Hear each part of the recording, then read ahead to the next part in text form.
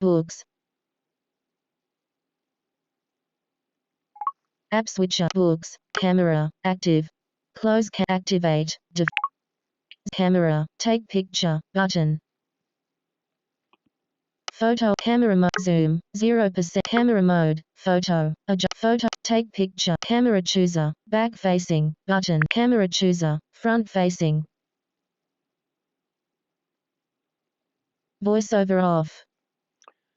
Hello, I'm Kerry Rutherford. I am the Green Party of Canada candidate for Calgary East. I'm also a member of the Federal Cabinet and the Shadow Cabinet, but that's not what this is about. What this is the Green Party of Canada has released its Elections 2025 platform just last week.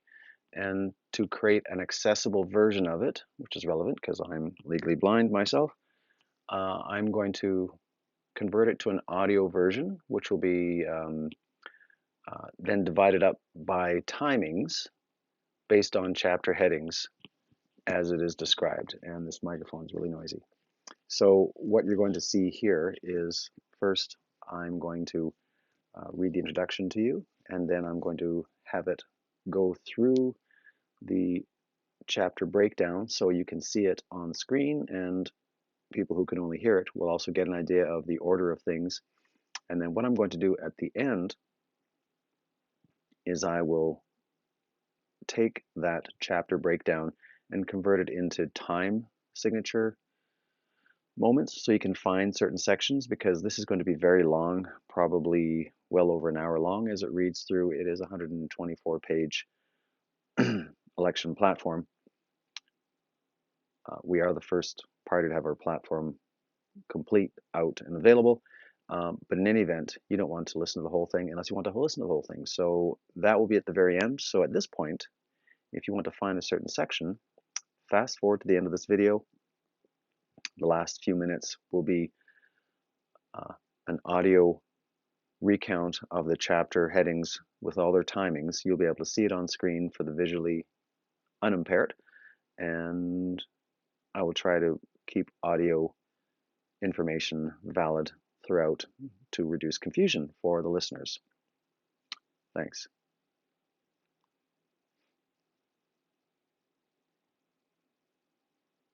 Voiceover on. Camera. Landscape. App switcher. Camera. Books. Active. Close books. Activate. Default.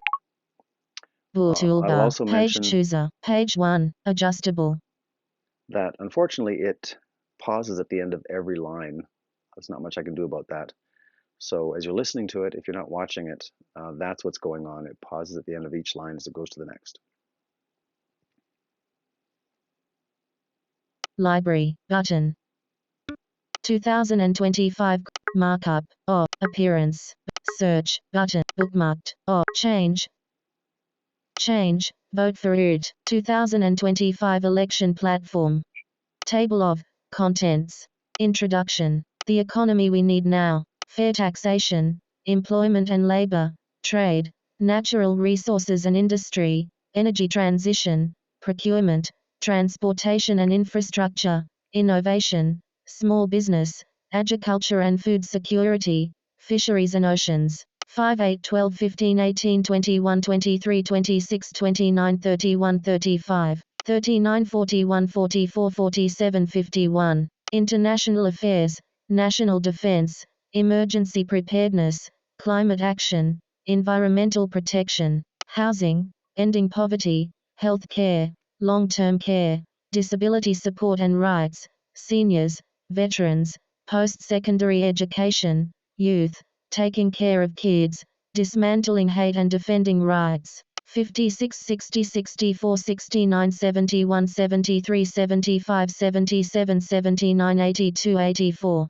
Government that works for you. 89, 93, 95, 99, 101, 103, 107, 111, 116, 118, 120, 122. Democratic Reform and Good Governance, Council of Canadian Governments, Reconciliation with Indigenous Peoples, Quebec, Rural and Remote Communities, Immigration, Justice, Arts. Culture and Heritage, Municipal Affairs, Managing Technology, Consumer Protection, Canada Post. Introduction. Books, active, camera, close activate, default.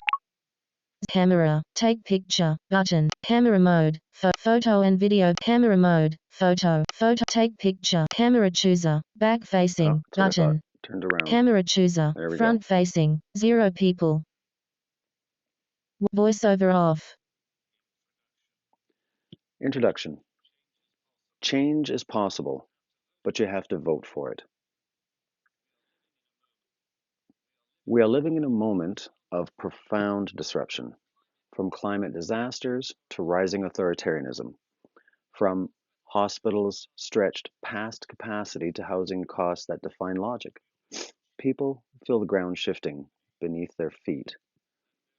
And they're being told to put their faith in stability, to trust that the same institutions that created this crisis will somehow get us out of it.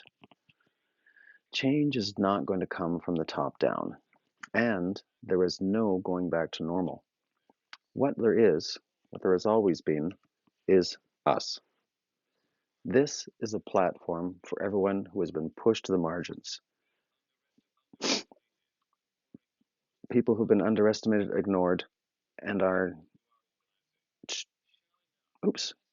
This is a platform for everyone who has been pushed to the margins. People who've been sidelined, underestimated, or ignored, and are done with the status quo. People who are organizing, showing up, and demanding more. This platform is not a collection of slogans or half measures. It's a plan to transform the systems that shape our lives, because nothing short of transformation will meet the moment we're in. It tackles the root causes of inequality, wealth hoarded at the top, public services gutted, communities left to fend for themselves, while billion-dollar corporations profit from the crisis they helped create.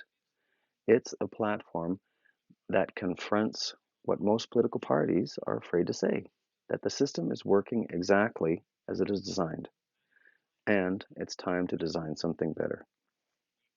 We believe in a Canada that stands on its own feet, takes care of its people, and leads with courage and conviction, where food, housing, and healthcare aren't treated as privileges, but as essentials, where Indigenous rights are not a line in a speech, but a lived and legal reality, where we are a truly bilingual country ready to engage with the world, where no one is left waiting for care, priced out of their neighborhood, or punished for being poor.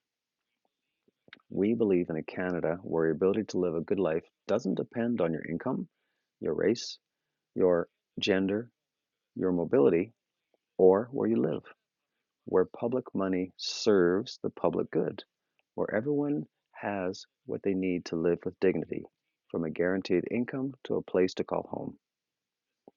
This platform is not about playing it safe.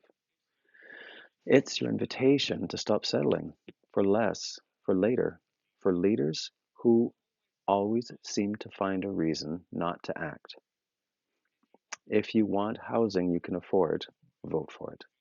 If you want health care that will always be there when you need it, vote for it. If you want fair taxes and a guaranteed livable income, vote for it. If you want free tuition, food security, and abundant clean energy, vote for it. If you want change with courage, clarity, and action, vote for it.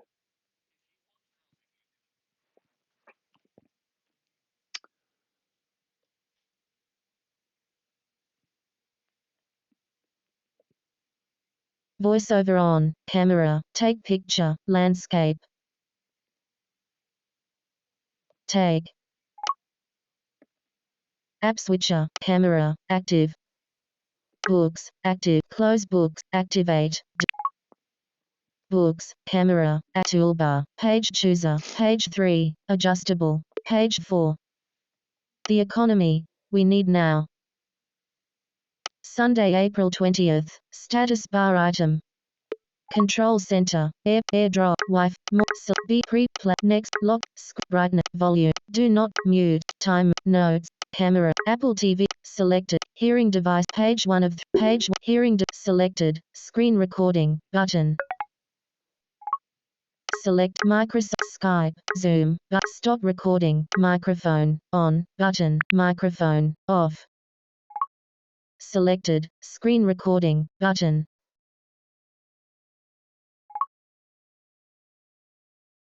App switcher. Dock, settings. Safari. Files, settings, mail, 8 and read email. App switcher. Books, active, close book, activate. Canada should be a place, the economy, we need now. The economy, we need now. Canada should be a place where hard work pays off, and where people can build a good life, no matter where they live or what they do for a living. But for years, the economy has been tilted in favor of the wealthiest few, while everyday people carry more of the burden and get less of the reward. We're ready to change that. Our plan is about fairness, plain and simple.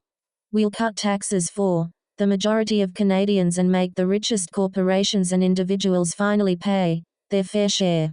No more sweetheart deals or hidden loopholes, just a tax system that works for people, not just profit. We'll make smart public investments that put Canadians to work, building homes, upgrading infrastructure, powering our future with clean energy, and rebuilding industries that actually serve our communities. We'll protect workers' rights, support small businesses, and make sure people have the tools and opportunities they need to adapt in a changing world. And we'll do all of this while standing up for Canada's independence. We can't afford to rely on other countries, especially not ones that don't share our values, for our energy, our food, or our future. It's time to build an economy that works for everyone. We've got the talent. We've got the tools. What we need now is the courage to act. Green Platform. Fair taxation. For decades, Canada's workers and small businesses have shouldered an increasingly heavy tax burden, while big corporations and the ultra-wealthy have taken advantage of generous loopholes and subsidies, contributing less and profiting more at the expense of everyone else. This imbalance must end. It undermines economic equality, hampers our collective well-being, and weakens the foundation of Canadian society. Our fair taxation policies will ensure that Canada's tax system finally works for working people, not just the wealthy few. We commit to dramatically reducing taxes for Canadians earning $100,000 or less. At the same time, we will close loopholes, eliminate unfair subsidies, and ensure large corporations and the wealthiest Canadians contribute their fair share. By implementing a progressive wealth tax, strengthening corporate taxation, and cracking down on tax evasion, we will recover billions in revenue to invest directly into vital public services, infrastructure, and programs that benefit all Canadians. This isn't just about making the tax system fairer, it's about creating a Canada where every individual and family has an opportunity to thrive. It's about choosing an economy that prioritizes fairness over corporate greed, transparency over secrecy, and collective prosperity over private wealth hoarding. The Green Party is committed to these bold, equitable reforms, because fairness isn't just a principle, it's essential for a Canada that works for all of us. Tax relief for working Canadians. Eliminate federal income taxes for low-income Canadians and decrease the tax burden on Canadians earning $100,000 or less by raising the basic personal amount to $40,000. Increase corporate and wealth taxes. Increase the corporate tax rate from 14% to 21% for businesses with profits over $100 million, $44 billion in revenue. Introduce a permanent windfall tax, excess profit tax, on large corporations, including banks, grocery chains and fossil fuel companies, to prevent profiteering at the expense of Canadians. This tax will apply at a rate of 15% on profits exceeding 120% of a company's average profits over the previous 4 years, ensuring that large corporations contribute fairly when they generate excessive gains. Implement a 0.2% financial transactions tax, Tobin tax, on trades involving stocks, bonds, derivatives, and currencies. This measure will help curb speculative trading practices that destabilize markets and generate significant revenue for social, economic, and environmental programs. Taxation. Apply a corporate tax on transnational e-commerce companies operating in Canada. Implement a progressive wealth tax on net wealth above $10 million. The tax would apply at a rate of 1% on net wealth over $10 million, 2% on net wealth over $50 million, and 3% on net wealth over $100 million. This policy would impact only 0.5% of Canadian households. Strengthen Canada's exit tax to prevent the ultra-wealthy from avoiding taxes by moving assets abroad. We will apply a net wealth-based exit tax of 35% on assets over $10 million for individuals renouncing Canadian tax residency. Ensuring those who have benefited the most from Canada's economy must contribute significantly before leaving. Loopholes that allow tax avoidance through corporate structures and exempt assets will also be closed. Ensure fair taxation of extreme capital gains by applying a progressive tax only to profits over $10 million. To prevent wealthy investors from avoiding taxes indefinitely, we will also limit the ability to deduct past investment losses to a maximum of 10 years. Revise Canada's Select Luxury Items Tax Act to eliminate the lesser of rule and apply a flat luxury tax rate, for example, 10% or higher on the full purchase price. Increase the tax rates for extreme wealth purchases, for example, higher rates for private jets and superyachts.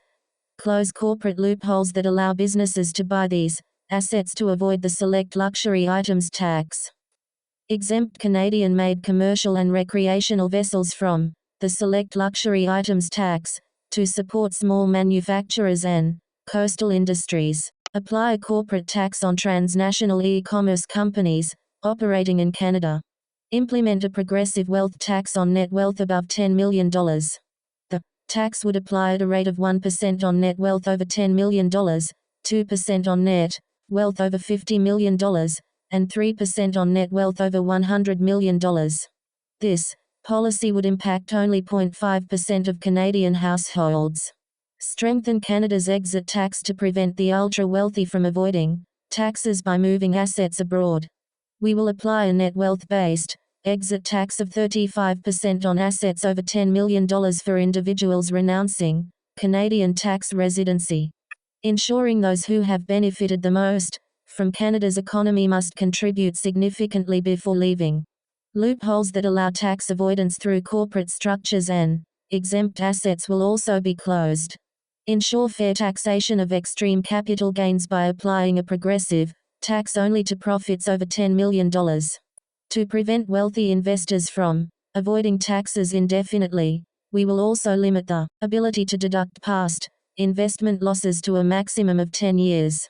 Revise Canada's Select Luxury Items Tax Act to eliminate the lesser of rule and apply a flat luxury tax rate, for example, 10% or higher on the full purchase price. Increase the tax rates for extreme wealth purchases, for example, higher rates for private jets and superyachts. Close corporate loopholes that allow businesses to buy these assets to avoid the Select Luxury Items Tax. Exempt Canadian-made commercial and recreational vessels from the Select Luxury Items Tax to support small manufacturers and coastal industries. Work with international partners to implement a global minimum corporate tax and combat tax evasion. End tax agreements with known tax havens to disrupt international tax avoidance schemes. Close tax loopholes and prevent tax evasion. Close stock options and capital gains tax loopholes, which primarily benefit wealthy executives. End offshore tax evasion by taxing hidden funds and requiring proof of foreign business operations. Refocus the CRA on identifying hidden wealth and recovering tax revenue lost in offshore tax havens, rather than auditing low-income Canadians. prohibit Canadian businesses from deducting advertising costs on foreign-owned sites, for example, Google and Facebook. Eliminate the 50% corporate meals and entertainment expense deduction. End corporate subsidies that don't serve the public interest. Eliminate all fossil fuel subsidies immediately, including tax write-offs for LNG, oil, gas, and coal projects. No public funds should support continued fossil fuel expansion. Review and phase out corporate subsidies that fail to deliver proven economic, environmental, or social benefits, with priority given to eliminating subsidies that distort markets without improving public well-being. Contribute to corporate concentration of key industries. Benefit large corporations disproportionately over small businesses and workers. Are provided to corporations with majority foreign ownership, particularly U.S.-based firms, undermining Canadian economic sovereignty. Failed to pass a cost-benefit analysis. Eliminate all fossil fuel subsidies immediately, including tax write-offs for LNG, oil, gas, and coal projects. No public funds should support continued fossil fuel expansion. Review and phase out corporate subsidies that fail to deliver proven economic, environmental, or social benefits, with priority given to eliminating subsidies that distort markets without improving public well-being. Contribute to corporate concentration of key industries. Benefit large corporations disproportionately over small businesses and workers. Are provided to corporations with majority foreign ownership, particularly U.S.-based firms, undermining Canadian economic sovereignty. Failed to pass a cost-benefit analysis. Increase transparency on business subsidies by mandating full public reporting on corporate tax benefits, grants, and loans, including which corporations receive them and their economic impact. Ensure clean economy subsidies serve workers and communities, not just corporate profits, by requiring strong labor, environmental, and transparency conditions on all public funding. Tax reform. Establish an independent federal tax commission to continuously review fairness in taxation, international taxation and financial reform. Support a global tax on pollution from aviation and shipping, ensuring major international polluters pay their fair share. Work with global partners, including the International Monetary Fund, IMF, to develop a fair and effective system. Advocate for reforms to international financial institutions to stabilize the global economy, encourage fair trade, and promote sustainable development. Ensuring Canada plays a role in shaping a just and resilient financial system. Employment and labor. A fair economy doesn't just create wealth, it makes sure workers get a fair share of the prosperity they help create. But for too long, Canadian workers have dealt with low wages, unstable jobs, and weak protections, even as the cost of living keeps going up. The rise of automation, gig work, and shifts in the economy call for bold action to protect workers' rights, security, and dignity. Our employment and labor policies focus on making sure every worker in Canada has fair wages and job security. We'll actively protect and strengthen workers' right to unionize, and make sure collective bargaining helps secure fair pay, safer workplaces, and better working conditions. We'll enforce pay equity, crack down on gig economy exploitation, and boost protections against workplace abuse.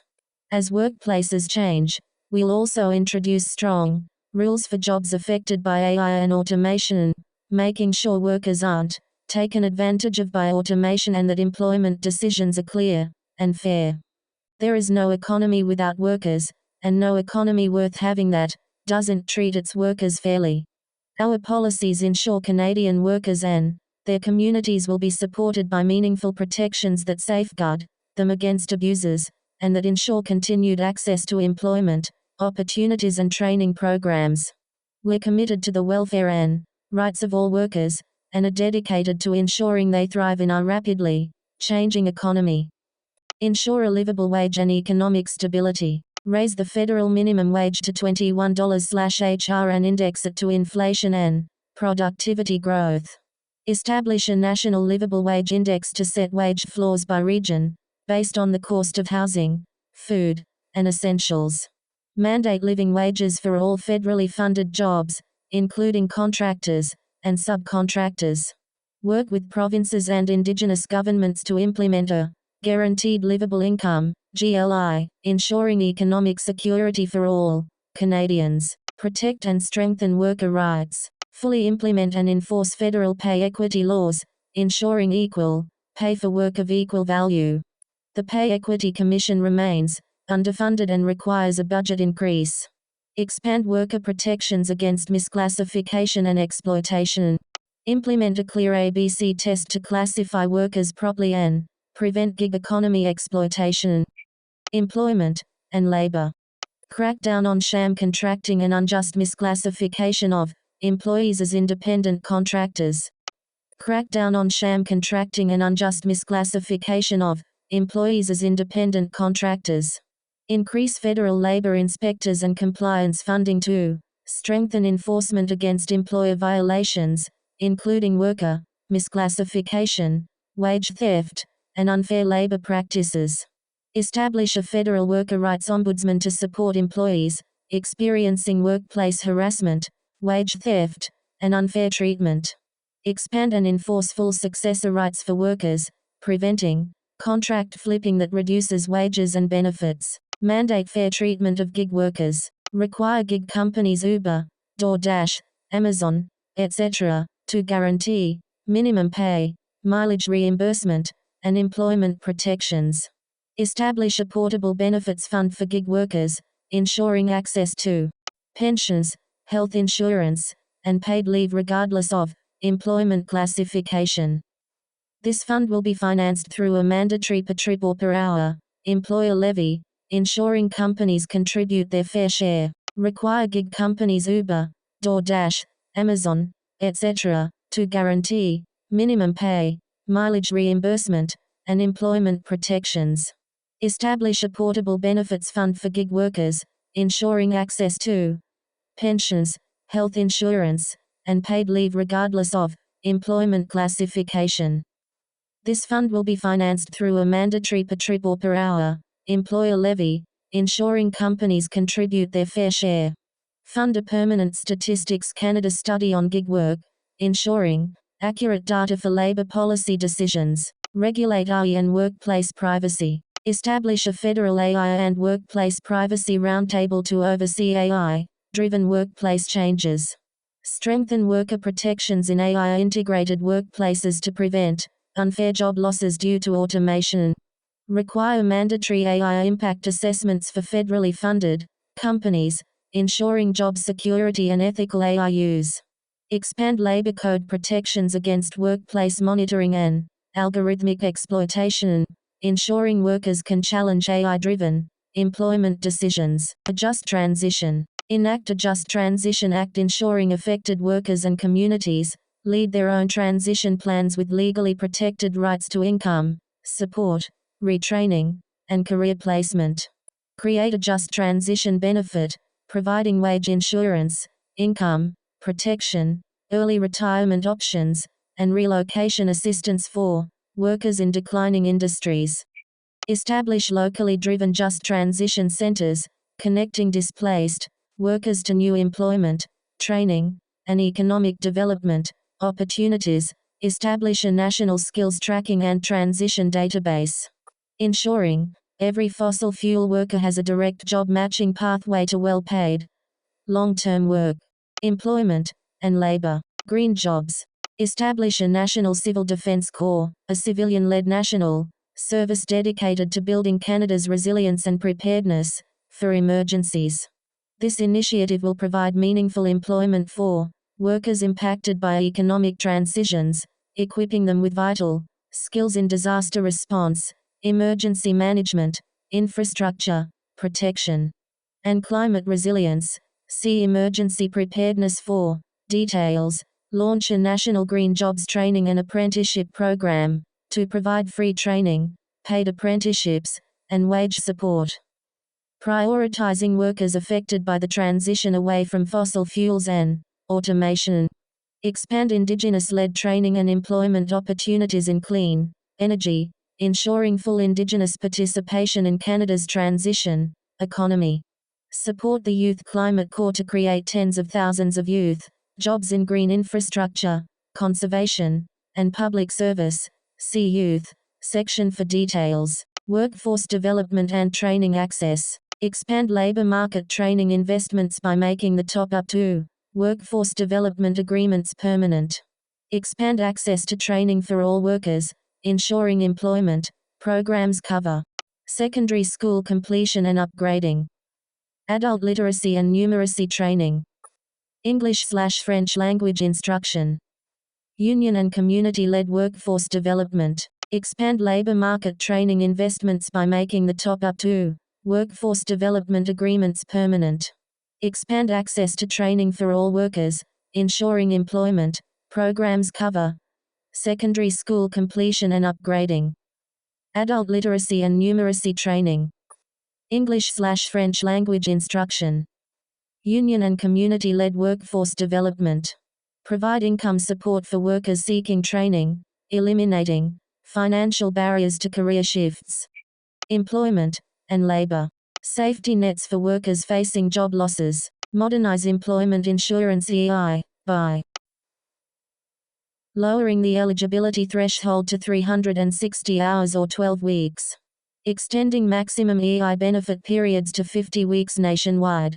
Raising the EI replacement rate from 55% to 66.6% of previous earnings. Establishing an EI emergency response fund for workers affected by disasters, economic downturns, or industry shutdowns. Setting a minimum EI benefit of $450/week, increasing over time. Increasing maximum insurable earnings, ME, to $94,000, aligning with Quebec's parental insurance plan. Canadians are scared. The trade war with America has only just begun and already its painful repercussions are being felt across the country. Inflation continues to skyrocket. Canadian families are being forced to make difficult decisions about how they spend their money. And Canadian businesses continue to be hurt by the turmoil of extreme market volatility. The future of fair, peaceful trade, and what it means for everyday Canadians, has never been more uncertain. It's time to fight for our economic independence. At the heart of our trade policy is the goal of protecting Canadians from the fallout of America's unfair and unprecedented attack on our economy. We believe we must put Canada first by prioritizing investment in Canadian businesses and infrastructure, while divesting ourselves of the influence of American corporations, especially by U.S. companies tied to Trump and his allies. We must strengthen Canadian sovereignty. This means establishing a national reserve of key resources, banning the export of unprocessed materials like timber, and continuing to put pressure on America by applying export taxes on key resources. We must continue to build trade partnerships with Mexico and Europe in order to limit the fallout of America's illegal tariffs. And we must hold U.S. corporations accountable by introducing taxes on U.S. tech monopolies and oil companies operating in Canada and reinvesting these revenues in local economies and Canadian jobs. It's time U.S. interests paid their fair share. The future of Canada's trading partnership with America has never been more uncertain. But there's an opportunity here. By standing up to America's bullying, we can pave the way for a fairer, greener economic future, one rooted in sovereignty and independence.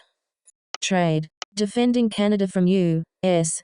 economic coercion. Establish national strategic reserves of Canadian resources to protect against U.S. trade disruptions, stabilize domestic markets, and strengthen Canadian sovereignty. Stockpile essential raw materials to ensure stable supply and prevent price spikes during shortages. Ensure reserves are managed on a cost recovery basis. Establish national strategic reserves of Canadian resources to protect against U.S. trade disruptions, stabilize domestic markets, and strengthen Canadian sovereignty. Stockpile essential raw materials to ensure stable supply and prevent price spikes during shortages. Ensure reserves are managed on a cost recovery basis. Ban the export of unprocessed resources. Ensure Canadian oil, minerals, timber, and seafood are refined, processed, and value added before export, creating Canadian jobs and reducing U.S. leverage over our economy. Apply export taxes on key Canadian resources that the U.S. relies on, such as oil, gas, uranium, aluminum, potash, and natural gas. This would make it more expensive for U.S.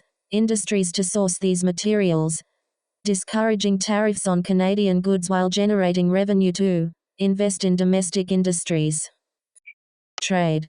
Coordinate economic responses with Mexico and other key partners to create joint countermeasures to U.S. tariffs. Putting Canada first. Cancel government contracts with U.S. companies tied to Trump's corporate allies, redirecting public funds to Canadian businesses and ethical international partners. Strengthen protections against foreign takeovers by lowering the threshold for government review of U.S. and foreign acquisitions of Canadian companies. This will prevent American investors from buying up struggling Canadian industries at bargain prices and ensure critical sectors remain under Canadian control. Reform the Canada Pension Plan Investment Board Act to ensure all pension funds are invested in Canada, supporting Canadian workers, communities, and infrastructure. The current CCPIBA requires pension funds to be invested solely based on return on investment, ROI. Prioritize investments in Canadian industries, clean energy, public infrastructure, and long-term economic resilience rather than speculative market activities. Increase transparency and accountability in how CPP funds are managed, ensuring investments align with Canada's economic and social priorities. Holding U.S. corporations accountable in Canada. Introduce a tax on U.S. tech monopolies operating in Canada, ensuring companies like Apple, Google, Meta, Tesla, and Starlink pay their fair share. This will include a digital services tax, DST, on digital advertising, app store fees, streaming services, and consumer data monetization, as well as a corporate tax surcharge on tech giants. Revenue from these taxes will be reinvested in Canadian-owned technology, broadband expansion, and independent journalism, reducing reliance on U.S. corporate giants while strengthening Canada's digital sovereignty. Introduce targeted taxes on U.S.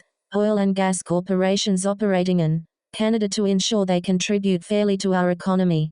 This measure would prevent American fossil fuel companies from profiting off Canadian resources while their government imposes tariffs on Canadian exports. Trade. Reducing dependence on the U.S. and expanding global trade. Invest in East-West Canadian trade infrastructure.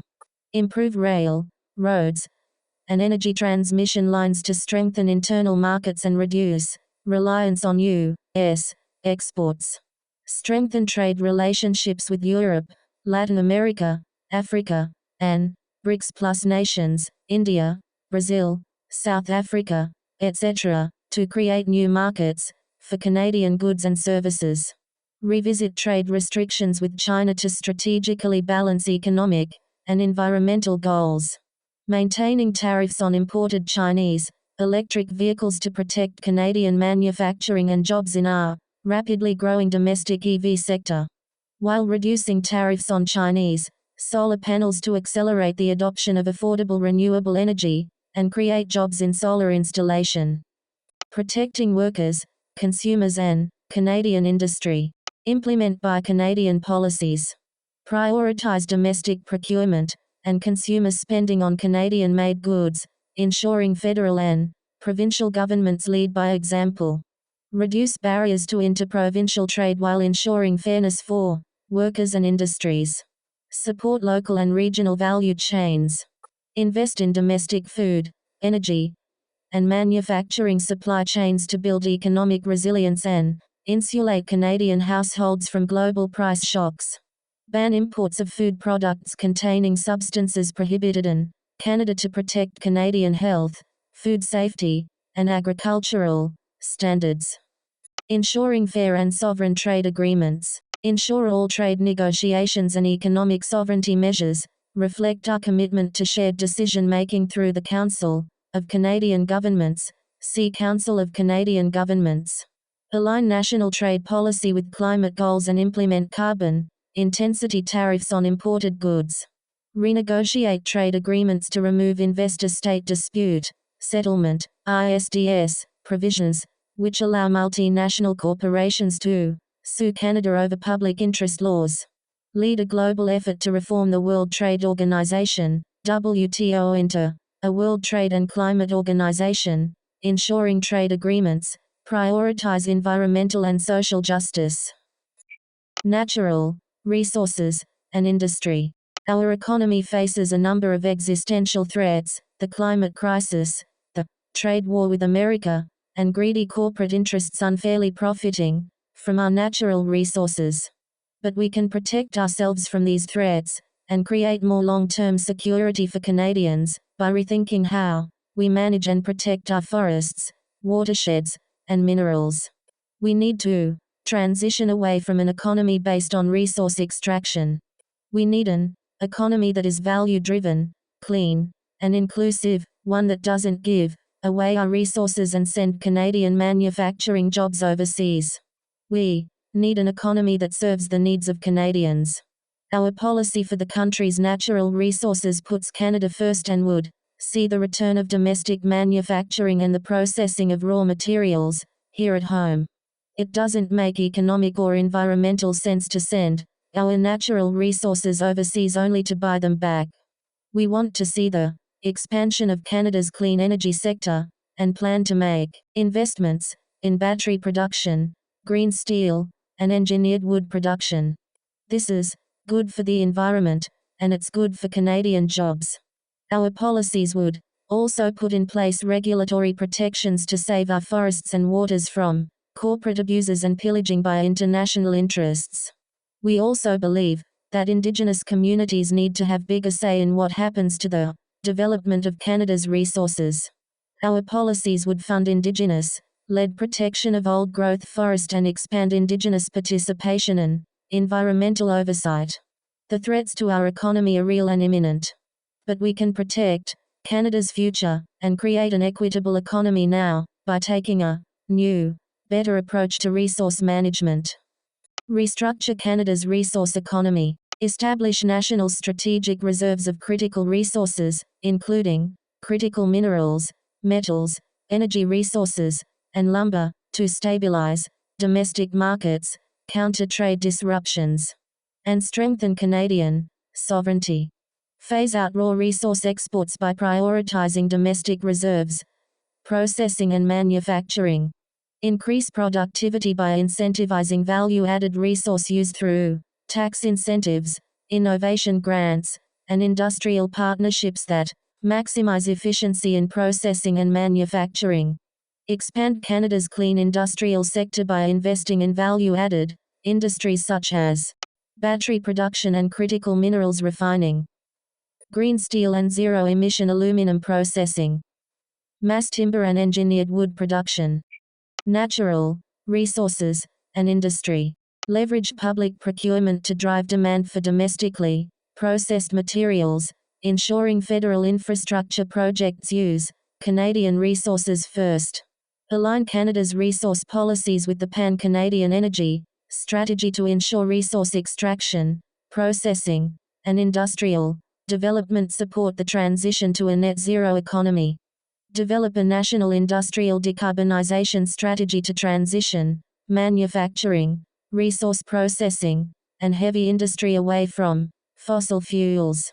Redirect natural resources Canada's resources towards supporting low-carbon industrial development, sustainable resource extraction, and clean technology innovation. Sustainable forestry and land conservation. Develop a national forest strategy focused on carbon sequestration, wildfire resilience, and biodiversity restoration. Expand tree nursery infrastructure and invest in sustainable forestry research to accelerate reforestation efforts. Fund Indigenous-led protection of old-growth and boreal forests while supporting sustainable community forestry initiatives. Mining for the clean economy. Transform Canada's mining sector into a hub for green technology, innovation by ensuring responsible extraction and refining of critical minerals for clean energy and advanced manufacturing. Invest in a Sudbury-based mining innovation cluster to drive sustainable mining practices and processing. Mandate strong environmental and labor protections in all mining developments. Protecting water. Develop a national water strategy to ensure long-term protection of freshwater resources in collaboration with Indigenous and provincial governments. Recognize water as a collective resource in federal legislation to prevent privatization and unsustainable extraction. Natural resources and industry. Strengthen Indigenous consultation and environmental oversight. Expand Indigenous participation in decision-making on industrial projects through increased funding to the Canadian Impact Assessment Agency. Co-develop federal legislation with First Nations to establish revenue sharing frameworks for natural resources, ensuring structured rights-based agreements that honor treaty obligations and the principles of UNDRIP. Implement stronger environmental accountability measures to prevent corporate abuse of Canada's natural resources. Strengthen Canadian manufacturing and industry. Support the transition to a circular economy by investing in repair, remanufacturing, and local recycling industries, reducing dependence on raw material extraction while creating jobs in sustainable production. Energy transition. It's well past time that Canada phased out its dependence on fossil fuels. For too long, we've relied on dirty energy to power our homes, our businesses, and our economy.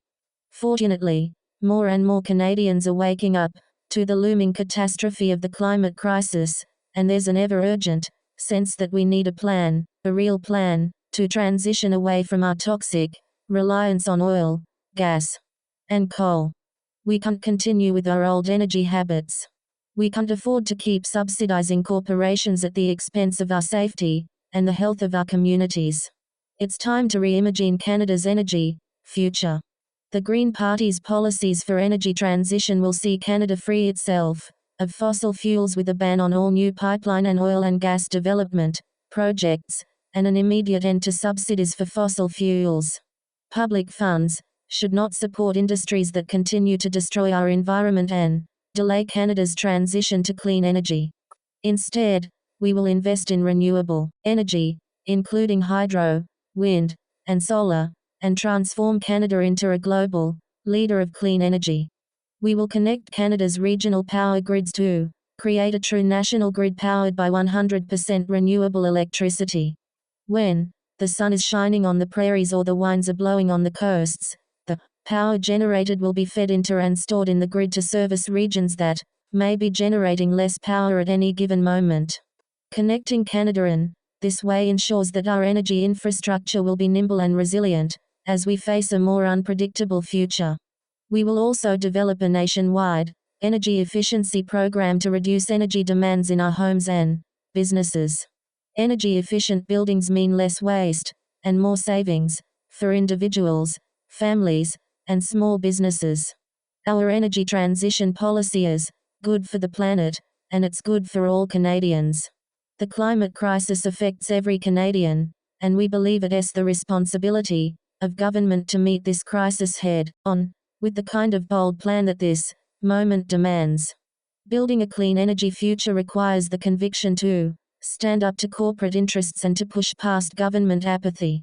Our policies offer meaningful action that address some of Canada's gravest challenges.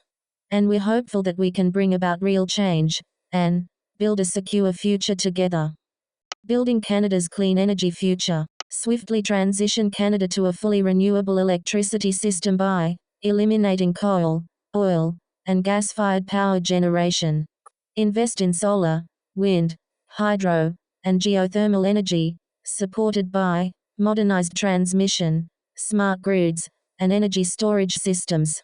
These investments will fully decarbonize Canada's electricity supply, enable clean industry and transportation, and position Canada as a global leader in renewable energy exports. Energy transition. Implement a national electrical grid strategy to connect and modernize regional grids, improve interprovincial energy sharing, and ensure renewable electricity can flow efficiently across the country. Support northern and remote communities in transitioning off diesel by expanding access to community-owned renewable microgrids, tailored to local needs and priorities. Ban new nuclear development and direct federal investment exclusively to proven, cost-effective renewable energy solutions, improving energy efficiency and cutting demand. Launch a nationwide energy efficiency retrofit program to lower emissions from buildings, homes, and industrial facilities. Provide direct grants and zero-interest loans for renewable energy installations in homes, businesses, and communities. Mandate net zero building standards by 2030 by updating the National Building Code. Set a national target to reduce overall energy demand across all sectors by 50% by 2050 through efficiency measures, electrification, and sustainable urban planning. Phasing out fossil fuels. Cancel all new pipelines and oil exploration projects. End federal fossil fuel leases and retire existing licenses. Ban new offshore oil and gas development and phase out existing operations. Ban fracking due to environmental and seismic risks. Phase out bitumen production for fuel through a managed decline strategy. Explore options for public ownership or nationalization of fossil fuel assets in cases where foreign-controlled companies withdraw from environmental obligations or threaten Canada's energy and climate security. Make fossil fuel companies fully liable for abandoned wells and tailings ponds. Where viable, repurpose orphaned wells for geothermal energy, and restore all remaining sites through soil remediation, rewilding, and Indigenous-led land recovery. Energy transition. Ending fossil fuel finance and building Canadian industry. End all fossil fuel subsidies immediately. Divest federal public investment funds from fossil fuels and require Crown corporations to do the same. Mandate Canadian banks and pension funds to phase out fossil fuel investments and transition financing toward clean energy. Prioritize Canadian workers and supply chains in the energy transition by investing in domestic manufacturing of solar panels, wind turbines, and energy storage technologies. Use public procurement policies and trade agreements to strengthen domestic clean energy industries and reduce reliance on imported technology. Introduce carbon border adjustments to protect Canadian industries from high emissions imports and ensure fair competition. Use these tools to encourage global emissions reductions and incentivize climate action in international trade. International leadership and energy justice. Support a just global transition by contributing to international climate finance, including a global justice fund. In the middle of the trade war with America, it's more urgent than ever for the government to support our homegrown economy. By purchasing Canadian-made goods and local labor, and by fostering clean technologies manufactured inside our borders, the government can have a real impact on our stability and economic sovereignty. The federal government has enormous spending power, and an obligation to use that power to foster growth in our communities and to secure the welfare of future generations of Canadians. Our federal procurement policy introduces a comprehensive Buy Clean and Buy Canadian strategy that prioritizes Canadian-made, low-carbon, and ethically produced goods. Our policies set strong targets for the adoption of clean tech, the sourcing of locally grown food for schools and hospitals, and the economic reconciliation and self-determination of Indigenous business owners. We'll boost purchases of domestically manufactured clean tech, like solar panels, wind turbines, batteries, and heat pumps. We're committed to using public contracts to nurture Canadian industries and to help Canadian families share in the nation's wealth. And we'll provide these supports while accelerating the necessary transition to a green economy that will lead to a prosperous future. We will leverage public spending to strengthen local supply chains, build long-term jobs for Canadians, and create a fair, equitable economy for all. Strengthening local economies and transparency. Implement a national Buy Clean strategy, ensuring that at least 75% of federal procurement prioritizes Canadian-made goods and services. At least 50% of federal procurement prioritizes clean technology and low-carbon materials. All federally funded infrastructure projects align with Buy Clean standards. A procurement review ensures compliance with trade agreements, while protecting Canadian industries. Implement a national Buy Clean strategy, ensuring that at least 75% of federal procurement prioritizes Canadian-made goods and services. At least 50% of federal procurement prioritizes clean technology and low-carbon materials. All federally funded infrastructure projects align with Buy Clean standards. A procurement review ensures compliance with trade agreements, while protecting Canadian industries. Expand Canadian clean tech procurement to support solar panels, wind turbines, batteries, and heat pumps produced domestically. Ensure all government contracts are publicly tendered for transparency and fairness. Strengthen Buy Canadian initiatives across all sectors, ensuring federal infrastructure and transit projects use Canadian goods and labor. Require at least 5% of federal contracts be awarded to Indigenous businesses, supporting economic reconciliation and Indigenous economic self-determination. Procurement. Ensure that First Nations governments, not federal officials, determine eligibility for Indigenous procurement programs, and introduce safeguards to prevent fraudulent Indigenous identity claims. Implement mandatory human rights and labor due diligence standards for all government contractors, ensuring ethical supply chains. Expand farm-to-institution procurement, ensuring public institutions, schools, hospitals, universities, prioritize Canadian-grown food. Mandate a Canada First purchasing policy for all federally funded food procurement programs, requiring a minimum of 75% Canadian-grown food. With priority given to local and provincial suppliers, use social procurement to support worker co-ops, community-owned businesses, and non-profits in government purchasing.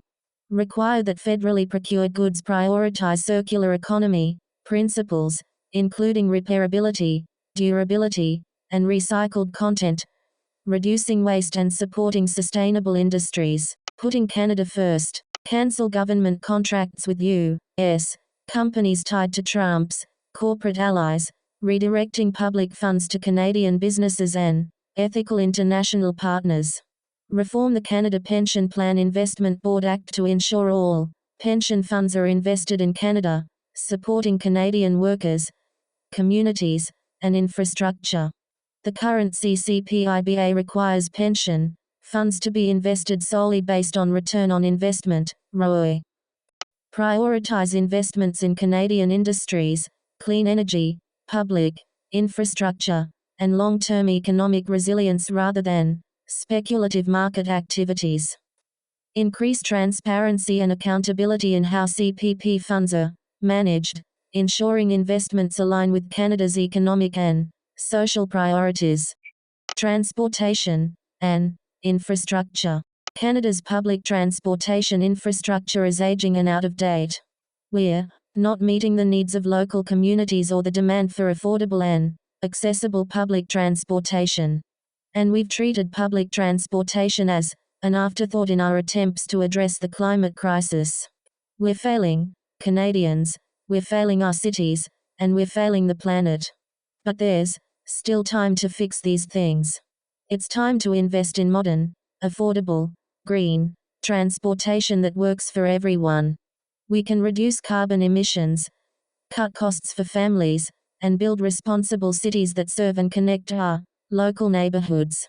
As part of our plan for Canada's transportation future, we're committing to the decarbonization of public and freight transport, and the necessary transition away from internal combustion engines in passenger vehicles. The transition to zero-emission vehicles is badly needed and long overdue. To accelerate this transition, our policies include provisions for the expansion of EV charging stations at all federal facilities, the reduction of tariffs on EV imports, and the creation of federal tax exemptions for the purchase of new and used zero-emission vehicles. We also believe that making commuter services more available will encourage Canadians to embrace green and affordable alternatives. We're committed to building a high-speed rail system for intercity travel between major corridors, and we'll provide funding support for local public transit services. We'll also create a national fund to help expand bike lanes and create municipal bike share programs. Together, these efforts will lay the foundation for a cleaner, greener transportation system. Our policy isn't just about reducing emissions, it's about improving the quality of life for all Canadians by making transportation accessible, responsible, and affordable. Zero carbon public transit by 2040. Adopt a national transportation strategy to reach zero carbon public ground transportation across Canada by 2040. Commit to a permanent, dedicated federal public transit fund annually, starting in 2026. Require all federally funded transit projects to purchase only zero-emission buses to accelerate the transition away from diesel. Allow cities to use federal transit funding for operations, including hiring drivers, increasing service frequency, and reducing fares. Advocate for user fee-free public transit, with an annual federal transfer to municipalities. Support preferential public transit tariffs for youth and ensure safe, accessible transit options for seniors. Require all passenger ferries to convert to electric or hybrid systems. Transportation and infrastructure. Modernizing and expanding passenger rail. Build high-speed rail in the Toronto, Ottawa, Montreal, Quebec and Calgary, Edmonton corridors to provide fast, low-carbon intercity travel. Make rail the hub of transit networks, with light rail and electric bus connections in every city and region. Pass the Via Rail Act to protect passenger rail services and ensure reliable public transit between major cities. Invest in dedicated passenger rail lines to expand high-frequency Via Rail service and prioritize passenger trains over freight. Support regional rail and rural transit expansion to connect underserved communities. Increase regional rail funding, with long-term investments to strengthen national rail networks. Active transportation. Create a national cycling and walking infrastructure fund to expand bike lanes, pedestrian infrastructure, and municipal bike share programs.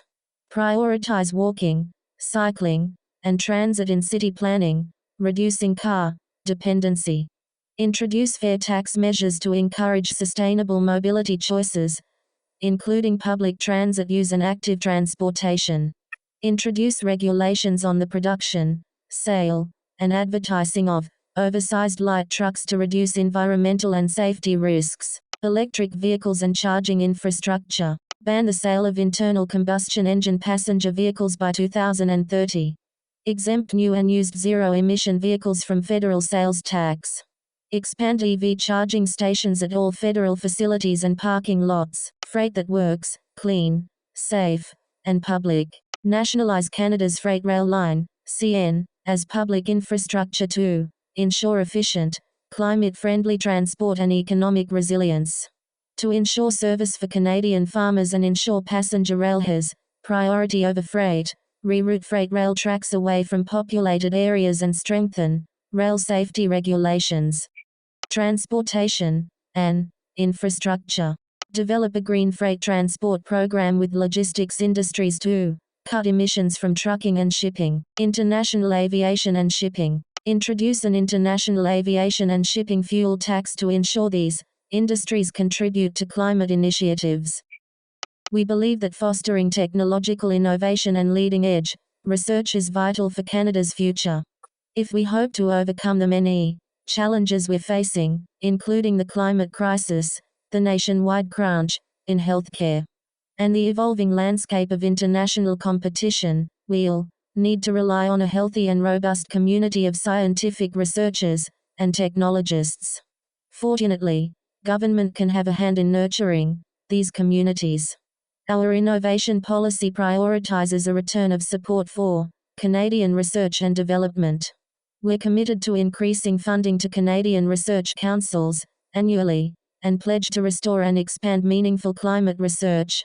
In addition to this reinvestment, and increased funding for research focused on developing zero-waste manufacturing technologies and advanced recycling systems.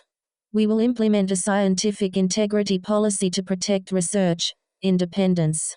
Funding isn't enough. Canadian scientists need the freedom to speak.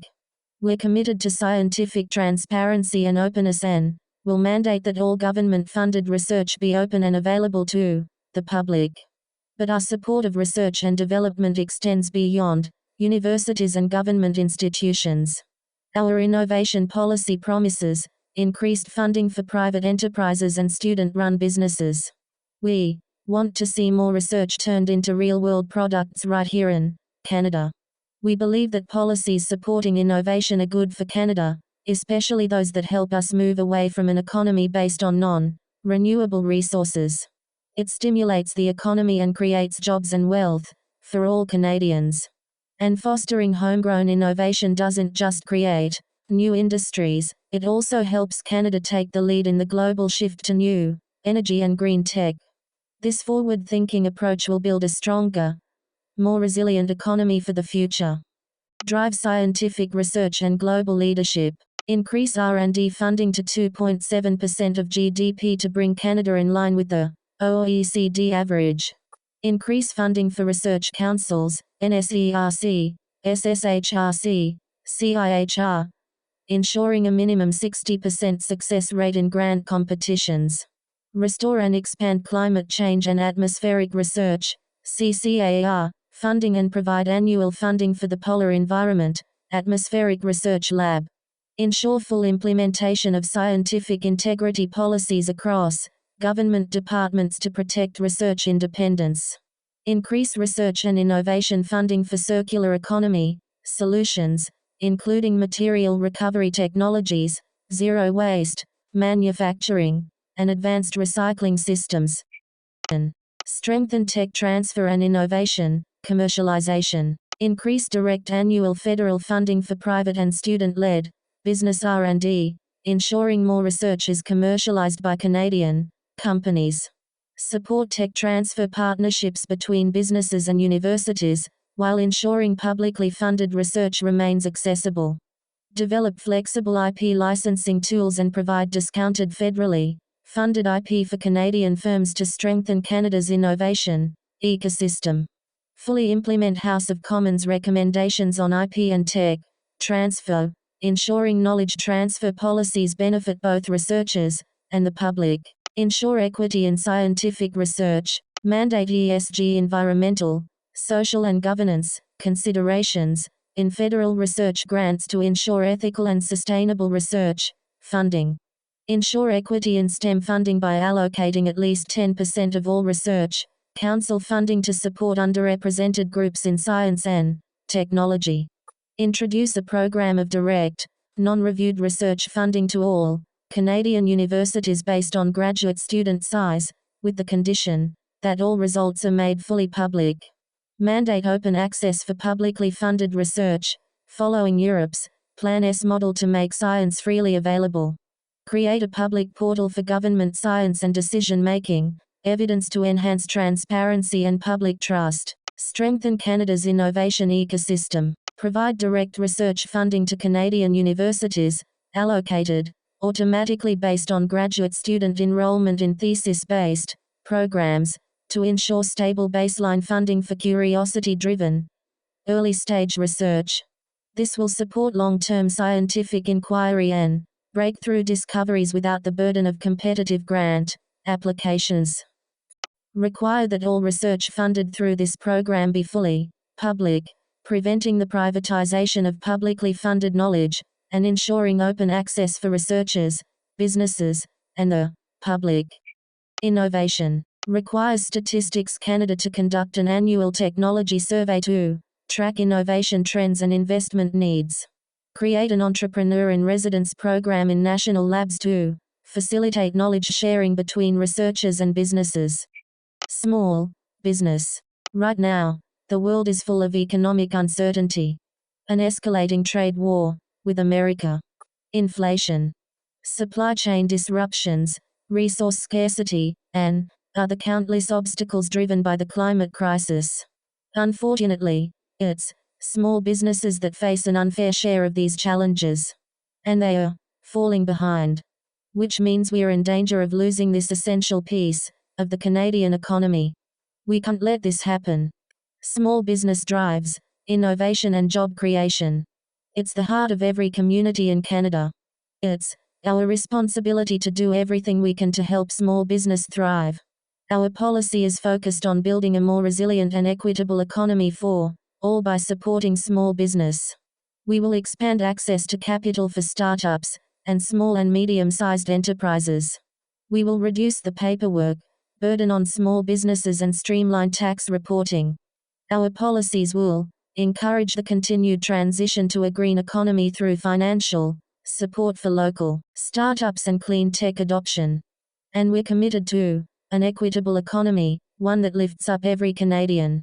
Through training and funding initiatives, our policies nurture businesses run by Indigenous, Black, and women entrepreneurs. And we'll make sure that small business gets a bigger piece of the federal pie. Under the Green Party, a significant portion of federal contracts will be awarded to small businesses, and businesses owned by underrepresented groups will receive their fair share. Canadian small businesses are the core of our communities. It's time we gave them the support they deserve and begin building a more inclusive, green, and prosperous future for all Canadians.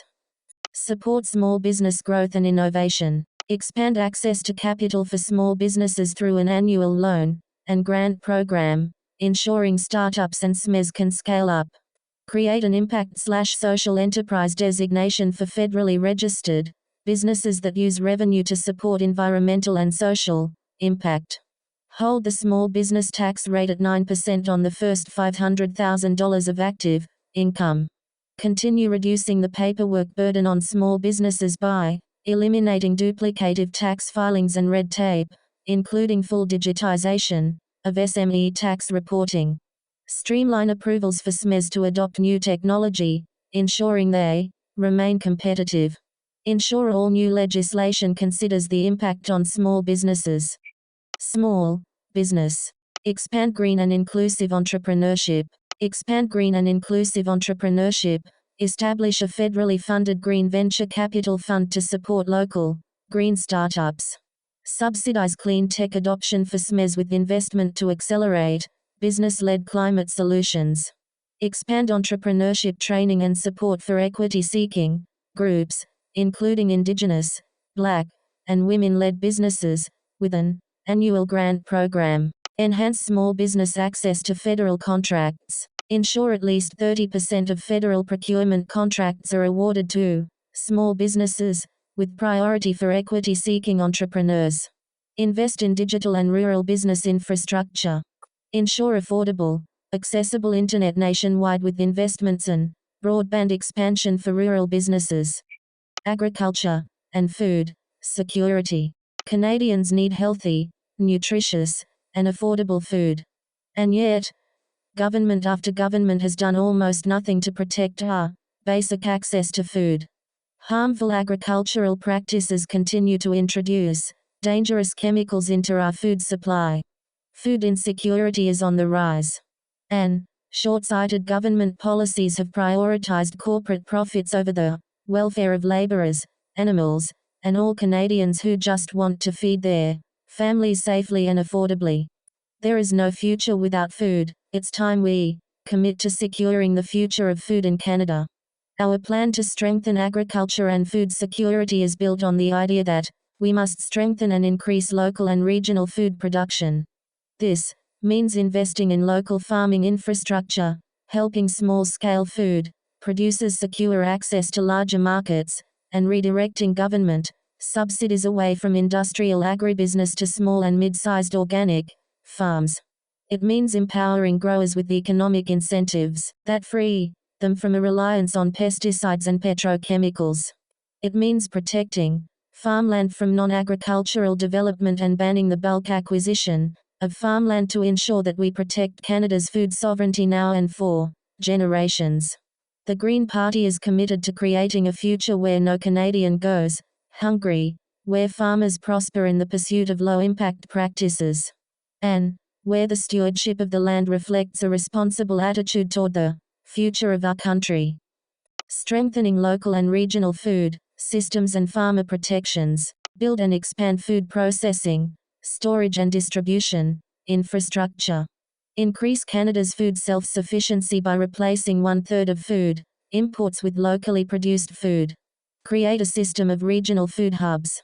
Strengthen regional food value chains, ensuring access to markets, and the removal of unnecessary interprovincial trade barriers and regulations.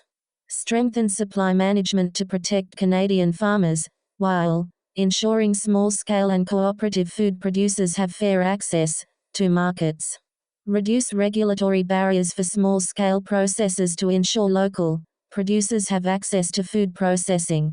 Invest in urban agriculture to increase food production and distribution in high-density areas. Agriculture and food security.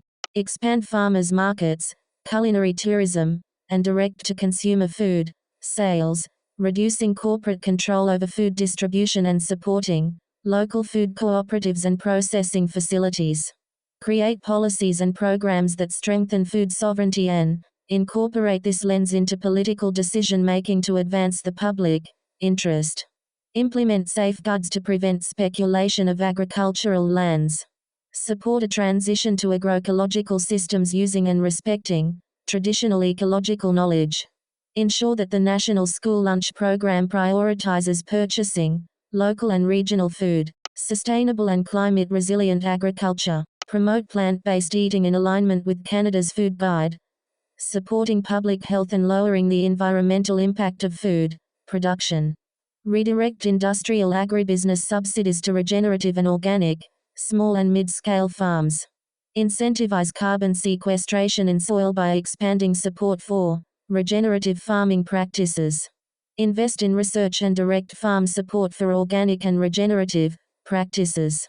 Invest in climate-resilient farming, supporting drought-resistant crops, precision agriculture, water conservation systems and research. Establish sector-specific climate emission targets, including fertilizer reduction strategies, methane capture for livestock, and lower carbon food production incentives. Restore the Prairie Farm Rehabilitation Program, ensuring drought adaptation, soil conservation, and water management initiatives are fully funded. Re-establish environmental farm plans providing direct financial support for sustainable water and soil conservation farming practices.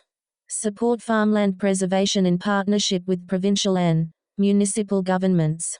Restructure business risk management programs to provide disaster relief, climate resilience, and rapid response aid for farmers facing extreme weather events. Revive and expand the National Pesticides Monitoring and Surveillance Network to assess the environmental impacts and public health risks of pesticides. Agriculture and food security. Ban neonicotinoid pesticides and invest in direct farmer support for alternative pest management systems. Reduce the use of agricultural pesticides and non-selective herbicides by 50% by 2030. Strengthen the regulatory oversight by PMRA, CFIA, spell out on first reference, and Health Canada to ensure the best science-based practices are used in agriculture and food production. Implement national food waste strategy, reducing food waste and incentivizing surplus food redistribution and composting. Farm worker rights. Comprehensively review the Temporary Foreign Worker Program, TFWP, to protect workers from exploitation while ensuring critical labor needs are met in agriculture.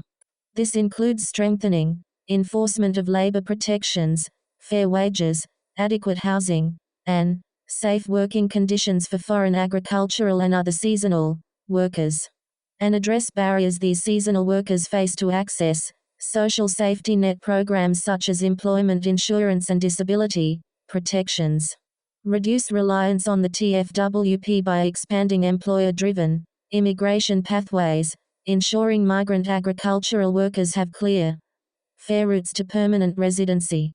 Prevent labor trafficking and exploitation by mandating open work permits, increasing unannounced workplace inspections, and enforcing strict penalties for abusive employers.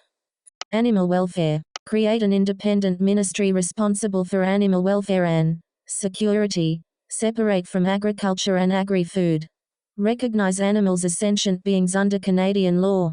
Encourage provincial governments to repeal exceptions that diminish protections for certain animals. Implement comprehensive national animal welfare legislation that mandates humane treatment standards for farm animals. Invest in improving farm animal housing and welfare. Support farmers who wish to transition from animal agriculture to sustainable, plant-based agriculture practices. Establish national minimum standards for the humane sale, transport, and processing of farm animals, reducing maximum transportation times to 4 hours. Agriculture and food security.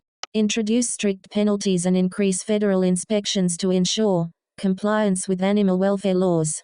Phase out animal testing and impose a nationwide ban, funding research, and promoting ethical, cruelty-free alternatives. Protecting farmland and seeds. Reinstate the Canada Land Inventory, ensuring accurate tracking of agricultural land use, soil health, and farmland conversion to prevent loss of agricultural land.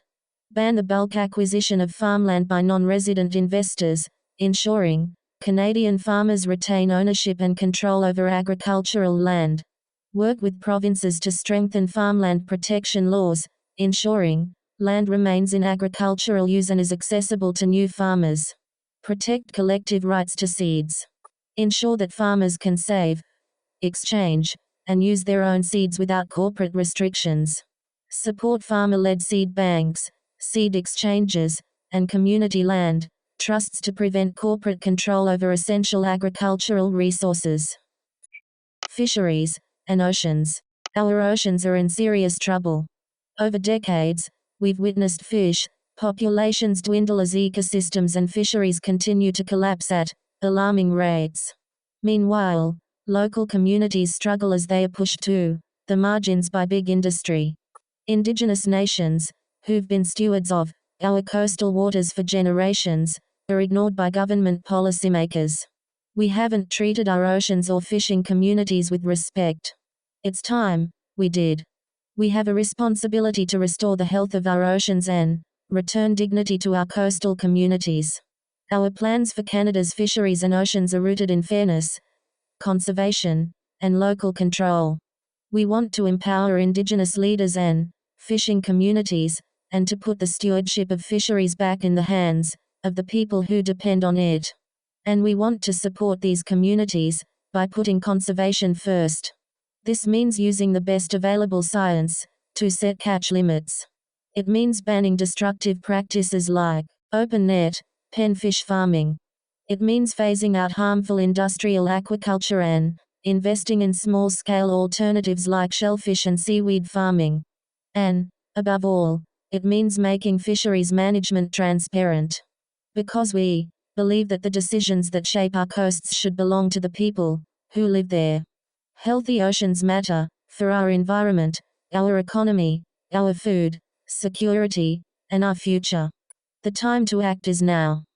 Sustainable fisheries management. Shift nearshore fisheries management to Indigenous and community-led governance, ensuring that quota setting, conservation decisions, and enforcement reflect traditional knowledge and local stewardship.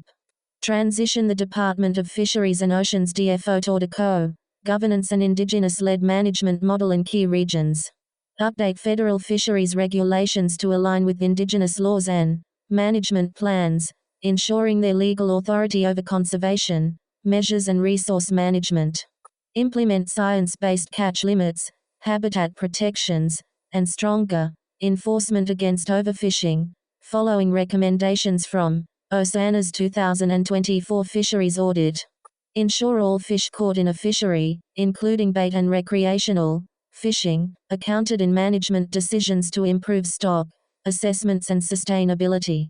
Ensure all fisheries policies account for the impacts of climate change, adjusting quotas and protections to reflect shifting fish populations. Complete recovery plans for all dangerously depleted fish stocks. Fisheries and Oceans. Invest in independent fish stock research over 5 years to ensure management decisions are based on the best available science and to close critical data gaps. Ensure transparency in fisheries management by making all quota setting, conservation measures, and decision-making processes publicly accessible. Conduct a review of the Recovery Potential Assessment (RPA) process to determine whether its shortcomings are due to unnecessary complexity or poor implementation.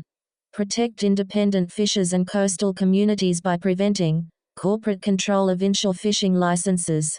Implement key recommendations from Parliament's 2024 West Coast Fisheries Report to ensure fair access to fisheries resources and stronger protections for coastal communities. Develop a Canadian Sea Grant-style program to fund fisheries research, support coastal communities, and enhance public engagement on sustainable fisheries management, in consultation with key Canadian and international scientific societies. Indigenous leadership and marine governance. Enter into a formal transition process to replace the Department of Fisheries and Oceans DFO with Indigenous-led marine governance in regions where Indigenous, Inuit, and Métis nations have asserted or are working toward the exercise of sovereign marine stewardship. Until the sovereignty of Indigenous governance is fully recognized, ensure that the DFO operates only in an advisory capacity in these regions, supporting Indigenous-led management rather than directing it. Support Indigenous nations actively developing regional governance models, such as the Haida-Gwaii model, and ensure federal recognition of emerging Indigenous marine governance systems.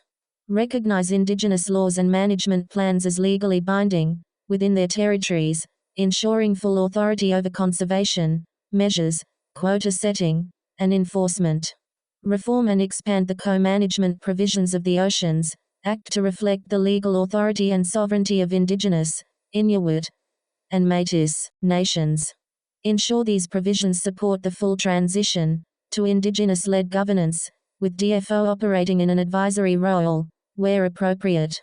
Ensure stable, long-term funding for Indigenous-led marine conservation, monitoring, and stewardship initiatives, including Guardians programs and locally managed fisheries.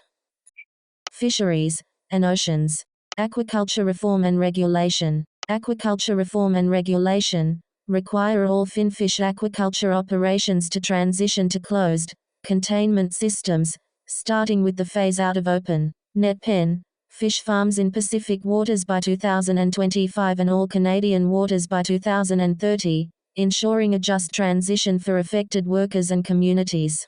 Remove Fisheries and Oceans Canada's mandate to promote salmon aquaculture, ensuring its regulatory role prioritizes environmental protection over industry interests. Transfer aquaculture regulation from Fisheries and Oceans Canada to Agriculture and Agri-Food Canada to prevent conflicts of interest in fisheries management.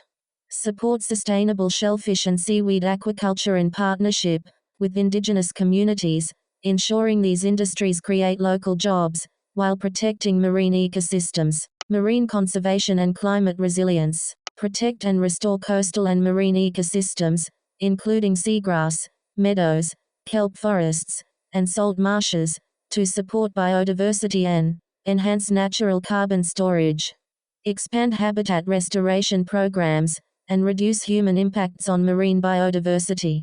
Support a moratorium on deep-sea mining until at least 2030 to prevent irreversible damage to marine ecosystems. Marine waste and pollution reduction. Implement extended producer responsibility, EPR, for synthetic fishing gear to fund retrieval and recycling. Set strict cruise ship waste discharge standards that exceed international regulations. Safeguarding Canada's future. The world is changing fast, and not always for the better. From wildfires and floods, to rising authoritarianism and economic instability, the threats we face are serious and growing. But Canada has everything it needs to meet this moment: the resources, the people, and the courage to chart our own course. This platform sets out a plan to protect what matters most. We'll defend our democracy, our land, and our future from foreign interference, environmental collapse, and the fallout of a rapidly shifting global order. We'll take strong action on climate change, not just by cutting emissions, but by investing in local resilience, clean energy, and Indigenous-led conservation. We'll make sure Canada can stand on its own 2 feet by rebuilding our emergency systems, defending our borders and infrastructure, and working with global partners who share our values. Protecting Canada doesn't mean retreating from the world. It means showing up with integrity, independence, and a commitment to justice. It means refusing to be pushed around by foreign powers, preparing for real risks at home, and standing firmly for the people and values this country was built on. The future is uncertain, but we're not helpless in the face of it. With clear priorities and the political will to act, we can protect what we love, prepare for what's ahead, and build a country that stays strong, free, and firmly in our own hands. Green Platform. International Affairs. In the wake of America's unprecedented economic attack on Canada and the rest of the world, it's more important than ever that we forge meaningful, productive relationships with our allies in Europe and elsewhere. We need to protect our economic and political freedom in the face of corporate interests and foreign powers that would exploit our citizens and our natural resources. We also have a duty to ensure peace elsewhere in the world and to defend Canadian families from the insecurity caused by the climate crisis and political instability. Our policies focus on forming diplomatic and economic alliances with democracies around the world. We can no longer rely on America. It's time to forge partnerships that will protect us from U.S. economic pressure.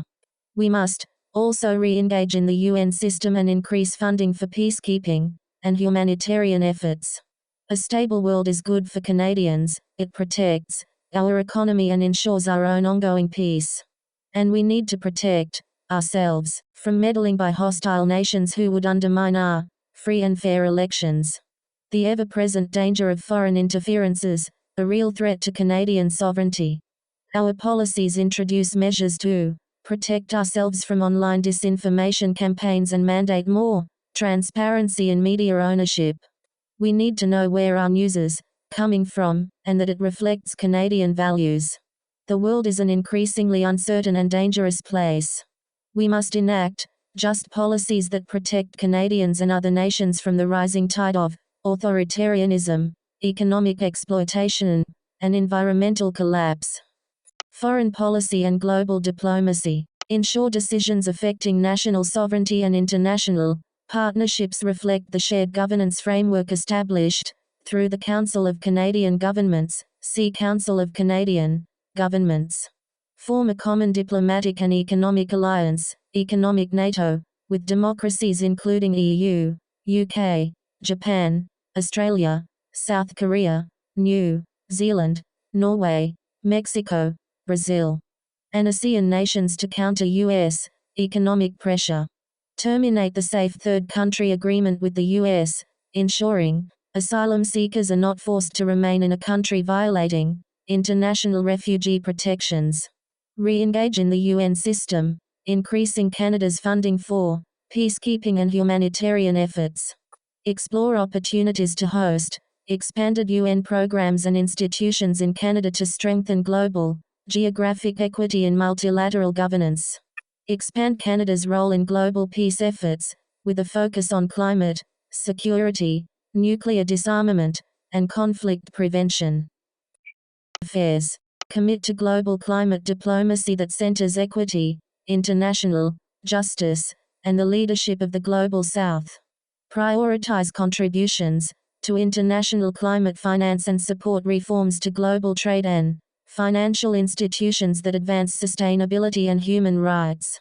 Sustain diplomatic initiatives with a PR campaign involving prominent Canadian personalities to emphasize Canada's historical alliances and independence. International crisis response. Recognize the State of Palestine and advocate for its full UN membership, aligning with Canada's commitment to international law and multilateral diplomacy. Continue Canada's economic and military support for Ukraine, including increased humanitarian aid, intelligence sharing, and further military assistance. Countering foreign interference and cyber threats. Expand the Canadian Election Security Task Force, incorporating AI-based threat detection to combat election interference and foreign manipulation. Mandate transparency in media ownership, requiring full disclosure of foreign interests in major Canadian media outlets. Establish a national cyber defense agency, centralizing Canada's response to digital warfare, cybercrime, and disinformation campaigns. National defense. We will never let outside threats weaken what makes Canada strong. In an age of rising authoritarianism, threats from the current U.S. administration, foreign interference, cyber warfare, and climate-driven instability, our national defense must be bold, self-sufficient, and unshakably principled. We would revise Canada's defense doctrine for the modern era, one that confronts these threats head-on. We must prepare for the worst, while also showing the world what it means to stand up for the values of justice, equality, and freedom. Canada's response must be swift, coordinated, and unwavering.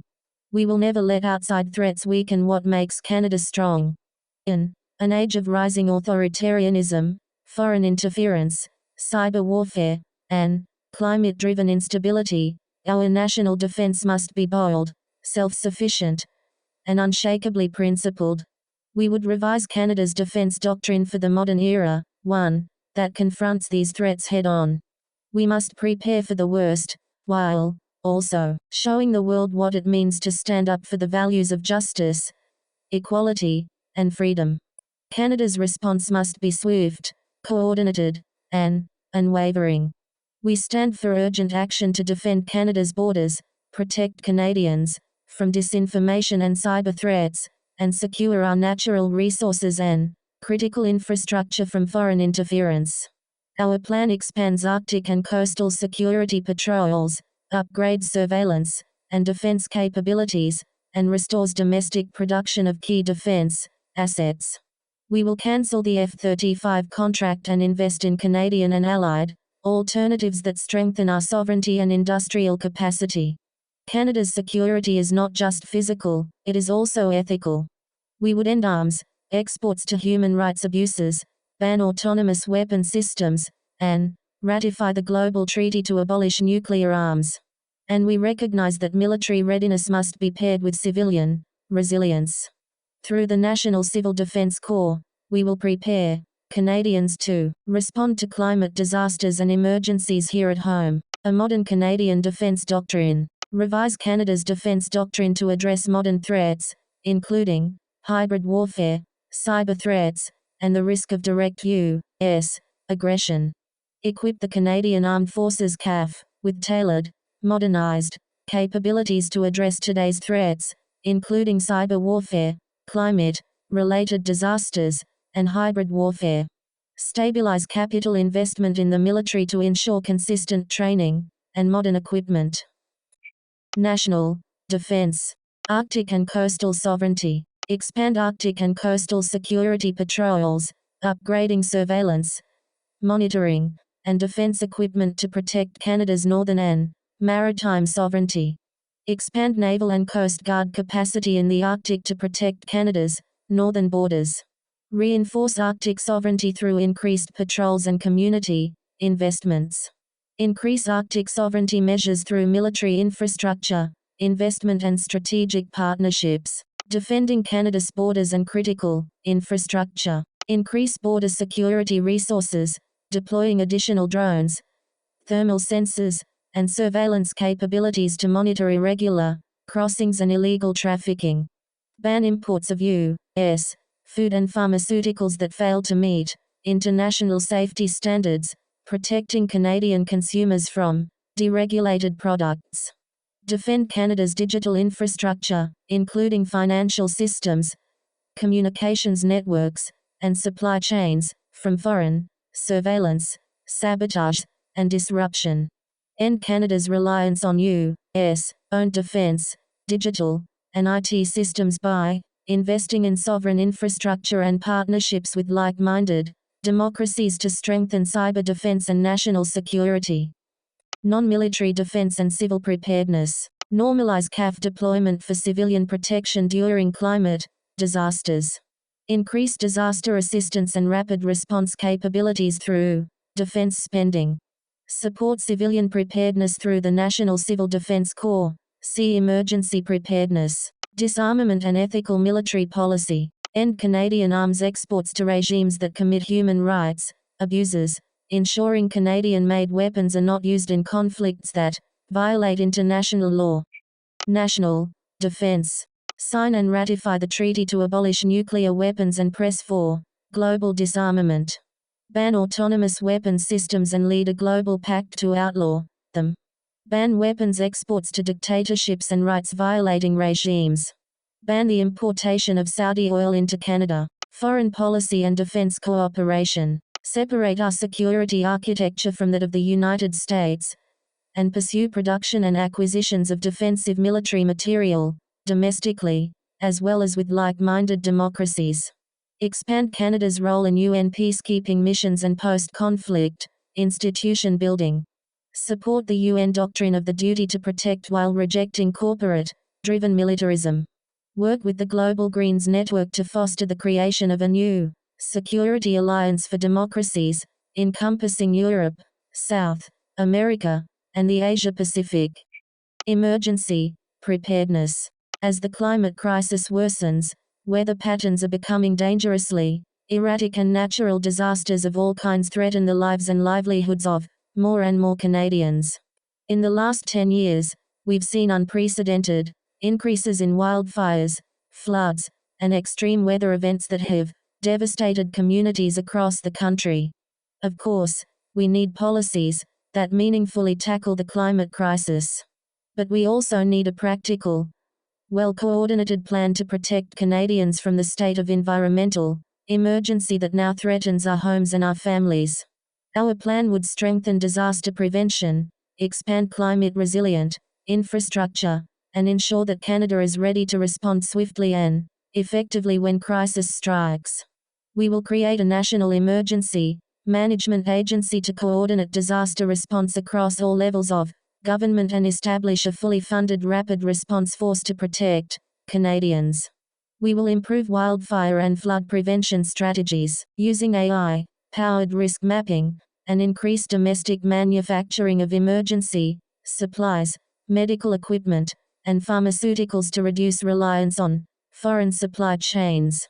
And we will ensure that when Canadians are hit by disaster, they can access fast-track financial assistance to help them recover. The climate crisis continues to put us all at risk. We must act now, while it's still possible, and do everything we can to protect Canadian families. National Emergency Management and Coordination. Transform Public Safety Canada into Canada's National Emergency Management Agency, NEMA, a FEMA equivalent agency with specialized disaster intervention teams ready for rapid deployment. Incorporate Indigenous governments in all national emergency planning and response efforts through the Council of Canadian Governments. See Council of Canadian Governments. Create a federal, provincial, territorial emergency response framework, ensuring seamless coordination between federal, provincial, municipal, and Indigenous governments. Expand and fully fund emergency response forces, including Northern Rangers, Coast Guard, National Civil Defense Corps, Park Rangers, Fisheries Patrol. Emergency preparedness. National Civil Defense Corps, NCDC. Establish a National Civil Defense Corps, NCDC, to strengthen Canada's emergency readiness, protect critical infrastructure, and support national resilience in the face of 21st century threats. Structure the NCDC as a multi-tiered program that includes paid service placements, seasonal or term-based roles, and civilian volunteers, all contributing to community preparedness and national resilience. Create paid civil service placements in emergency response, infrastructure protection, and environmental restoration, prioritizing workers and communities affected by economic transition, including former fossil fuel and resource sector workers. NCDC members will support emergency response, disaster recovery, and climate adaptation efforts in their own communities. NCDC members will deliver universal civil defense training to Canadians, covering first aid, crisis response, and cybersecurity awareness, and those who complete it will receive civil defense certification. Recognizing them as part of Canada's broader resilience network. Promote non-militarized national preparedness by supporting public awareness campaigns, universal training opportunities, and community-led civil defense engagement.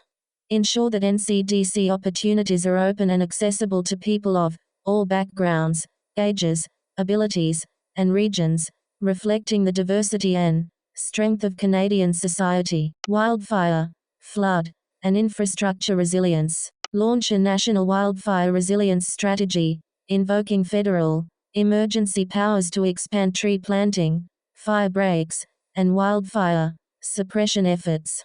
Procure additional water bombers for high-risk zones. Restore natural buffer zones to protect vulnerable communities from wildfires and floods. Mandate floodplain and disaster risk mapping, improving floodplain, tornado corridor, and natural hazard mapping to support local emergency planning.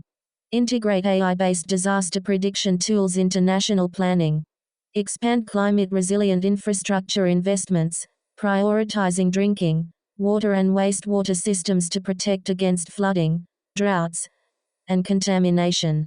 Expand adaptation funding for the most vulnerable communities, particularly Indigenous and remote communities. Emergency preparedness. Emergency equipment and supply chain readiness. Expand Canada's emergency production capabilities by funding domestic manufacturing of critical disaster response equipment, including water bombers, search and rescue tools, and emergency medical supplies. Establish a national strategic stockpile of essential emergency supplies. Increase Canada's domestic pharmaceutical production to ensure self-sufficiency during crises.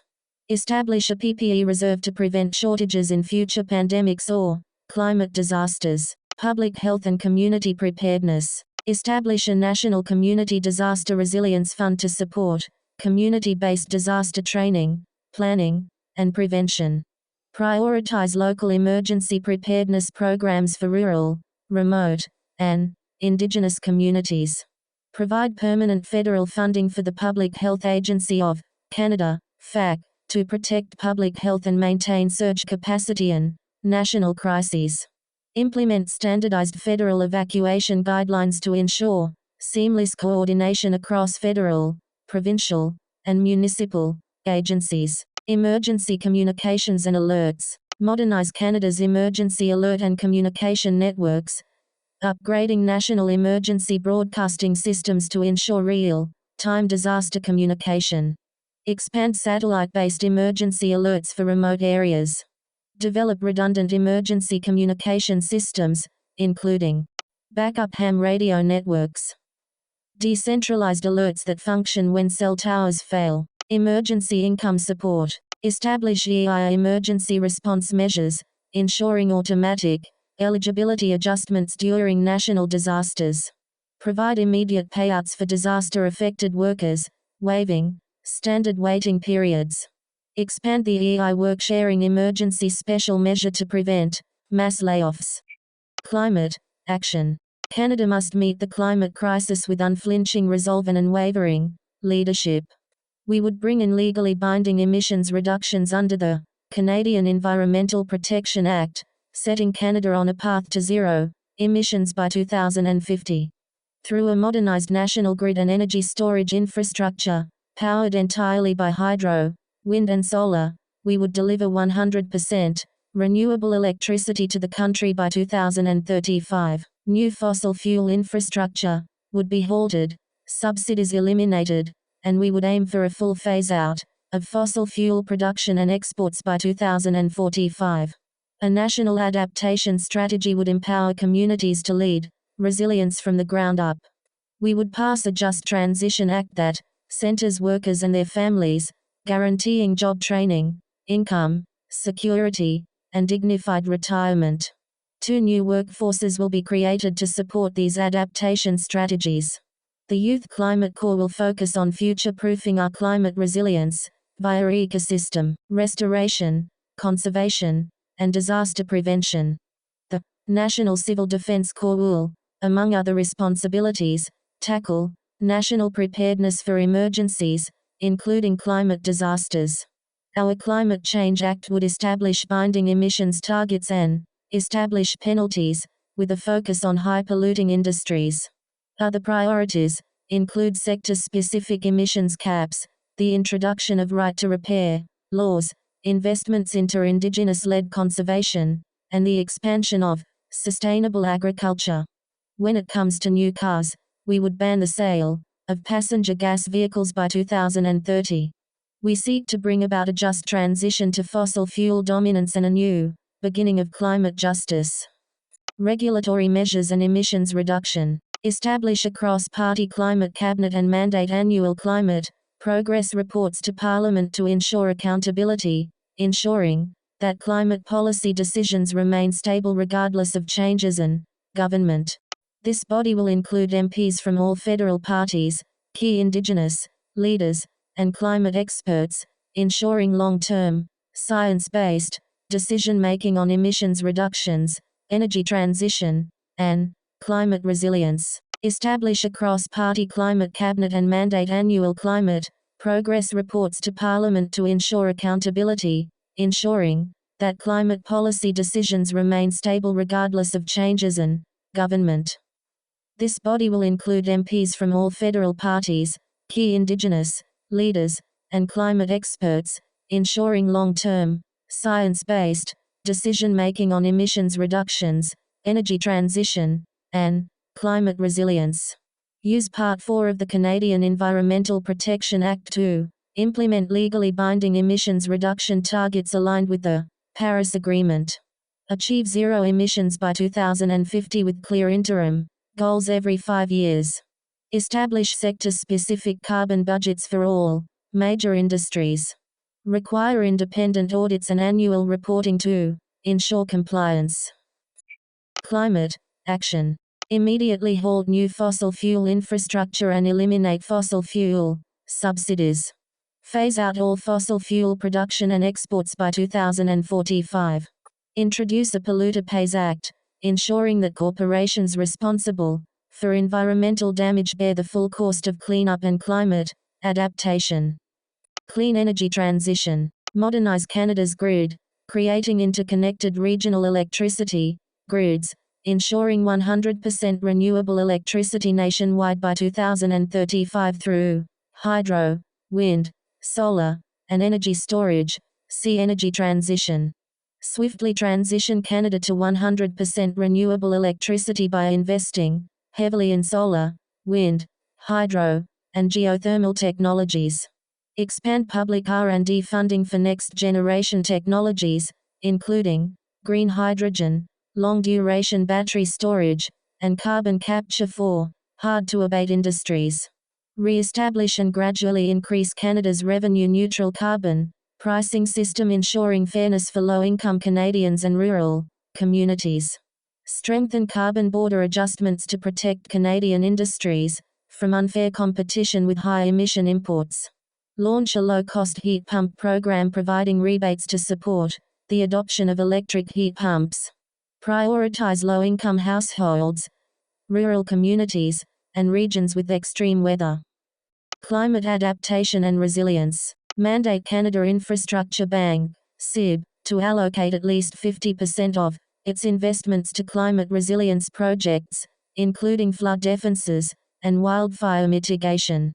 Establish low-interest financing and grants for municipalities and Indigenous governments to implement climate-proofing measures in public infrastructure projects.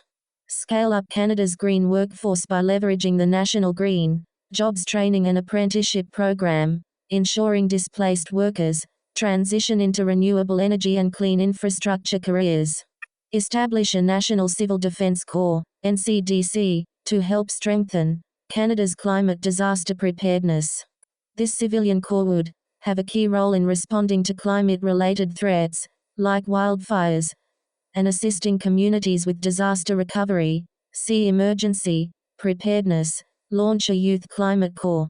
Employing tens of thousands of young Canadians in ecosystem restoration and conservation projects, wildfire prevention and other ecology-based climate resilience strategies. Prioritize Indigenous leadership and local conservation efforts, ensuring that projects align with traditional ecological knowledge and community needs. Provide fair wages and career development pathways so participants can pursue long-term opportunities in the environmental sector. Prioritize Indigenous leadership and local conservation efforts, ensuring that projects align with traditional ecological knowledge and community needs. Provide fair wages and career development pathways so participants can pursue long-term opportunities in the environmental sector.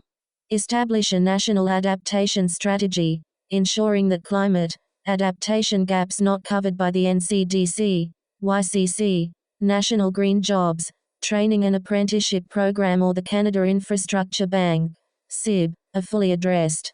Focus funding on community-driven adaptation initiatives, particularly for Indigenous, rural, and remote communities, to enhance local resilience. Provide targeted emergency preparedness funding for climate resilient evacuation routes, cooling centers, wildfire shelters, and disaster response systems. Launch regional climate risk planning and resilience grants, equipping municipalities with the resources needed to develop long-term adaptation strategies tailored to local climate threats. Prioritize Indigenous leadership and local conservation efforts, ensuring that projects align with traditional ecological knowledge and community needs. Provide fair wages and career development pathways so participants can pursue long-term opportunities in the environmental sector. Establish a national adaptation strategy, ensuring that climate adaptation gaps not covered by the NCDC, YCC, National Green Jobs, Training and Apprenticeship Program or the Canada Infrastructure Bank, CIB, are fully addressed. Focus funding on community-driven adaptation initiatives, particularly for Indigenous, rural, and remote communities, to enhance local resilience. Provide targeted emergency preparedness funding for climate resilient evacuation routes, cooling centers, wildfire shelters, and disaster response systems. Launch regional climate risk planning and resilience grants, equipping municipalities with the resources needed to develop long-term adaptation strategies tailored to local climate threats.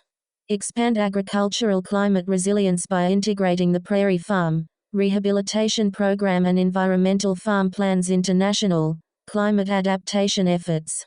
Ensure drought adaptation, water conservation, and sustainable soil management are fully supported through Canada's climate strategy. Waste reduction and sustainable consumption. Adopt circular economy principles to extend product lifespans, minimize waste, and create local jobs in repair, reuse, and recycling industries. Eliminate corporate tax deductions for unsold consumer goods, ending financial incentives for wasteful inventory disposal. Require large retailers and manufacturers to donate, recycle, or repurpose excess inventory instead of destroying it. Establish federal waste diversion targets and provide funding for logistics support to help businesses donate surplus products to food banks, shelters, and community programs. Require large retailers and manufacturers to donate, recycle, or repurpose excess inventory instead of destroying it. Establish federal waste diversion targets and provide funding for logistics support to help businesses donate surplus products to food banks, shelters, and community programs. Introduce a national sustainability index for household appliances and electronics, requiring manufacturers to display durability, repairability, and recyclability ratings on all products. Climate action. Require all federally funded procurement to prioritize high-scoring, appliances and electronics, ensuring public funds support durable, repairable products. Require all federally funded procurement to prioritize high-scoring appliances and electronics, ensuring public funds support durable, repairable products. Implement right to repair legislation, ensuring consumers and independent repair businesses have access to spare parts, manuals, and software updates. Environmental protection. The climate crisis is an existential threat to our communities, families, and the land we call home. From devastating wildfires and floods, to the loss of wildlife and polluted waterways, the consequences of climate change are here. Protecting Canada's environment shouldn't be a partisan issue. Every resident needs clean water, stable food systems, and breathable air to survive, regardless of their politics. There's no future in Canada, economic or otherwise, without a healthy ecosystem. Our policies focus on conservation and protecting the natural environment that belongs to all Canadians. We will support the expansion of protected habitats and prioritize Indigenous-led conservation efforts by ensuring long-term funding for Indigenous protected and conserved areas, ICAs, and land guardian programs. Indigenous leadership will guide land, marine, and park conservation, ensuring lasting protection through co-governance and ecological knowledge. We intend to address biodiversity loss through wetland rehabilitation, river restoration, and expanding marine protections. We also need to limit threats to our environment by tackling pollution by eliminating single-use plastics and strengthening our recycling infrastructure. Microplastic pollution is a devastating environmental issue for our waterways, and Canada's current microbead ban needs to be expanded to include household and industrial cleaning products. Clean water is a human right, and we'll end boil water advisories while defending watersheds from pollution and privatization. We'll tackle toxic waste and e-waste, holding corporations accountable for cleanup and recycling. Environmental justice isn't optional, it's essential. Our plan brings nature back into our cities, safeguards endangered species, and defends every ecosystem, from oceans to urban forests. The Green Party is committed to significant investment in large-scale conservation of ecosystems, the strengthening of pollution regulations, and protection of clean water under Indigenous leadership, while holding industry accountable and building climate resilience across Canada. Land and biodiversity protection. Commit to annual funding for biodiversity conservation, ensuring that 30% of Canada's land and waters are protected by 2030 and expanding to 50% by 2050 through protected areas, habitat restoration, and conservation agreements with provinces and Indigenous nations. Prioritize Indigenous-led conservation efforts, ecological connectivity, and protection of carbon-rich ecosystems like peatlands, wetlands, and boreal forests. Environmental protection. Restore the Canadian Environmental Assessment Act, CEAA, to its pre-2012 standards, ensuring robust, science-based environmental reviews for industrial and resource extraction projects. Require cumulative impact assessments to account for climate, biodiversity, and Indigenous land use considerations in all federal project approvals. Commit to annual funding for Indigenous-led conservation efforts, ensuring long-term support for Indigenous protected and conserved areas, ICAs, and land guardian programs. Expand Indigenous co-management of national parks and conservation lands, integrating traditional ecological knowledge into Canada's biodiversity strategy. Invest in ecosystem restoration and rewilding efforts, reversing biodiversity loss through wetland rehabilitation, afforestation, and species recovery projects. Prioritize nature-based climate solutions that enhance carbon sequestration, flood mitigation, and wildlife habitat restoration. Allocate funding to establish wildlife corridors, protect key migration routes and link national parks, conservation lands, and Indigenous managed territories. Ban industrial development in key wildlife corridors, ensuring habitat continuity for species at risk and migratory wildlife. Commit to funding endangered species recovery plans, ensuring strict federal oversight and enforcement of habitat protection measures. Prioritize woodland caribou, freshwater fish and migratory birds, collaborating with provinces and Indigenous nations to restore critical habitats. Increase annual funding for Parks Canada, ensuring stronger ecological protection, trail maintenance, and Indigenous-led stewardship of national parks and heritage sites. Invest in urban biodiversity initiatives, expanding tree canopy coverage, pollinator-friendly landscapes, and naturalized green spaces in cities. Require biodiversity action plans for all major cities, integrating urban ecosystems into climate resilience planning. Clean water and marine protection. Launch a national water strategy, ensuring universal access to safe drinking water, freshwater ecosystem protection, and stronger watershed management. Recognize water as a public common resource, prohibiting international water basin transfers and bulk freshwater exports to prevent privatization and speculation.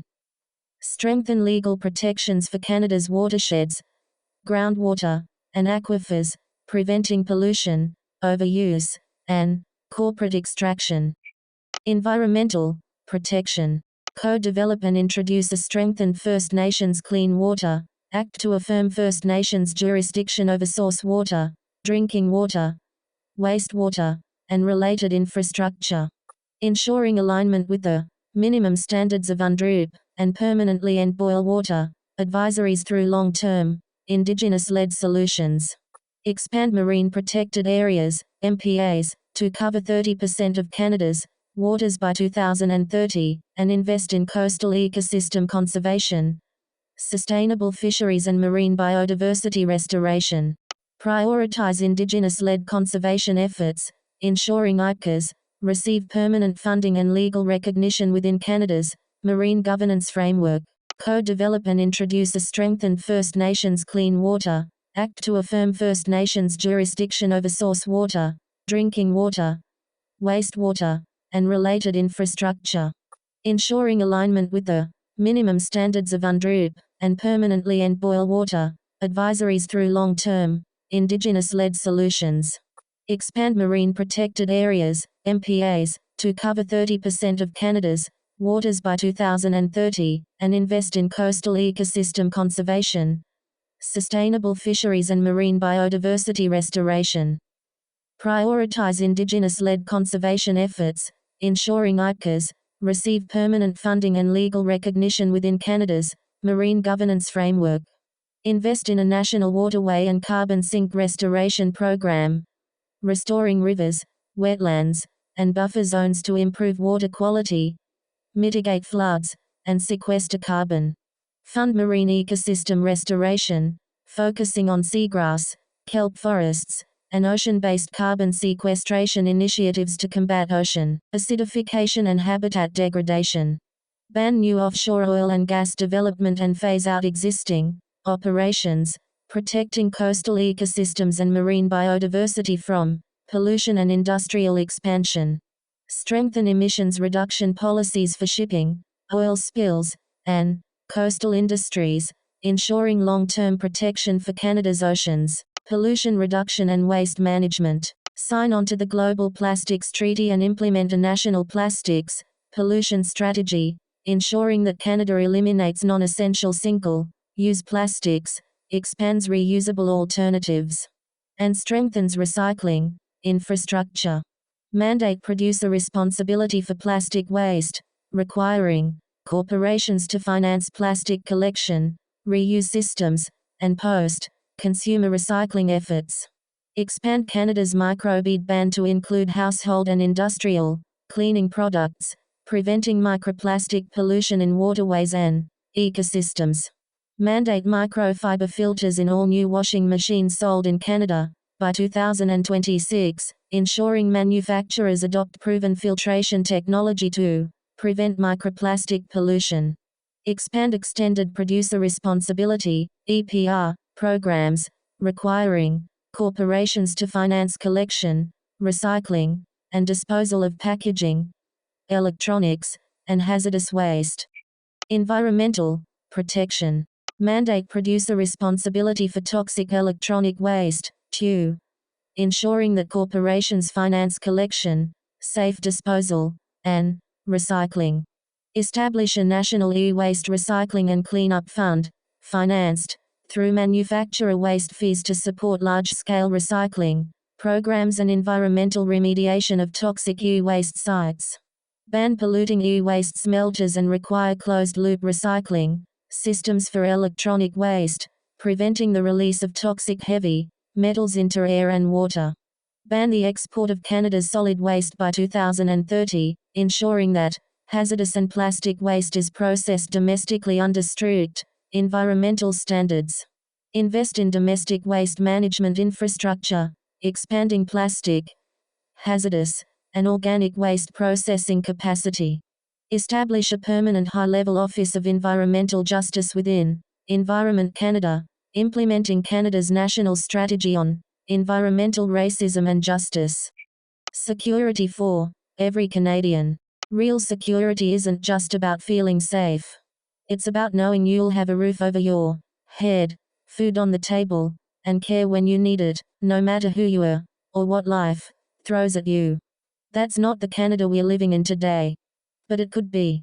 We're ready to take on the housing crisis with the scale and urgency it demands. We'll triple Canada's social housing stock in just 7 years, bringing back the federal government's role in building, financing, and protecting non-market housing. That means retooling the CMHC, launching regional prefab housing plants, and bringing land back into public hands. And we'll end the free ride for corporate landlords and speculators, so homes serve people, not investors. We believe that no one should be forced to live in poverty.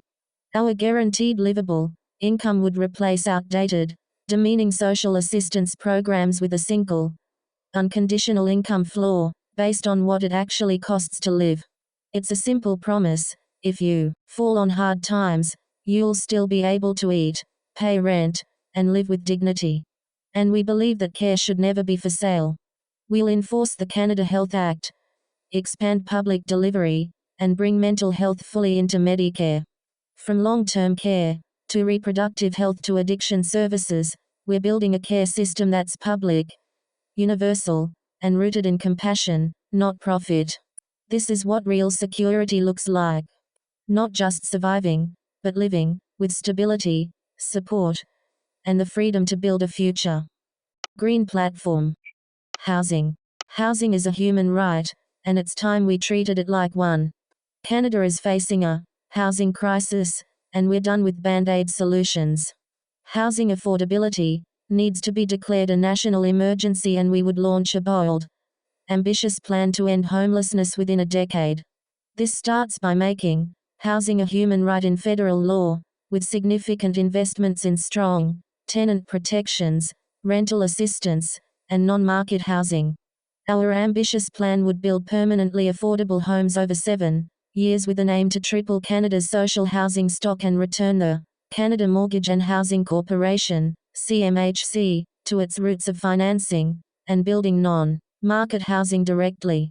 Mandate the CMHC to establish prefabricated housing plants to slash construction costs and create jobs, and then provide long-term, low-interest loans to non-profits, co-ops, and public housing agencies to cut out private lenders and accelerate development.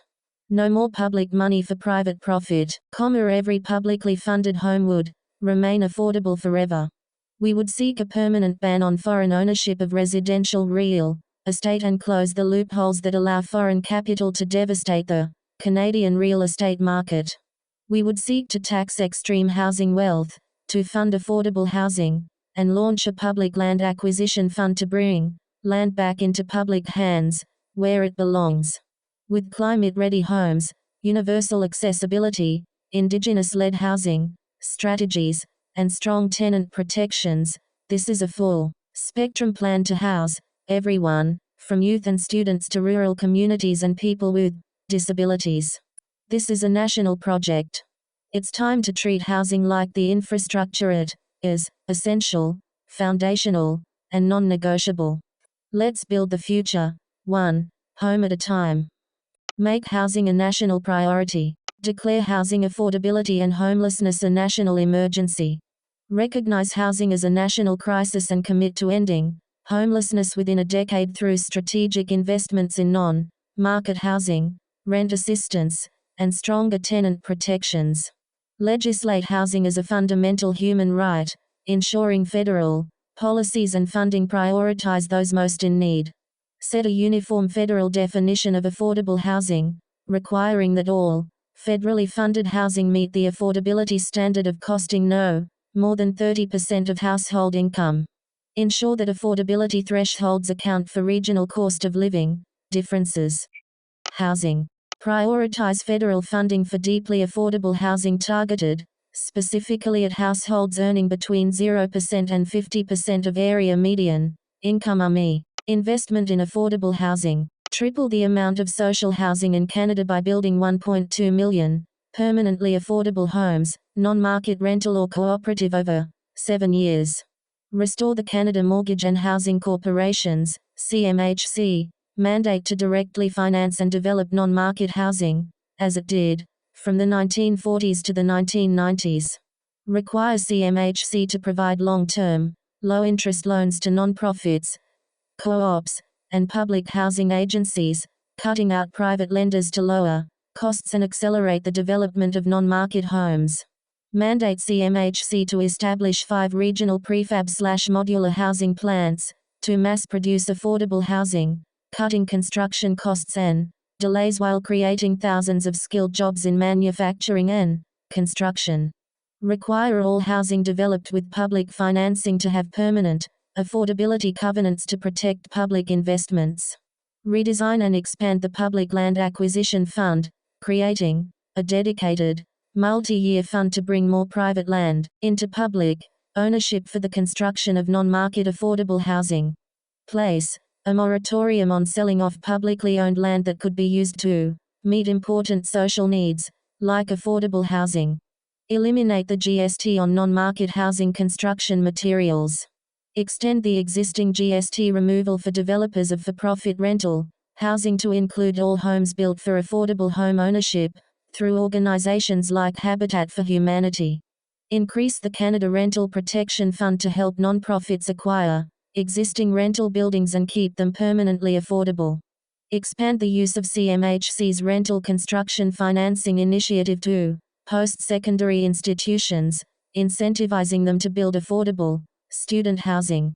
Create a dedicated infrastructure funding stream under the National Housing Strategy to support student housing development, supplementing investments by colleges and universities. Climate-ready housing. Expand green retrofitting programs for existing affordable housing, ensuring low-income tenants benefit from lower energy bills. Housing. Require all federally funded housing to meet stringent climate resilience standards, including flood-proofing, fire resistance, and energy efficiency to protect communities from worsening climate disasters. Ensure CMHC's modular housing plants prioritize energy-efficient, sustainable construction, integrating low-carbon materials into Canada's public housing expansion. Ending financial speculation in housing. Permanently ban foreign ownership of residential real estate. The temporary ban must be made permanent, preventing speculative, international investors from further distorting Canada's housing market. Close loopholes that allow foreign capital to flow into Canadian real estate. Restrict foreign-backed corporations and investment funds from bypassing ownership bans through partnerships or shell companies. Increase transparency in real estate transactions. Strengthen beneficial ownership registries to track who is really buying properties. End preferential tax treatment for real estate investment trusts, REITs, and other corporate landlords. Crack down on corporate housing speculation. Introduce stricter regulations on hedge funds, private equity firms, and corporate landlords that drive up housing prices and push Canadians out of the market. Introduce a deferrable property surtax on homes over $1 million, ensuring Windfall housing wealth contributes to affordable housing development. Stronger rent control and tenant protections. Require all provinces and territories to have strong rent and vacancy controls and sufficiently funded landlord/tenant dispute resolution agencies to access all federal housing funding. Strengthen legal protections for renters by implementing a national Renters' Bill of Rights, ensuring fair lease terms, eviction protections, and transparent rent-setting mechanisms. Homelessness prevention and support. Create a new annual, consistent homelessness prevention and eradication fund to cut chronic homelessness across the country in half. Expand investments in housing first programs and wraparound support services, ensuring those experiencing homelessness have access to mental health care, harm reduction, and addiction recovery supports, alongside permanent housing. Increase municipal funding for emergency shelters and transitional housing, ensuring cities have long-term, stable federal support for frontline homelessness services. Expand the Rapid Housing Initiative, accelerating the creation of supportive housing for those experiencing chronic homelessness. Housing for Indigenous Peoples. Develop and implement a for Indigenous, by Indigenous housing strategy, ensuring long-term, sustainable funding for urban, rural, and northern Indigenous housing rather than short-term project-based allocations. Transfer federal land to Indigenous-led housing organizations to support community-driven housing solutions, in alignment with self-determination principles under UNDRIP.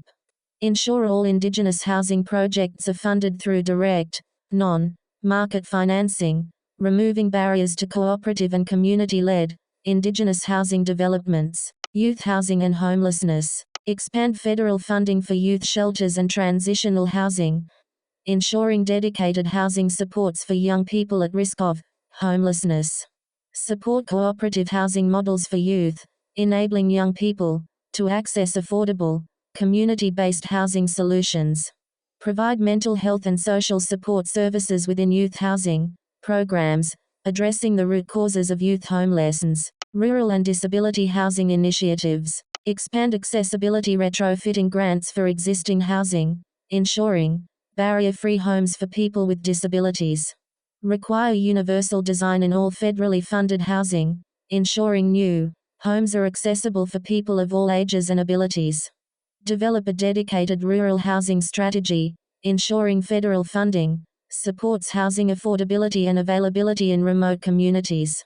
Leverage modular housing production to expand affordable housing in rural and remote communities, overcoming high construction costs and labor shortages that have historically limited development. Ending poverty. Every Canadian deserves a life of opportunity, free from the stress of poverty. We would fully fund the Canada Disability Benefit, ensuring recipients get the full amount they are entitled to, with expanded eligibility that cuts out red tape and clawbacks. Poverty should never be the price of living with a disability. Families come first, and we would support them with a new End Poverty supplement, delivered through the Canada Child Benefit that delivers meaningful support to low-income families. Because no child should grow up hungry in a wealthy country like Canada. Benefits should be automatic, fast, and accessible. That means automatic tax filing, instant enrollment into programs like the Guaranteed Income Supplement and Canada Child Benefit, as well as free, community-based tax help for those who are navigating informal work, are missing documents, or face digital barriers. A new one-month benefit guarantee would ensure that no one waits months for help in moments of crisis. 2. Ensure that low and middle-income earners increase their take-home pay. We'd seek to raise the federal income tax threshold and work with provinces to establish a fair living minimum wage to ensure what people earn reflects the real cost of living across the country. And yes, we are fully committed to a guaranteed livable income, GLI, based on residents' regional costs of living. GLI would replace outdated, existing income support programs and work to eliminate extreme poverty. This ensures that all Canadians have access to the resources they need to afford food, housing, and other essentials. Let's build a Canada where no one is left behind. Immediate poverty reduction measures. Strengthening income supports. Fully fund the Canada Disability Benefit CDB, and expand eligibility. Ensure recipients receive the maximum amount they are eligible for, under the legislation that created the benefit. Expand eligibility to remove restrictive barriers, ensuring broader access without excessive means testing or clawbacks. Fully fund the Canada Disability Benefit CDB, and expand eligibility. Ensure recipients receive the maximum amount they are eligible for, under the legislation that created the benefit. Expand eligibility to remove restrictive barriers, ensuring broader access without excessive means testing or clawbacks.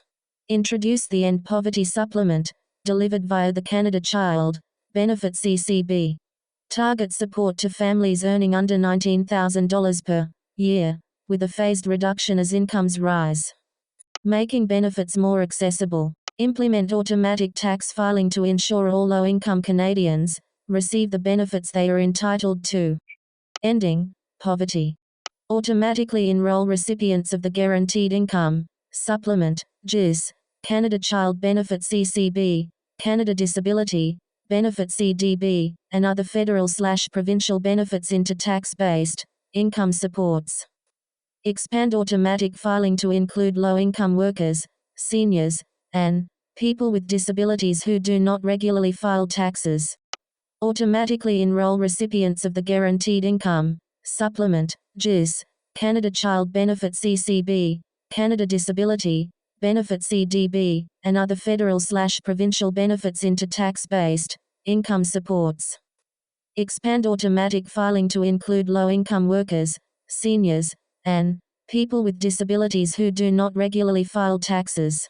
Provide free tax filing assistance as a backup for those not covered by automatic filing. Expand free, community-based tax clinics to assist those with gig work, informal income, or missing documentation.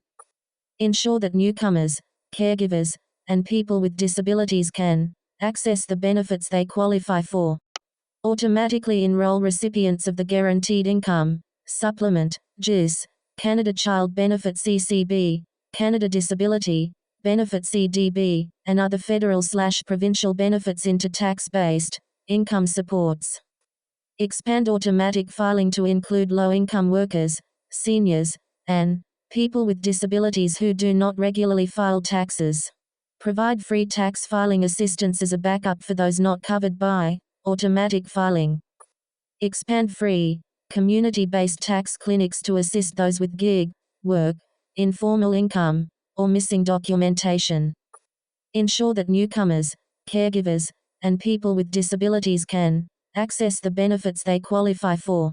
Implement a 1-month benefit guarantee, ensuring fast delivery of income supports.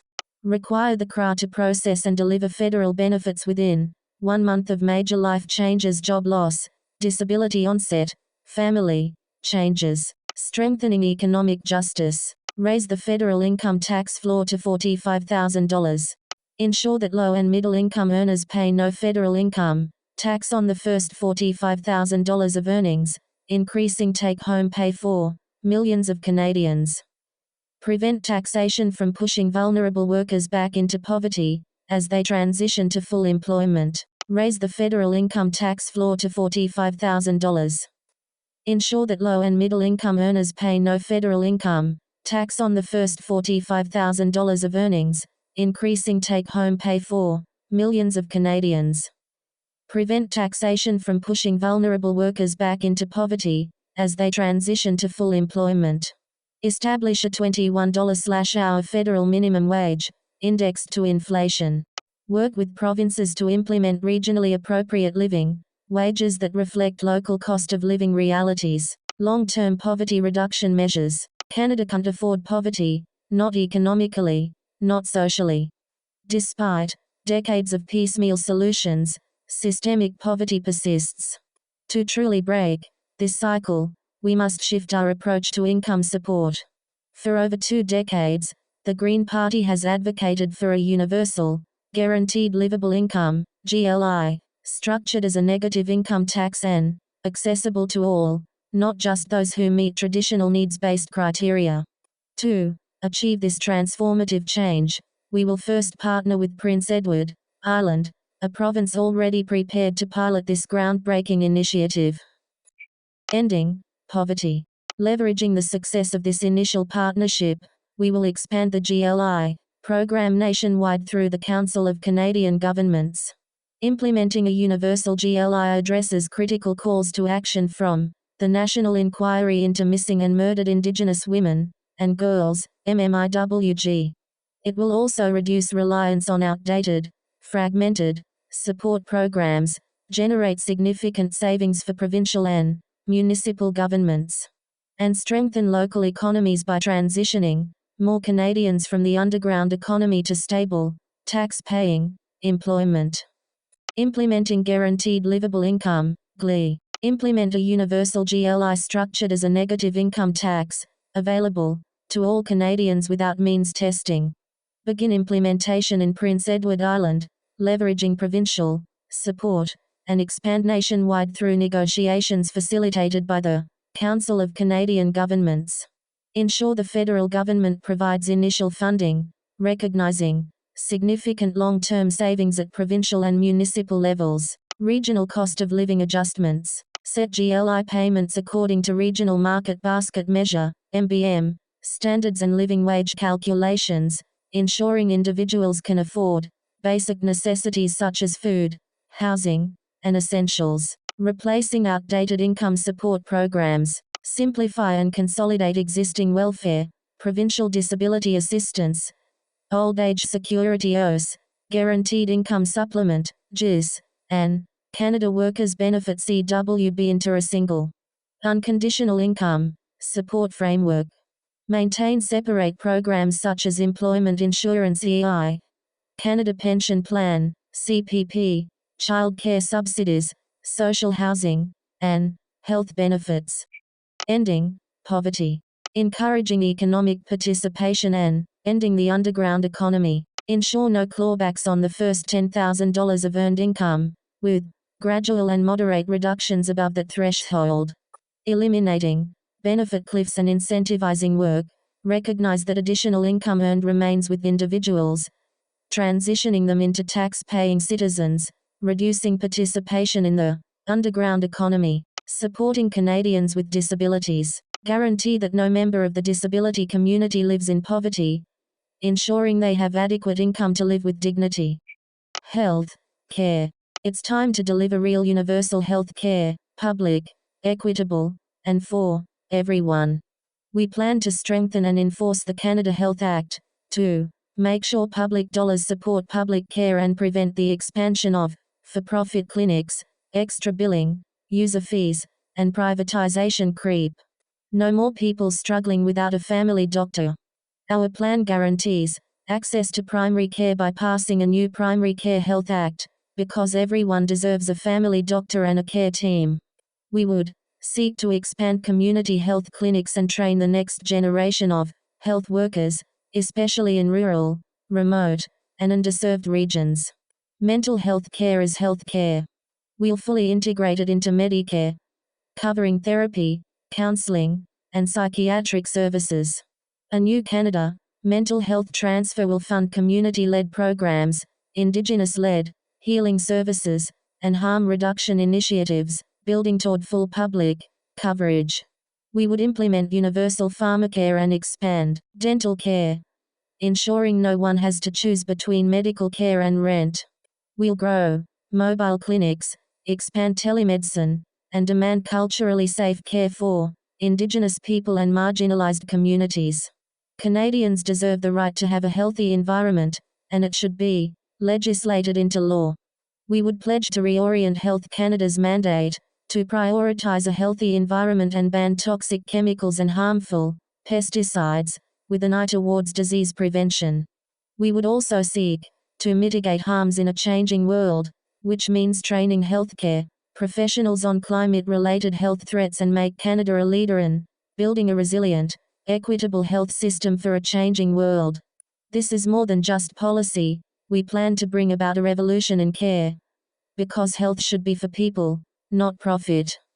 Universal health care expansion and equity. Enforce and strengthen the Canada Health Act, ensuring that all new, federal health care funding goes to public, not-for-profit services, while preventing the expansion of for-profit clinics, extra billing, user fees, and privatization creep. Increase federal health transfers with accountability measures, ensuring funds are used to improve access and equity. Reform the Canada Health Transfer (CHT) to guarantee fair funding for rural and remote healthcare services, ensuring staffing levels, facility, funding, and service access are equitable across all regions. Pass a new Primary Care Health Act, complementing the Canada Health Act, to ensure that every Canadian can access a family doctor, nurse, practitioner, and community-based primary care team. Link new federal health transfers to measurable targets, requiring provinces and territories to demonstrate that no one goes without a primary care provider. Expand group practices and community health clinics by hiring more nurse practitioners, mental health professionals, physician assistants, and allied health workers to reduce wait times and improve preventive care.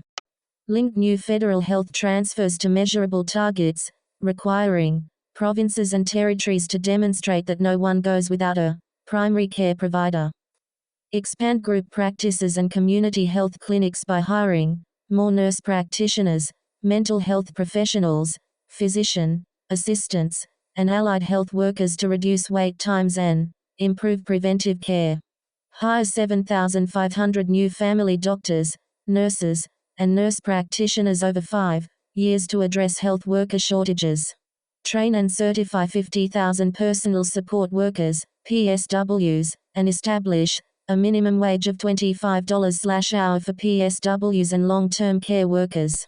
Implement universal pharmacare to establish single-payer pharmacare across Canada. Expand the Canadian Dental Care Plan, CDCP, immediately to all Canadians who meet the eligibility requirements. Expand community health services, including mobile clinics for rural and remote communities and increased support for telemedicine. Require provinces to provide culturally safe and inclusive primary care services, especially for Indigenous peoples, rural and remote communities, and historically marginalized groups. Mental health and addiction services. Make mental health services fully insured under the Canada Health Act, ensuring public coverage of therapy, counseling, and psychiatric care through general provincial health transfers.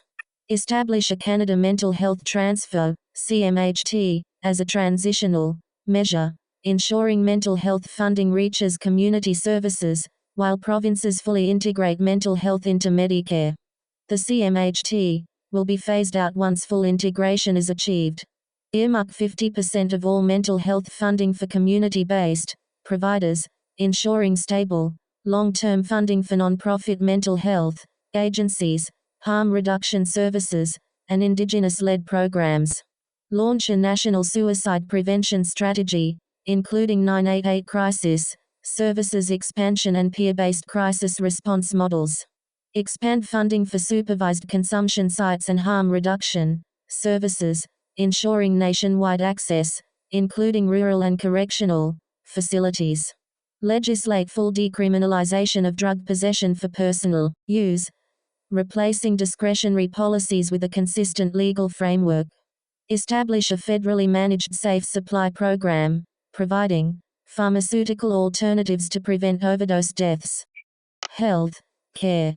Public health and pandemic preparedness. Increase funding for the Canadian Institute for Health Information, CIHI, and Public Health Agency of Canada, PHAC, to support long-term investments in public health monitoring.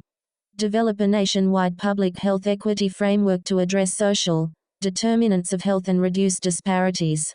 Establish a permanent national pandemic preparedness plan, ensuring strategic personal protective equipment PPE stockpiles, domestic vaccine production, and a rapid response task force for future health emergencies. Indigenous health and reconciliation. Fully implement the Truth and Reconciliation Commission (TRC) calls to Action 1824, ensuring all Indigenous peoples have equitable access to culturally safe health care.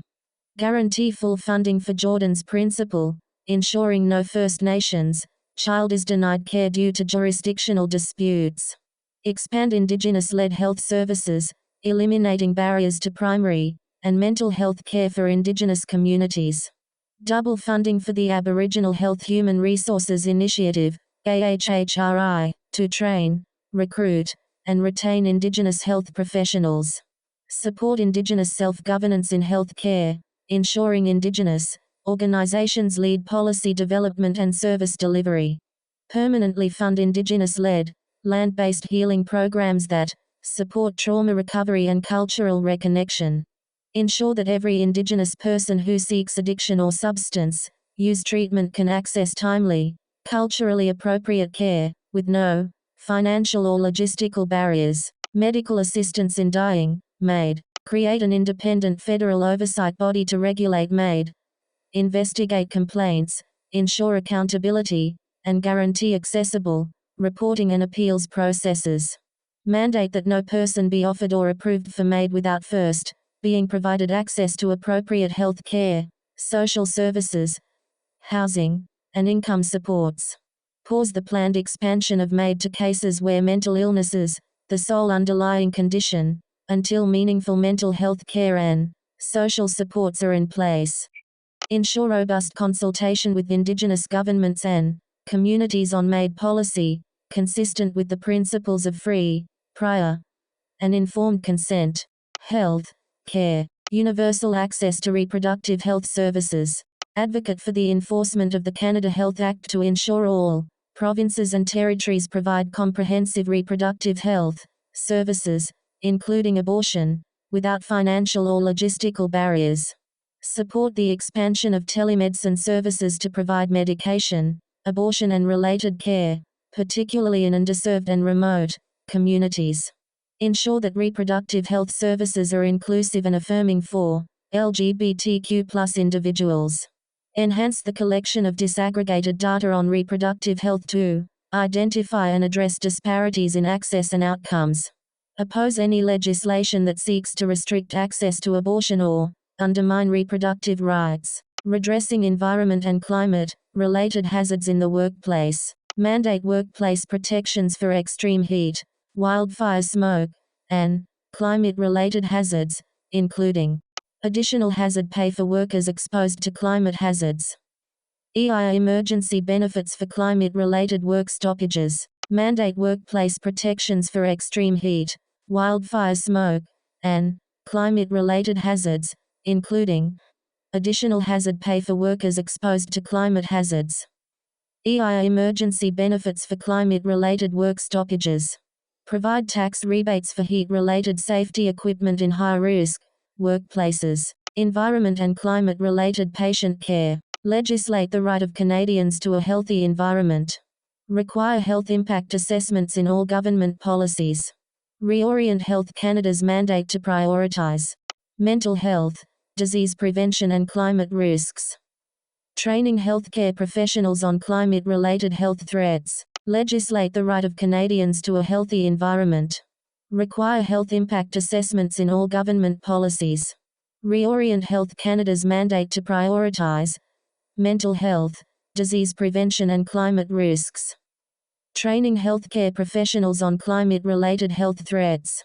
Create a national database for doctors and emergency rooms to track adverse effects of pesticides and chemicals. Mandate the reporting of pesticide-related illnesses and toxic chemical exposure, integrating this data into Canada's health monitoring systems.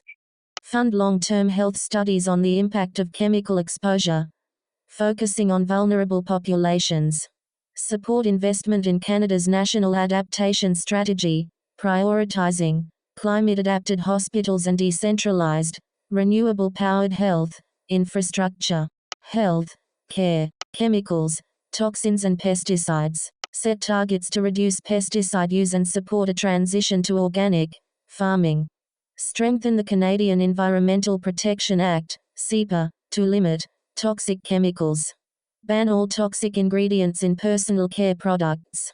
Ban neonicotinoid pesticides and support farmers in adopting alternatives.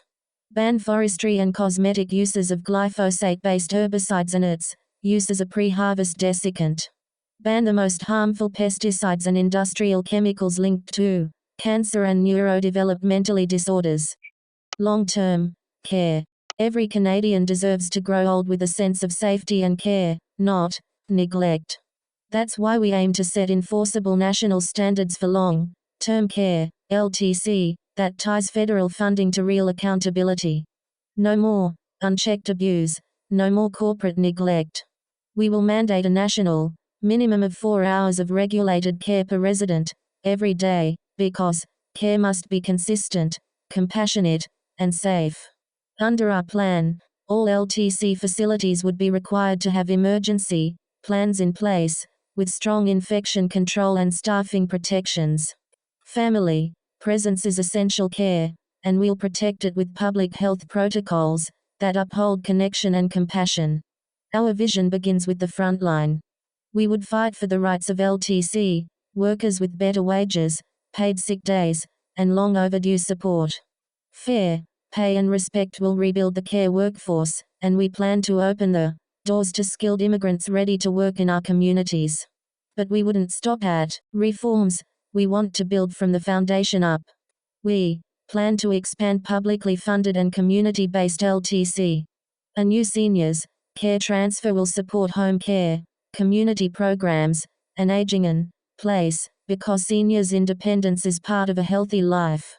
Families who care for loved ones will no longer be left behind. Refundable caregiver credits and expanded support for home modifications will help make staying at home not just possible, but empowering.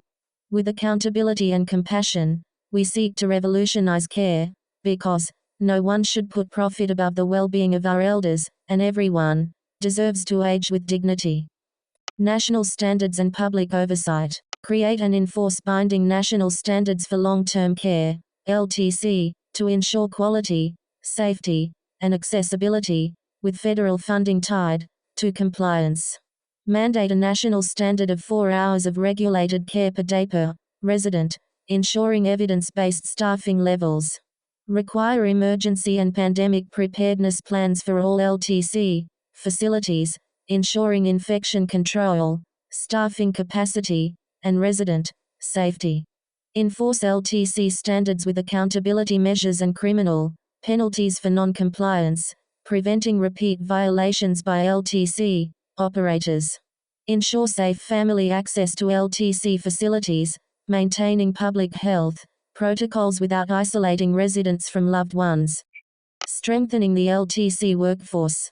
Long-term care. Expand wage top-ups for LTC workers and implement a minimum wage of $25/hour for personal support workers, PSWs. Fund 10 paid sick days for LTC staff, reducing the risk of illness, transmission in care facilities. Invest in national workforce recruitment and retention strategies, ensuring fair pay, benefits, and professional development for LTC workers. Prioritize immigration pathways for senior care professionals, addressing long-term labor shortages in the sector. Expanding public LTC, home care and aging in place. Create a dedicated seniors care transfer, funding LTC, home care, and community-based supports. Phase out for-profit LTC, ensuring a gradual transition to community-based, publicly funded care models. Expand public LTC infrastructure with interest-free loans, prioritizing public and non-profit providers. Shift LTC policy toward aging in place by expanding home support programs and ensuring adequate funding for at-home care. Increase community and home-based care funding to align with the OECD best practices. Make the caregiver tax credit refundable, providing greater financial relief for families caring for loved ones. Expand the home renovation tax credit, ensuring home modifications support seniors living independently. Disability, support, and rights. We will not tolerate a Canada where people with disabilities are forced to live in poverty, and we believe it is time to fully fund and fix the Canada Disability Benefit CDB. That means automatic enrollment, no more hoops, and no more gatekeeping through unfair tax credits. We will tie benefits to individual income, protect against clawbacks, and ensure the benefit cannot be undermined by private insurance or provincial cutbacks. But we're not stopping there. We would work with provinces to build a guaranteed livable income to ensure financial security for all, including those with disabilities. The disability tax credit will finally be reformed with clear rules, plain language, and no more fees for basic medical forms. We would create a system that works for people, not against them. And we'll make it a refundable credit, so low-income Canadians can benefit. Our vision is to transform accessibility from an afterthought into a guarantee. The Accessible Canada Act would be strengthened to cover all federally funded projects, from housing to health. A national equipment fund would be established to ensure people have the wheelchairs and assistive devices they need. Universal design will be the standard in every new federally funded home. We'll reform CPP disability to align with modern realities and support employment for working-age recipients, not punish it through clawbacks. And we'll enforce workplace equity so disabled workers are no longer the last hired and first fired.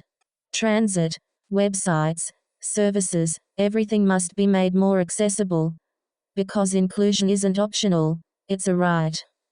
Economic security and income support. Fully fund the Canada Disability Benefit CDB, to lift all Canadians with disabilities out of poverty.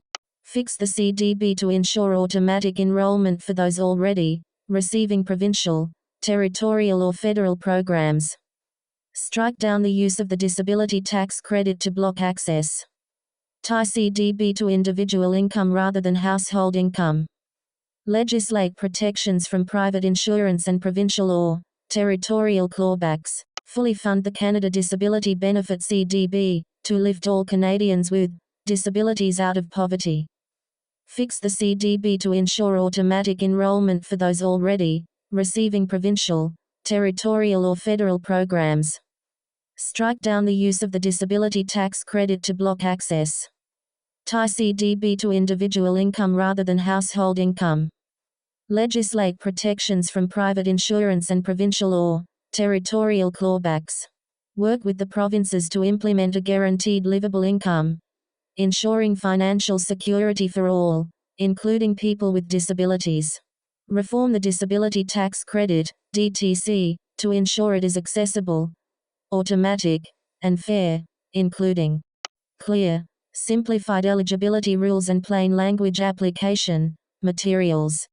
Disability, support, and rights.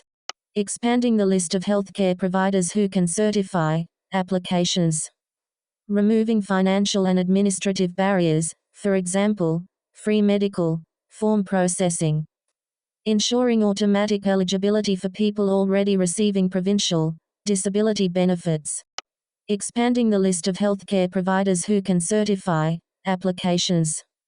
Removing financial and administrative barriers, for example, free medical form processing.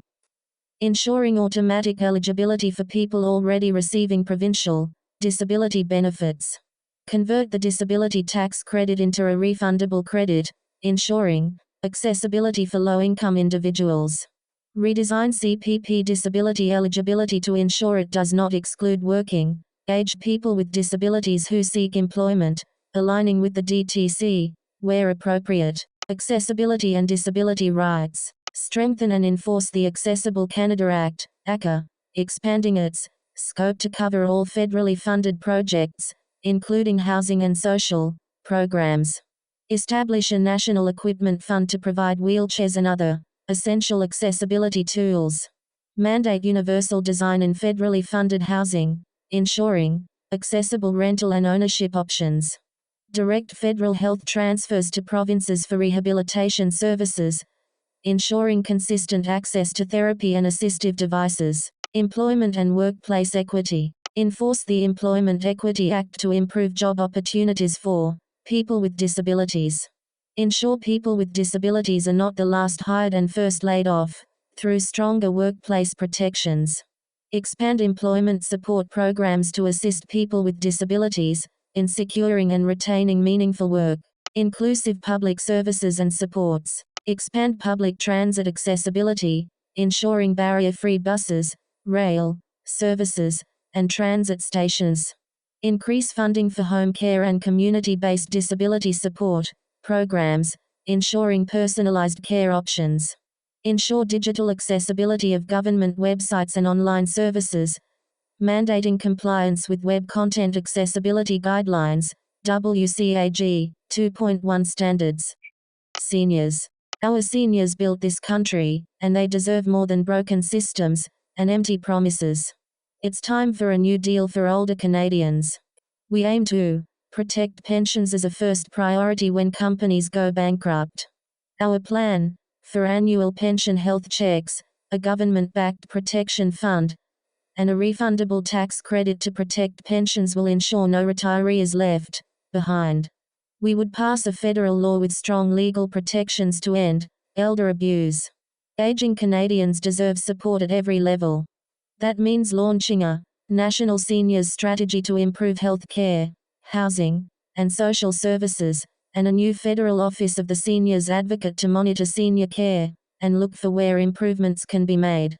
We champion affordable housing for seniors, from home sharing programs to increasing the numbers of community-based long-term care beds, and ensure tax filing is automatic, so no one misses out on benefits. Seniors also need investment in more affordable, accessible transit to help them stay mobile, engaged, and connected. We would also invest in care that meets people where they are at. That means more public funding for home care, long-term care, and support services. It also means expanding home renovation programs so more seniors can live safely and independently, and training more personal support workers, earning fair wages, to ensure quality help. We honor our elders with safe, affordable accommodations and compassionate, competent care. Pensions and financial security. Make sure pensioners come first when companies go bankrupt by giving their pensions top priority over other debts. Require federally regulated pension plans to undergo annual financial health checks and take corrective action if they fall below safe funding levels. Provide a refundable tax credit to help retirees recover some losses if their pension plan fails. Create a government-backed fund to protect pensions when companies go under, ensuring retirees don't lose their income. Health and aging support. Create a national seniors strategy to improve health care, housing, and support services for seniors so they can live with dignity. Create a federal office of the seniors advocate as part of the national seniors strategy to monitor and improve senior care. Seniors. Support home sharing programs and other affordable housing solutions to help seniors stay in their homes and communities. Make tax filing automatic for seniors who don't regularly file, so they don't miss out on benefits. Build more long-term care beds in community-run, non-profit facilities to improve care options. Pass a federal law to prevent elder abuse and neglect, including stronger legal protections and support services. Make public transit more affordable and accessible for seniors. Long-term care, LTC, and aging in place. Provide dedicated federal funding to improve long-term care, home care, and community-based support for seniors. Expand home support programs so more seniors can live independently, instead of moving into care homes. Increase financial support for home renovations so seniors can make their homes safer and more accessible. Boost funding for home care and community-based disability services to provide personalized care options. Train and certify more personal support workers, PSWs, and set a $25/hour minimum wage for PSWs and long-term care workers. Veterans. It's time to repay veterans for their sacrifices and service with more than just words and holidays. We would permanently fund comprehensive, wraparound support for veterans and their families, ensuring access to health care, housing, and financial stability from the moment they return home. Disabled veterans deserve long-lasting security and guaranteed access to specialized care and long-term rehabilitation. Veterans should never have to face homelessness or joblessness. Our plan would lock in permanent funding for veteran housing, training, and transition services to build solid futures. It's time to restore what was taken.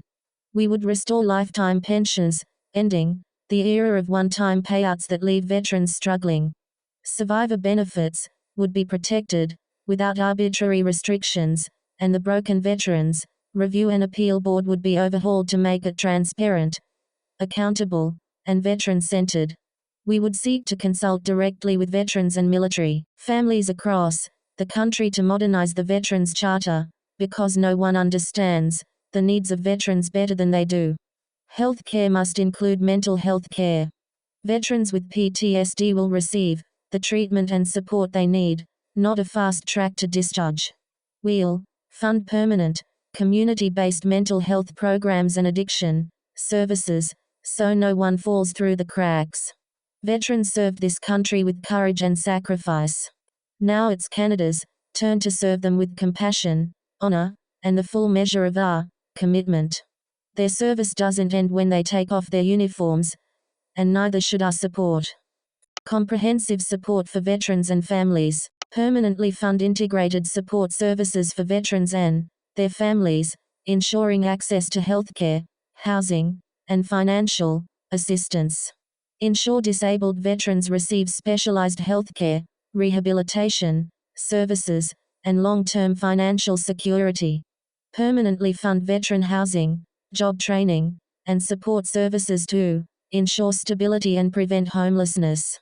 Conduct a nationwide consultation with veterans and military families to modernize the Veterans Charter and improve federal support programs. Financial security and pension protections. Restore lifetime pensions for veterans, ensuring long-term financial security and replacing inadequate lump sum payments. Eliminate unfair restrictions on survivor benefits, ensuring veterans' spouses receive full pension entitlements regardless of marriage date. Overhaul the Veterans Review and Appeal Board, VRAB, to ensure a transparent, accountable, and veteran-friendly appeal process. Expand eligibility for disability benefits and eliminate unnecessary barriers to access. Healthcare and mental health support. Guarantee veterans access to fully funded healthcare, including specialized rehabilitation, long-term care, and mental health services. Ensure veterans with PTSD receive specialized treatment, prioritizing recovery and long-term support over discharge. Permanently fund community-based mental health programs, ensuring veterans have access to counseling, peer support, and suicide prevention services. Ensure veterans have full access to addiction treatment services, removing financial and bureaucratic barriers to care. Post-secondary education. We see education as a right, not just a privilege for the few who can afford it. We are committed to a future where every student can learn, grow and thrive, without the fear of ending up crushed by debt. Our plan has a clear goal: phase in tuition-free public post-secondary education in Canada. It starts with free tuition for low-income students, Indigenous students, and those studying in high-need fields, because equity is how we build excellence. And we won't stop there. We want to build a path to universal access, backed by stable public investment. No more student loan debt, no more barriers. Our universities and colleges should be places of innovation, inclusion and academic excellence, free from dependence on corporate donors. That's why we would increase long-term public funding to strengthen faculty support, expand mentorship, and protect academic freedom. We plan to invest in infrastructure, accessibility, and the next generation of educators and researchers.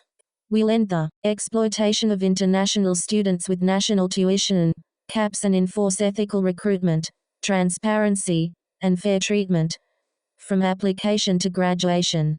Canada's future depends on the academic excellence of its citizens.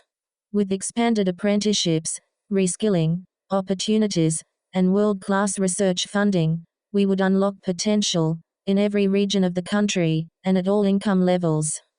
Universal and accessible post-secondary education. Commit to implementing tuition-free public post-secondary education in Canada through a phased approach, drawing on successful international models.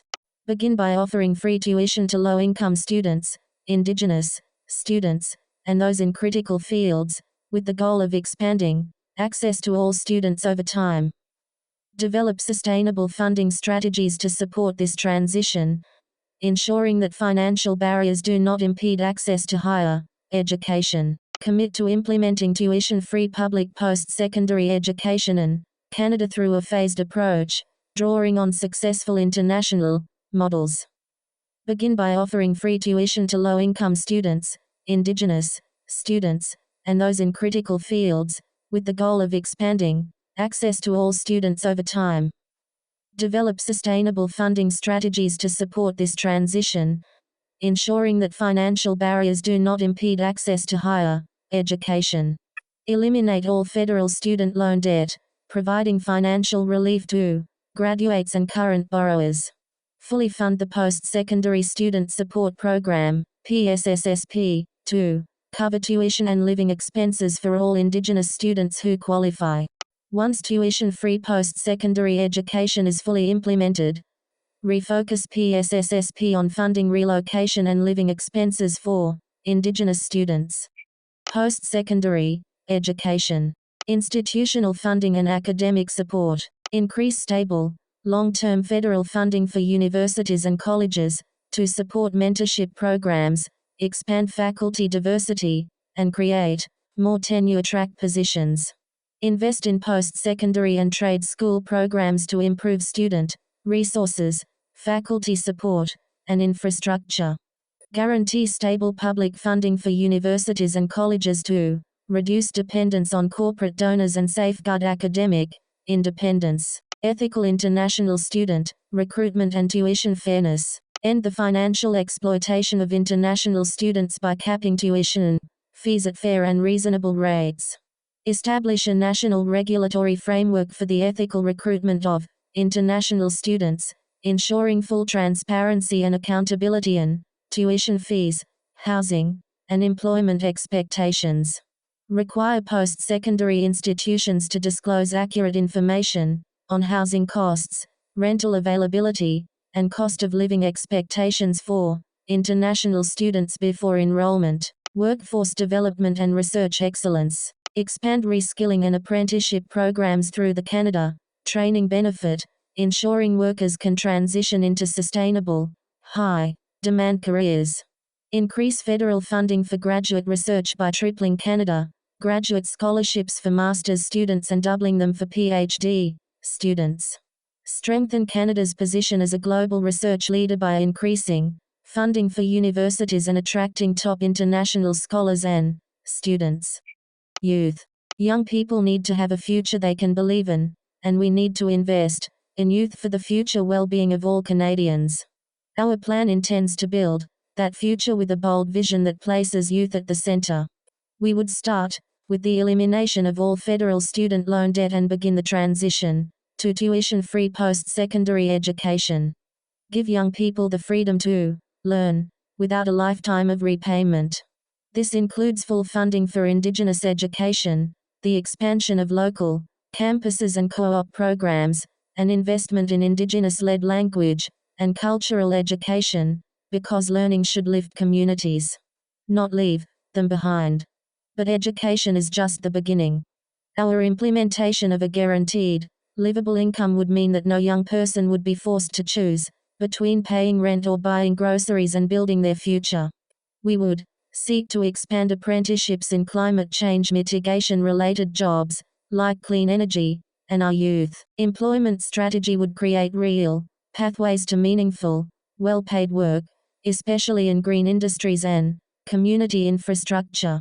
From our creation of a youth climate core to remote work models, we would open doors to sustainable, fulfilling careers for young people, building this country's sustainable energy infrastructure. We are also fighting for improved mental health, digital safety, and stricter online privacy laws, so youth can thrive without exploitation from social media giants and data farmers. We plan to lower the voting age to 16, expand land access for young farmers, and tackle the overrepresentation of Indigenous youth in foster care and prisons with community-led solutions. The future belongs to youth, and we're here to help them take it back. Education and student debt relief. Transition to tuition-free post-secondary education through a phased approach, beginning with low-income students, Indigenous students, and those in high-demand fields. Guarantee full funding for Indigenous post-secondary education by eliminating the 2% cap and ensuring all First Nations and Inuit students receive adequate financial support. Eliminate all federal student loan debt and permanently end interest on new student loans, ensuring young Canadians are not burdened by education-related debt. Expand access to post-secondary education in sustainable industries by funding local campuses, online programs, and co-op learning opportunities. Increase federal funding for Indigenous-led education programs, ensuring the preservation of Indigenous languages and cultural knowledge. Youth Climate Corps, YCC. Create a national Youth Climate Corps, inspired by the success of Katimavik, empowering youth aged 18-30 to lead Canada's response to the climate crisis through meaningful employment, leadership, development, and community building. Offer structured placements lasting from 6 months to 2 years, engaging young people directly in climate-focused work, including ecosystem restoration, wildfire prevention, flood mitigation, renewable energy projects, and sustainable agriculture. Provide participants with a guaranteed living wage, indexed annually, comprehensive health benefits, and completion bonuses applicable toward post-secondary education or vocational training. Deliver professional certifications, skills training, mentorship, and job placement assistance to enhance long-term employment opportunities in Canada's green economy. Ensure inclusive participation with culturally appropriate placements, particularly prioritizing Indigenous-led initiatives and community collaboration, reflecting commitments to reconciliation and intercultural understanding. Establish collaborative governance managed jointly by federal ministries responsible for youth, employment, environment, and climate change, supported by an independent advisory council with Indigenous leaders, youth advocates, climate experts, and community representatives. Youth employment and economic security. Implement a guaranteed livable income, GLI, for all Canadians, ensuring young people have the financial security to pursue education, training, and early career opportunities without poverty barriers. Expand the youth employment and skills strategy to create stable, well-paid job opportunities for young workers in high-demand fields. Develop a national community benefit strategy to create youth employment opportunities in public service, infrastructure, and community development projects. Increase funding for apprenticeships and vocational training in clean energy, construction, and other sustainable industries. Create long-term career pathways for young workers by investing in renewable energy, sustainable manufacturing, and climate-resilient infrastructure. Encourage flexible and remote work models for young Canadians, ensuring better work-life balance and access to diverse job opportunities. Youth well-being and digital safety. Ensure all young Canadians have access to free mental health services, including counseling, peer support, and crisis intervention programs. Mandate stronger protections for young people on social media platforms, preventing harassment, exploitation, and design practices that encourage addiction to social media. Enforce strict digital privacy laws to prevent social media companies from collecting, storing, or exploiting youth data for profit. Youth rights and civic participation. Lower the voting age to 16. Expand access to land and farming opportunities for rural youth interested in sustainable agriculture. Address the overrepresentation of Indigenous youth in the correctional system and foster care, prioritizing community-led alternatives. Taking care of kids. Building a better future starts with our youngest citizens, and it's time that families were put at the center of government policy. A government committed to equity and care would deliver direct financial support, universal child care, and the protections every child needs to thrive, and that's what we plan to do. Parental leave would be expanded, with better wage replacement and new options for elder care and miscarriage recovery, recognizing the full spectrum of caregiving. We would expand and protect the Canada-wide early learning and child care system with long-term public funding ensuring affordable, accessible daycare for all. Workers in the child care profession would see higher wages, stronger training, and real career pathways. A national workforce strategy would tackle shortages, while underserved communities such as those living in rural areas, Indigenous people, and families with disabled children would see priority investment. New child care centers would be built to green standards, located near public transit, and be fully accessible. Retrofits and targeted funding would ensure no family faces waitlist fees, surprise costs, or barriers to care. We would seek to see every child be nourished with a universal school food program, offering free, healthy meals in every school and made with fresh, local, culturally relevant ingredients. A federal children's advocate would stand for the rights of every child, holding governments accountable and upholding Canada's obligations under the UN Convention on the Rights of the Child. We would build a bright future for our children from the ground up. They deserve nothing less. Support for families. Expand and improve parental leave, including dedicated leave for elder care and miscarriage recovery, ensuring more flexibility and higher wage replacement. Universal early learning and child care, ELC. Strengthen and expand the Canada-wide early learning and child care system, ensuring long-term, stable funding to maintain affordability and accessibility. Ensure that federal funding commitments continue beyond the current agreements to support universal child care as a permanent public service. Strengthen and expand the Canada-wide early learning and child care system, ensuring long-term, stable funding to maintain affordability and accessibility. Ensure that federal funding commitments continue beyond the current agreements to support universal child care as a permanent public service. Address workforce shortages by increasing wages and improving working conditions for child care professionals. Child care workforce strategy, including higher wages, better training, and improved career pathways. Taking care of kids. Develop a national child care workforce strategy, including higher wages, better training, and improved career pathways. Expand access for underserved communities, including rural areas, Indigenous communities, and families with children with disabilities. Ensure that every region in Canada has adequate child care spaces, with priority for historically underserved areas. Fully fund the Indigenous early learning and child care framework, ensuring that all Indigenous-led child care programs receive adequate support. Develop a national child care workforce strategy, including higher wages, better training, and improved career pathways.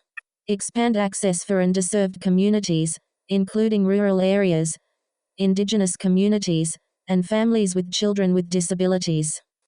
Ensure that every region in Canada has adequate child care spaces, with priority for historically underserved areas. Fully fund the Indigenous early learning and child care framework, ensuring that all Indigenous-led child care programs receive adequate support. Ensure child care facilities remain climate conscious, energy efficient, and located near public transit.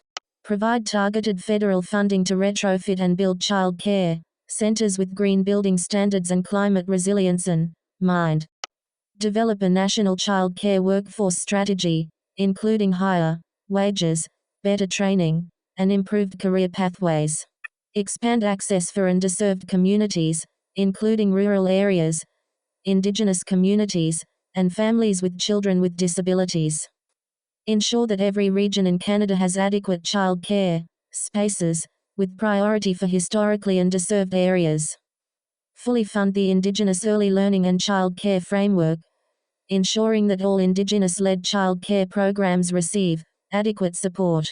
Ensure child care facilities remain climate conscious, energy efficient, and located near public transit. Provide targeted federal funding to retrofit and build child care centers with green building standards and climate resilience in mind. Eliminate all remaining financial barriers to access. Ensure that additional fees, waitlist costs, and administrative hurdles do not prevent families from accessing the $10 a day child care system. Child rights and well-being. Establish a federal children's advocate as an independent office to uphold children's rights, improve child welfare policies, and ensure compliance with the UN Convention on the Rights of the Child. School nutrition and child poverty reduction. Establish a fully funded universal school food program providing every primary and secondary student with free, nutritious meals made from fresh, locally sourced, and culturally appropriate ingredients. Dismantling hate and defending human rights. No one should live in fear because of who they are, who they love, or how they move through the world. Our party seeks to move beyond performative gestures and toward action grounded in justice and compassion. It would implement a national action plan to end gender-based violence, with sustained, community-led support for women, girls, and gender-diverse people, including Indigenous, Black and racialized communities. It would also give life to the promises of the Emerging from the Purge report on inclusion in the federal workplace and implement its recommendations. Across Canada, coercive control would be made a distinct offense in the criminal code, so these patterns of harm are clearly named and criminalized. Survivors would no longer face their abuses in court, nor be asked to relive pain for proof. Instead, they would be met with care, trauma-informed services, protection, and support. The erasure of identities would end. Our federal census would finally reflect the fullness of trans and non-binary lives. Online platforms would be held accountable through transparency, oversight, and strong digital rights protections. No law would pretend neutrality while enabling harm. Online, where hate metastasizes, truth and safety would be guarded by a special rapporteur. Platforms would be held to account, misinformation cut off at its root, and public education supported to counter online manipulation. And in full solidarity, the criminalization of sex work would end, replaced by laws that protect the health, safety, and labor rights of sex workers, developed in full consultation with them. Ending gender-based violence and supporting TUSLGHTIA plus RGHTS. Ensure full implementation of a national action plan to eliminate gender-based violence, with dedicated funding for services supporting women, girls, and gender-diverse people, including Indigenous and racialized communities. Provide sustained core funding for community-led TUSLGHTIA plus and gender-based violence support organizations, with priority given to those serving marginalized communities. Fully implement the 23 recommendations from the LGBT Purge funds, emerging from the Purge report, ensuring justice and reparations for TUSLGHTIA plus Canadians affected by state discrimination. Establish safe and timely pathways to asylum for TUSLGHTIA plus individuals fleeing gender-based or state-sponsored persecution. Improve access to justice by ending discriminatory policing practices and expanding trauma-informed, culturally safe legal supports for TUSLGHTIA plus people, with a focus on survivors of state violence and hate crimes. And defending human rights. Strengthen enforcement of the federal ban on conversion therapy to ensure survivors have access to justice and support services. Strengthen the federal census to accurately capture data on trans and non-binary Canadians, ensuring better policy decisions based on real demographic data. Strengthen federal employment equity programs to explicitly include gender identity and gender expression, and require federally funded employers to uphold non-discrimination standards for TUSLGHTIA plus workers. Mandate the inclusion of gender-neutral washrooms in all federal buildings while ensuring trans and non-binary Canadians maintain access to gendered spaces that align with their identity. Prevent and criminalize coercive control in intimate relationships. Amend the criminal code to make coercive control a distinct offense, including patterns of psychological abuse, isolation, surveillance, threats, and control over finances, movement, or personal expression. prohibit personal cross-examination by abusers and ensure coercive control is considered in bail, sentencing, and custody decisions.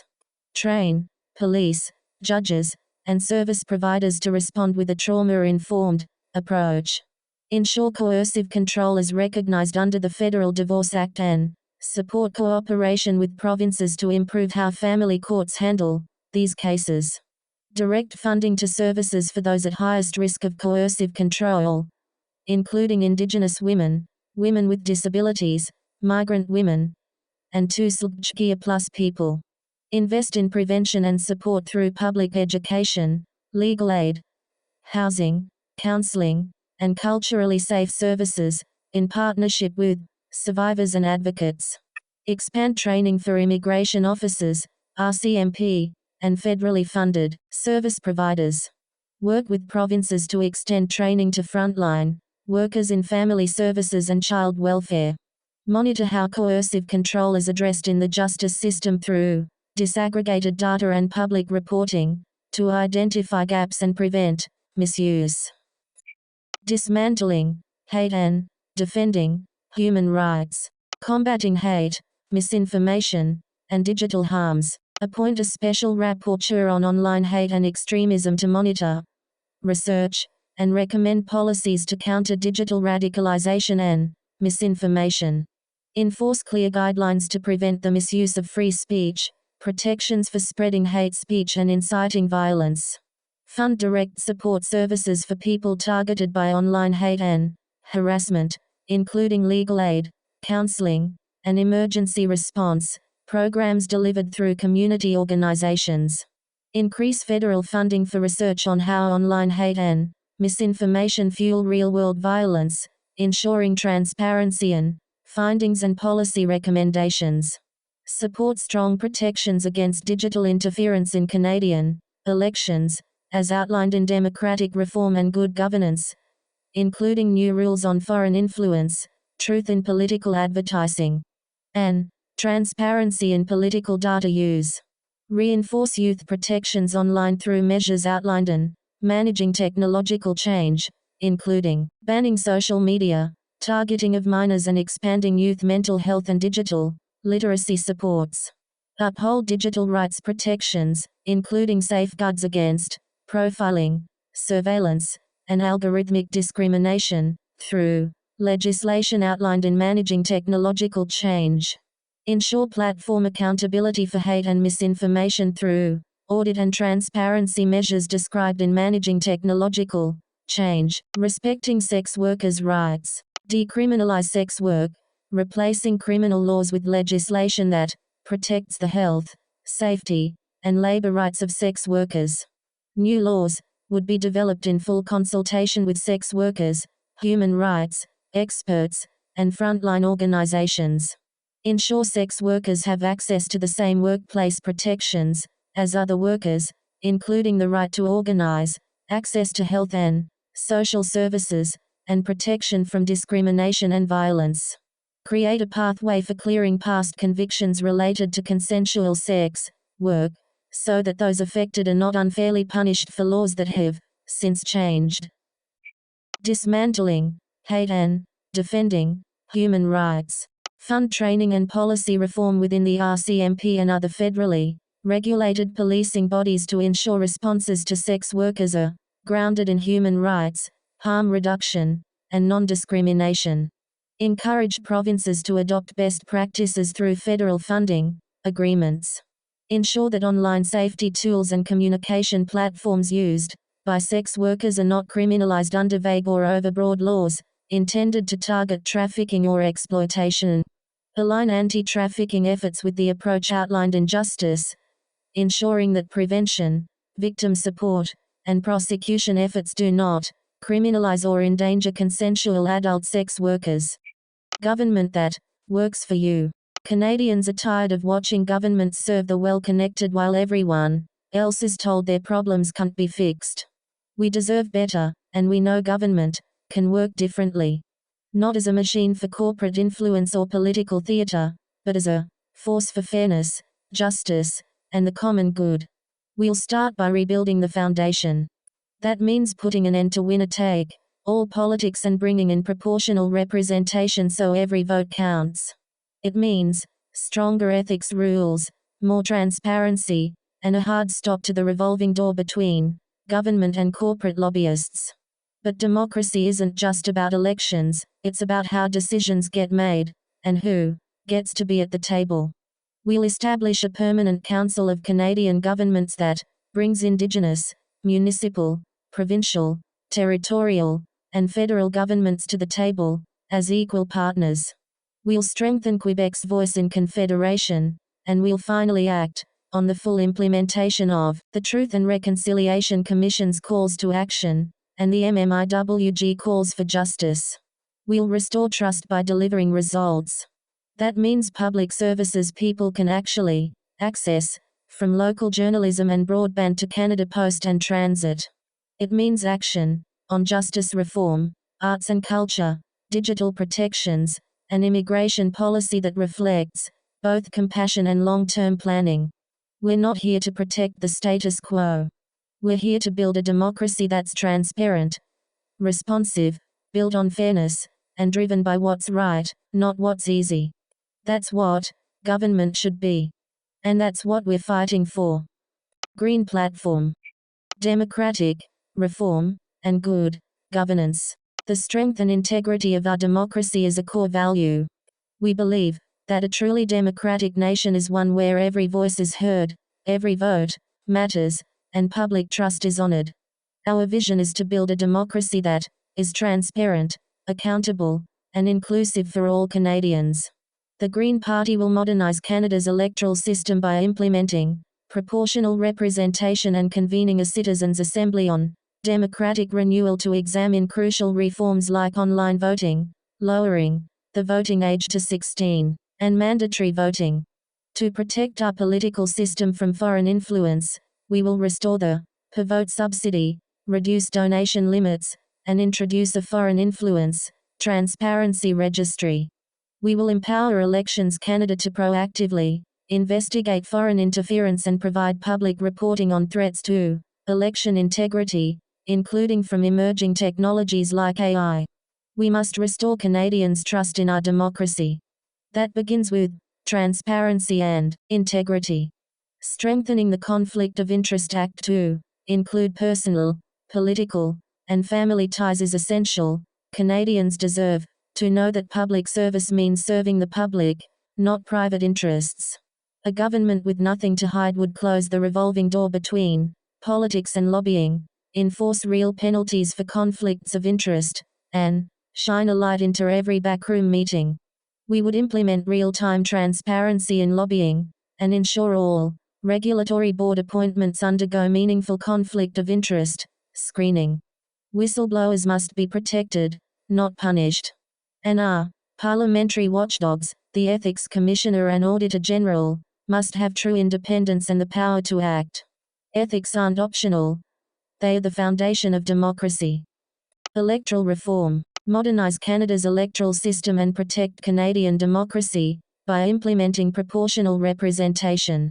Convene a citizens' assembly on democratic renewal to study proportional representation systems, lowering the voting age to 16, online voting, and mandatory voting. Ensure the Citizens' Assembly is independent, diverse, and consensus-driven.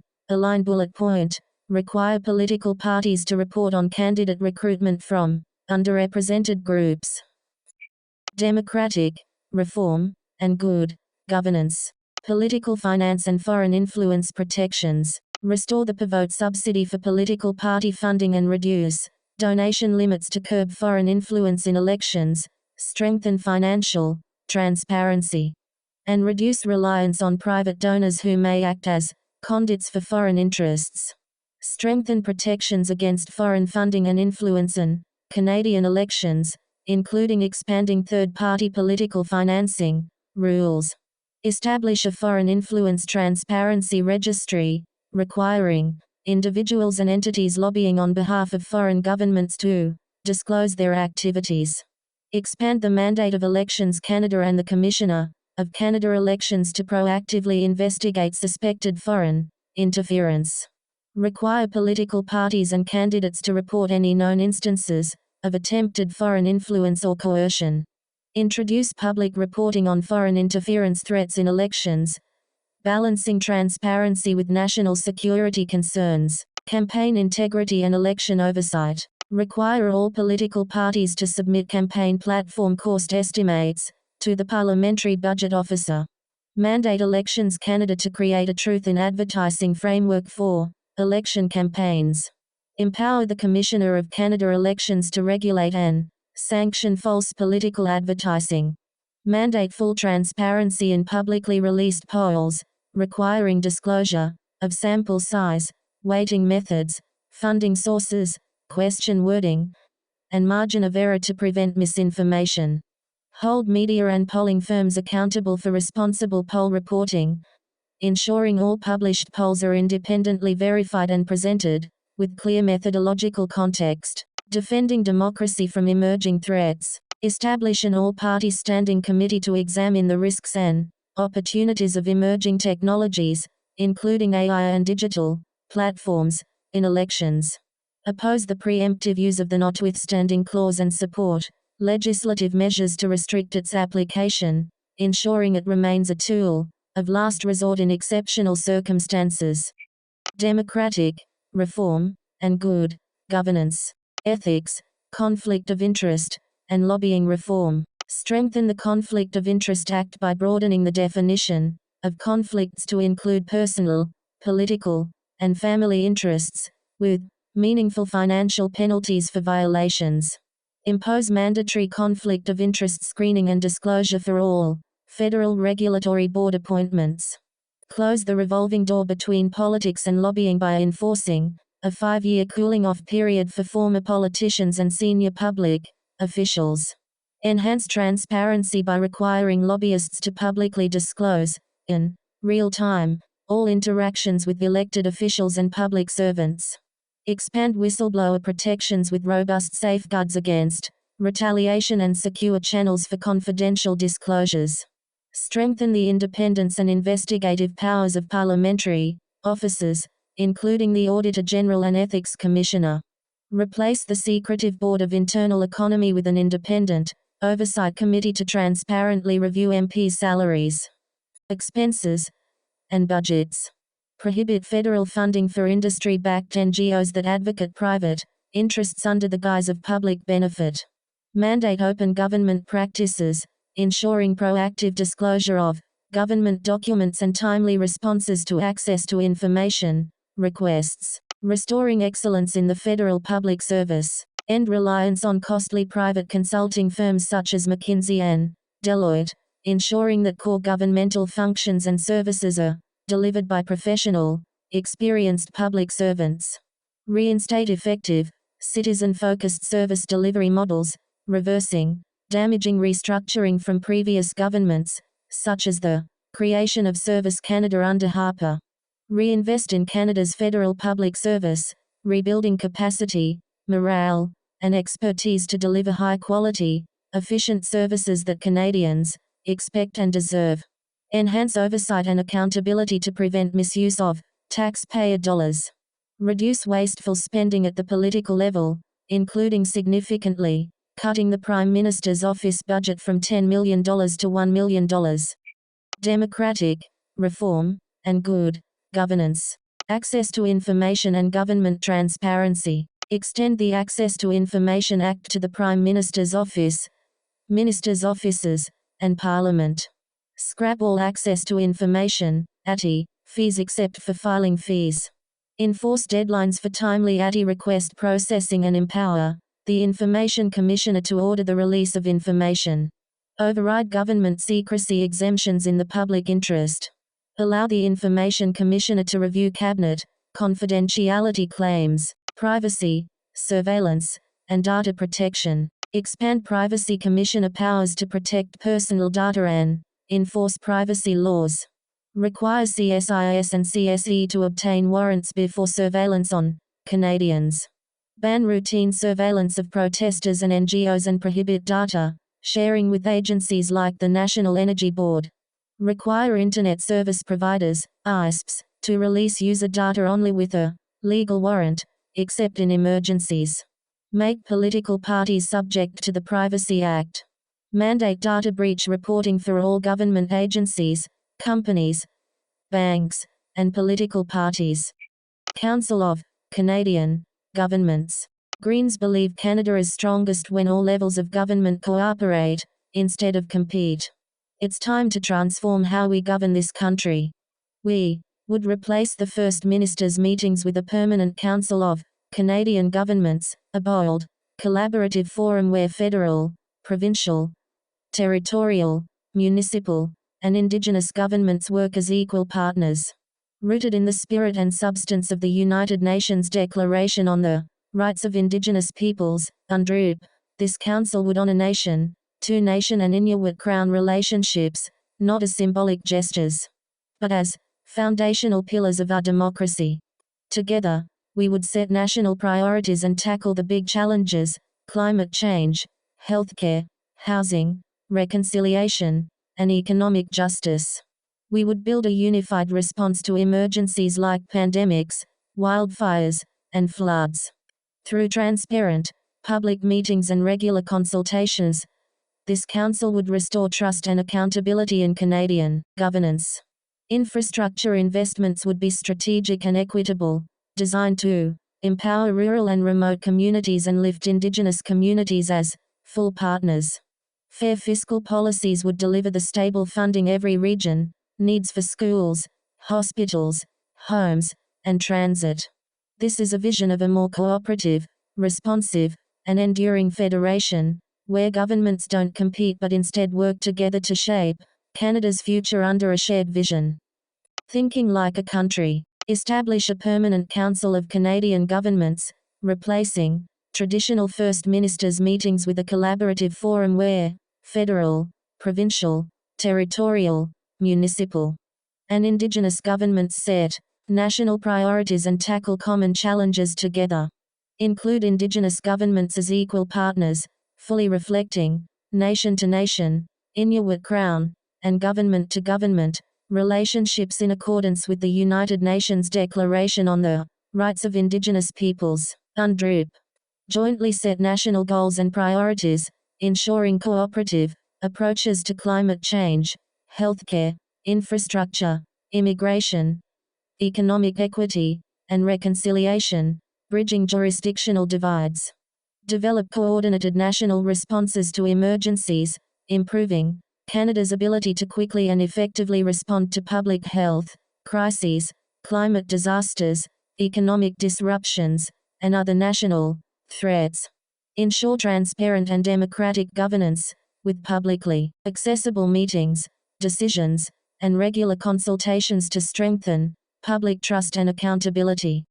Collaborate on critical infrastructure investments, jointly funding projects that benefit all regions, support rural and remote communities, empower Indigenous communities, and meet shared national objectives.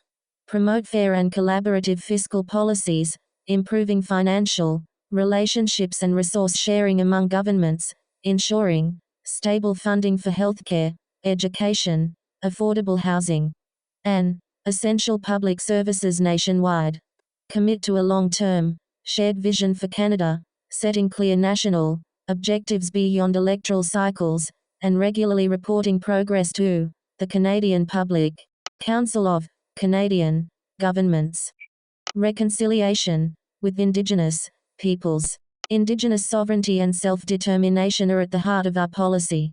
The Green Party rejects the outdated colonial doctrines of extinguishment and assimilation, and recognizes that Canada was built on Indigenous lands.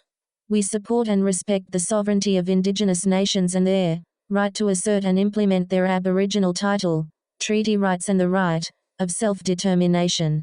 We commit to work together on a respectful, nation-to-nation basis and support the principles and standards as stated within the United Nations Declaration on the Rights of Indigenous Peoples, UNDRIP.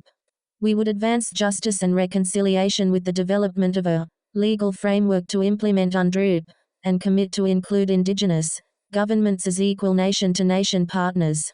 We would also commit to working together with Indigenous peoples in a way that considers Indigenous human rights and constitutionally protected Aboriginal and treaty rights, instead of fighting it out in a courtroom. We also pledge to end the overrepresentation of Indigenous people in the prison system by investing in Indigenous-led restorative justice. We also support turning over the custody, treatment, and reintegration of Indigenous offenders to Indigenous communities and organizations, see Justice. We support efforts of Indigenous people to affirm their Aboriginal title, as upheld in the Supreme Court ruling with Tsilhqot'in Nation, and with the history-making Haida Title Agreement. This includes supporting land restitution and identifying federal and Crown lands that are suitable for transfer to Indigenous ownership. Enough is enough.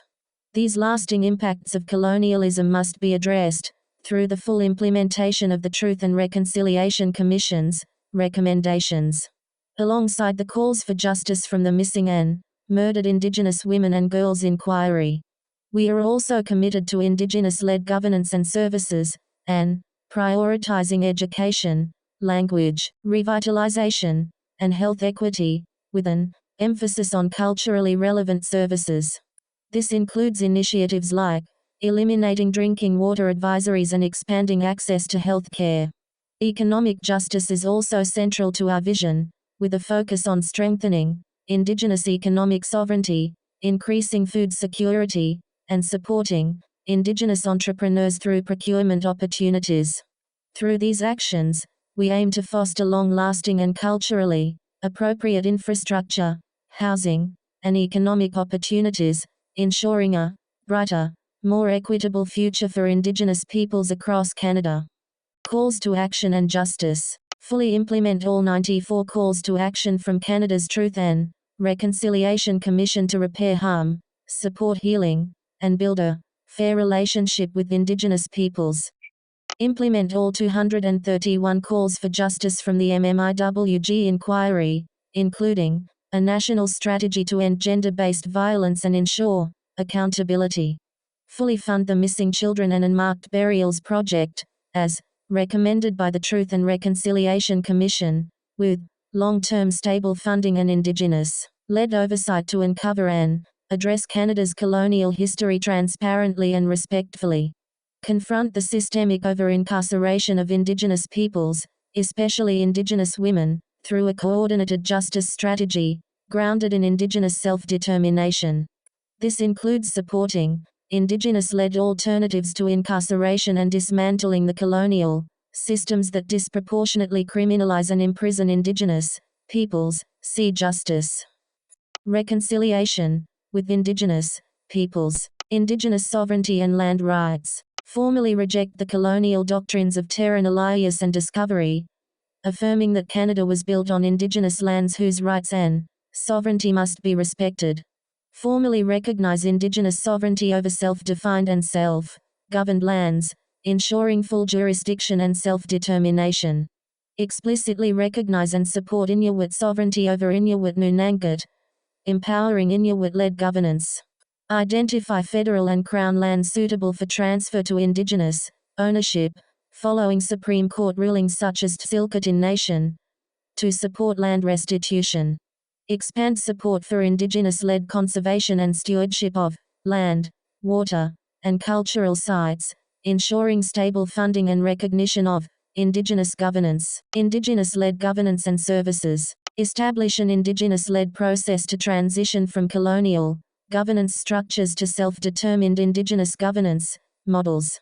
Support nation-to-nation partnerships with First Nations, Métis, and Inuit governing institutions, ensuring meaningful, equitable, and respectful collaboration, including full participation in national decision-making through the Council of Canadian Governments, see Council of Canadian Governments. Expand stable, multi-year funding for Indigenous-led services, including friendship centres and community-driven organizations providing essential services. Education and language revitalization. Reconciliation with Indigenous peoples. Guarantee every First Nations, Métis, and Inuit child equitable access to high-quality, culturally relevant education, regardless of location. Expand access to land-based learning, recognizing its essential role in cultural revitalization, intergenerational knowledge transmission, and holistic education rooted in connection to territory and community. Fund Indigenous-led curriculum development prioritizing Indigenous languages, cultures, histories, and knowledge systems. Remove barriers such as the funding cap on Indigenous education, providing stable funding for Indigenous schools and educational institutions. Increase investments in Indigenous language revitalization, supporting community-driven initiatives and culturally relevant resources. Health equity for Indigenous peoples. Permanently end all drinking water advisories in Indigenous communities through sustained federal funding for water infrastructure, maintenance, and community-based oversight. Fully implement Truth and Reconciliation Commission calls to action 1824, guaranteeing equitable access to culturally appropriate health care. Ensure access to land-based healing and culturally grounded addiction treatment, recognizing the links between disconnection from land, intergenerational trauma, and the substance use crisis. Expand eligibility for non-insured health benefits NIHB to all Indigenous peoples, regardless of status. Significantly expand culturally appropriate mental health, maternal, infant, and reproductive health services, ensuring comprehensive, community-based, culturally safe care. Sustain and significantly expand the Aboriginal Health Human Resources Initiative to train, recruit, and retain Indigenous healthcare professionals. Indigenous housing and infrastructure. Significantly expand investments in for Indigenous, by Indigenous, solutions for urban, rural, and northern communities, ensuring culturally appropriate, affordable, and adequate housing. Support for Indigenous, by Indigenous housing models such as land, trusts, cooperatives, and community-driven projects to strengthen Indigenous self-determination in housing. Develop affordable housing solutions, including modular and climate-resilient housing, tailored specifically for Indigenous communities. Provide stable funding and comprehensive assessments for essential First Nations infrastructure, prioritizing child welfare facilities and ensuring that block funding meets community-defined needs. Reconciliation with Indigenous peoples. Economic justice and food sovereignty. Prioritize economic reconciliation by significantly expanding federal support for Indigenous-led land ownership, economic development, and entrepreneurship programs to strengthen Indigenous economic sovereignty.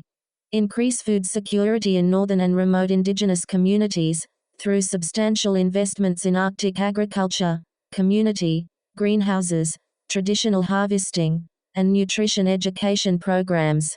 Protect Indigenous peoples' traditional fishing rights and moderate livelihood fishing. Guarantee at least 5% of all federal procurement contracts are awarded to Indigenous-led businesses, supporting economic reconciliation and providing stable, long-term opportunities for Indigenous entrepreneurs and communities. Quebec. We recognize Quebec as a nation and its right to self-determination. We believe that this right and Quebec's national affirmation is best expressed within the Federation. Quebec has a unique role in the Canadian Federation, shaped by its language, culture, legal traditions, and history. The Green Party of Canada affirms Quebec's right to make decisions about its future and to protect its identity, while continuing to contribute to a stronger, fairer, and more united Canada. We recognize that the current federal system does not fully reflect the values of partnership and mutual respect. Our vision is to build a renewed relationship with Quebec, one based on clear constitutional recognition, respect for Quebec's jurisdiction, and a shared commitment to justice, equity, and cooperative federalism. Quebec's distinct character is a strength for all of Canada. To protect it, we must recognize the French language as central to Quebec's identity, support its efforts to shape immigration and social policy, and ensure meaningful representation in national institutions. We also recognize that reconciliation with Quebec must go hand in hand with reconciliation with Indigenous peoples. Canada must confront its colonial past, respect the self-determination of all nations within its borders, and repair the historic exclusions that have shaped the Federation. We pledge to build a strong, respectful partnership with Quebec, grounded in democratic principles, constitutional fairness, and a strong commitment to protect the French language and culture. Constitutional recognition and fair federalism. Ensure that Canada formally recognizes Quebec as a nation within its constitution, with the definition of this status to be determined by Quebecers themselves. Respect Quebec's demand for a provincial veto over future constitutional amendments. Respect Quebec's right to opt out from federal programs in areas of exclusive provincial jurisdiction, with full compensation and no strings attached. Democratic rights and legal autonomy. Accept that, in the event of a yes to a clear referendum question, Canada must negotiate Quebec's secession in good faith, in accordance with the Constitution and international law. Quebec. Guarantee Quebec's participation in Supreme Court appointments by requiring the federal government to choose from a list of 9 candidates, submitted by the Quebec government, from which 3 would be appointed. Language. Support constitutional protections for the French language and culture in Quebec, recognizing the importance of maintaining these within a predominantly English-speaking continent. Rural and remote communities. Canada's rural and remote communities are the heart and backbone of this country, and they deserve real investment, lasting equity, and a future that's thriving, connected, and sustainable. We would build that future together. Transportation is essential. We would develop high-speed rail and bus networks to reconnect rural areas to urban hubs and expand transit infrastructure so that people can move freely, safely, and affordably, no matter where they live. Healthcare is a human right.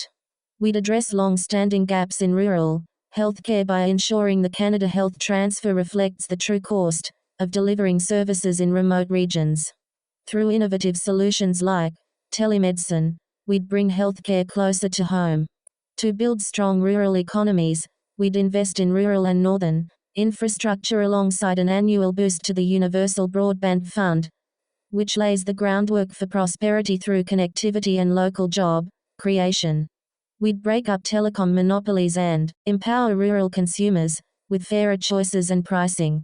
Canada Post is a lifeline for rural communities, and we'd expand on that by offering banking, internet access, EV charging, and fair pay for its rural workers. To keep rural communities strong for the long haul, we need targeted investment in local industries.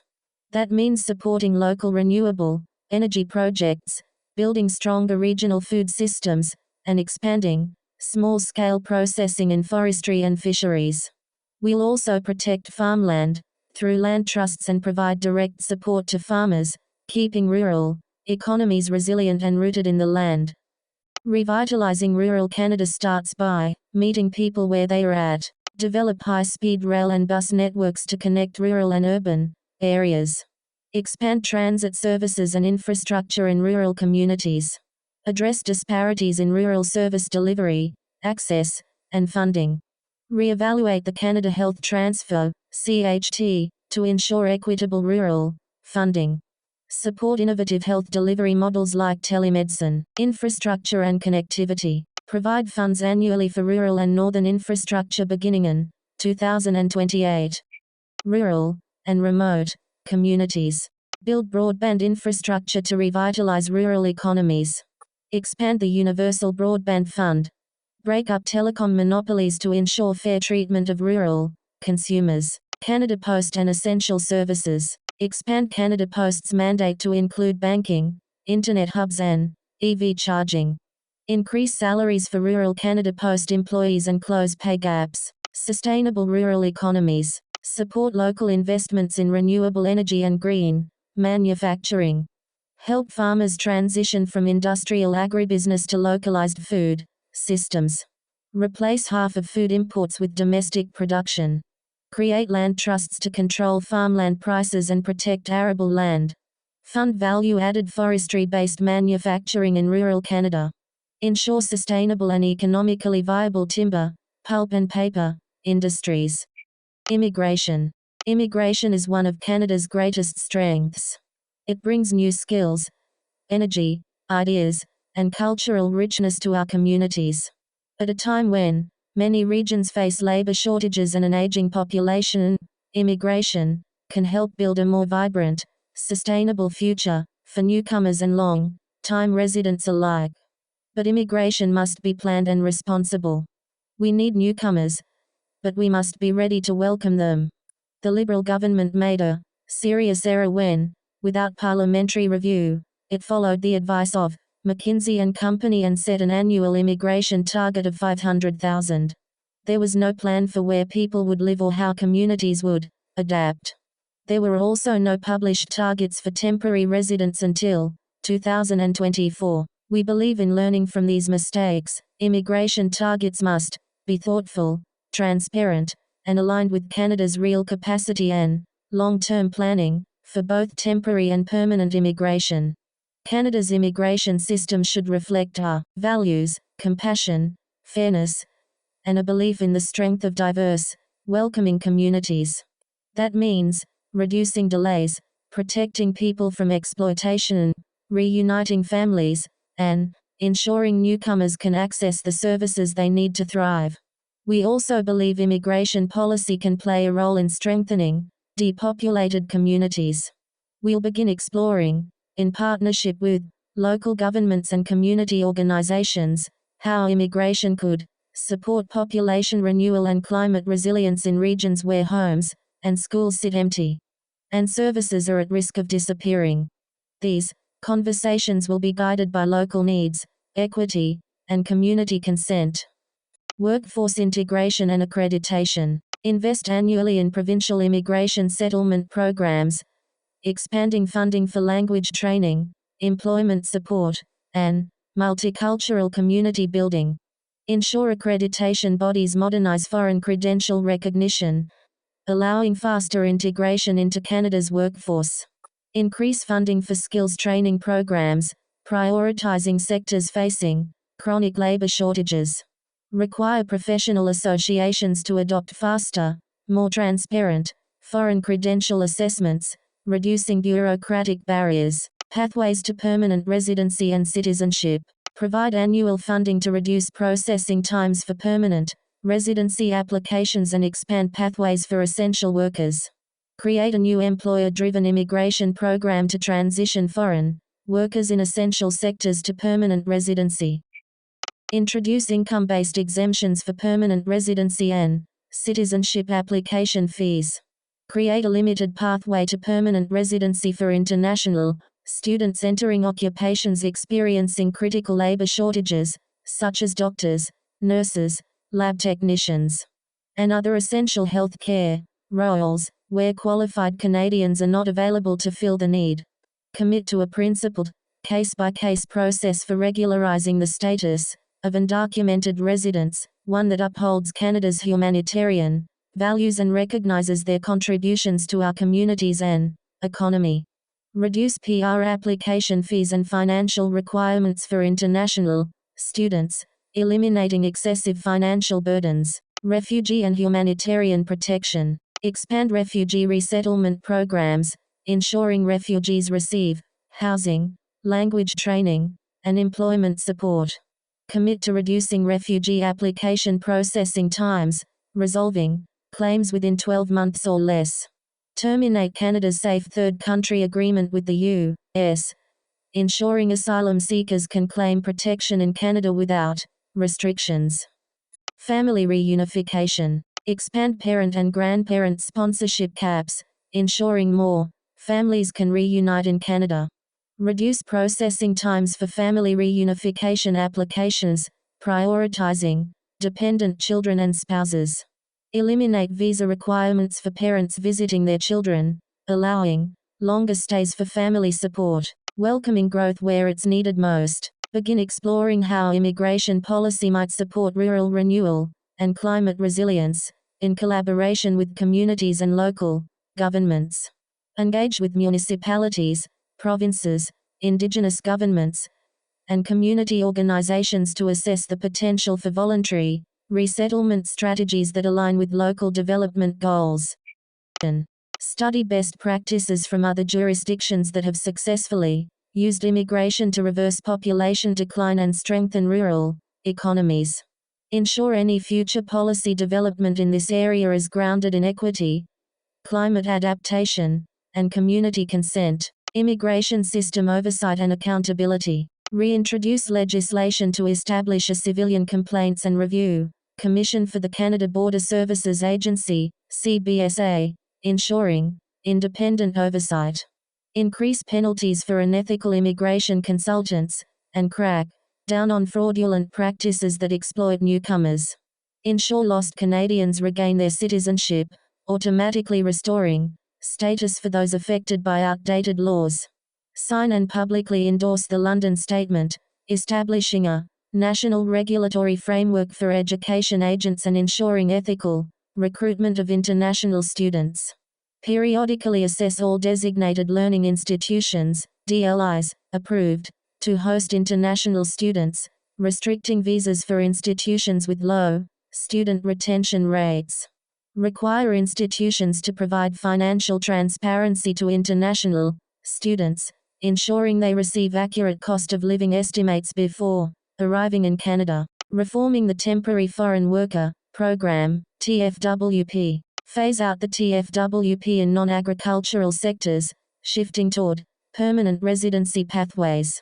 Eliminate employer-tied work permits, allowing temporary foreign workers to switch employers freely and avoid exploitation. Increase penalties for labor law violations, protecting foreign workers from abuse. Ensure domestic workforce development aligns with labor market needs, reducing future dependence on temporary labor. International students. International students make vital contributions to Canada's cultural and economic life. The Green Party will ensure they are fully informed, protected from exploitation, and able to focus on their studies while in Canada. Green Platform. Double the current proof of funds requirement to $20,000 for the applicant, plus $8,000 for the first accompanying family member and $6,000 for each additional family member. Review and update the estimated cost of living used to assess study, permit and student direct stream, SDS, visa applications at least every 3 years. Requires study permit and SDS visa holders to periodically report proof of sufficient financial support, minimum funds in a Canadian financial institution, to Immigration, Refugees and Citizenship Canada, IRCC, as a condition of maintaining their status. Re-establish the limit on off-campus work to a maximum of 20 hours per week, ensuring students remain primarily focused on their studies. Give incoming international students a package explaining their legal rights, how to find housing, provincial/territorial housing rights, employment standards, and resources for reporting crimes or harassment. Adopt the London Statement into Canada's framework for education agents, create a code of ethical practice and impose penalties for non-compliance. Conduct detailed assessments of DLIs, restricting visa issuance for schools where 15% or more of international students fail to enroll, withdraw, or transfer out. Require colleges and universities to include accurate cost of living and housing information, on-campus costs, local vacancy rates, average rents, in acceptance letters to international students. Require post-secondary institutions to dedicate a portion of international tuition revenue to expanding on-campus housing. Justice. The Green Party of Canada believes true justice is not found in the current adversarial model, but in healing, accountability, and compassion. For too long, our justice system has relied on prisons that isolate, dehumanize, and fail to prevent future harm. We are ready to break this cycle and build a new path rooted in restorative justice, human rights, and community strength. We would overhaul the criminal justice system to prioritize rehabilitation and reintegration over incarceration. Resources would be directed to putting restorative justice at the center, rather than an exception, guided by an amended criminal code and substantial investments in education, training, and community-based programs. Incarceration will be limited to cases that pose a threat to public safety, and solitary confinement will be permanently abolished. The over-incarceration of Indigenous peoples in this country needs to end. We would accomplish this by supporting Indigenous-led justice systems, investing in preventative measures to remedy the impact of colonization, and residential schools, expanding the use of healing lodges, and the full implementation of the Truth and Reconciliation Commission's calls to action, and the calls for justice from the MMIWG inquiry. We will turn over custody and reintegration of Indigenous offenders to Indigenous communities, creating real alternatives to prisons. Our vision includes humane jails, national standards for the use of force and policing, and independent oversight to stop abusers of power. The RCMP will be held accountable. No more military tactics against peaceful land defenders. We'll invest in mental health, housing, education, and healing, not more prisons. This is a call to reclaim justice. Not as punishment, but as restoration. Not as a tool of oppression, but as a responsibility. The future of justice in Canada must be people-centered, Indigenous-led, and rooted in dignity for all. Criminal justice reform. It is well known that the use of prisons does little to reduce recidivism, and that, most often, it exacerbates the underlying conditions that lead to the commission of offenses. Furthermore, the traditional adversarial model, while highly valuable and appropriate in some circumstances, is ineffective in healing victims or offenders. There are other, more effective and compassionate options available. It's time that Canada puts more resources into restorative justice and into a drastic reduction of the current prison model. Justice. Effective responses to crime, healing for victims and offenders, move away from the ineffective traditional prisons model. Amend the criminal code to direct prosecutors to use restorative justice processes, not just at the sentencing stage, but also in place of the traditional adversarial trial model. Invest in restorative justice education and systems. Ensure that there is proper education and training in restorative justice models, so that victims can benefit by being more engaged in the process, and by finding more meaningful healing, and so that offenders are better able to take on accountability and can have the support they need to reintegrate into society safely. Limit incarceration strictly to cases necessary for public safety.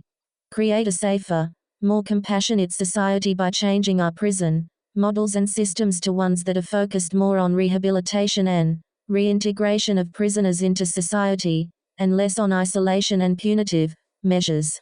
Permanently end sustained and regular use of structured intervention units, that is, solitary confinement.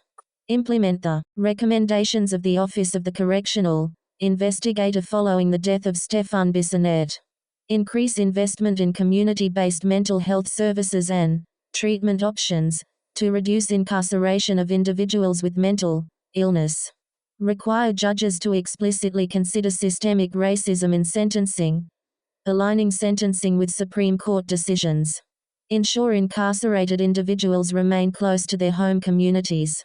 Invest in increased and improved rehabilitation programs, so that people who complete their sentences can more easily and meaningfully reintegrate into society. End Indigenous over-incarceration and implement Indigenous LED justice practices. Adopt and implement a decarceration strategy in dealing with Indigenous offenders.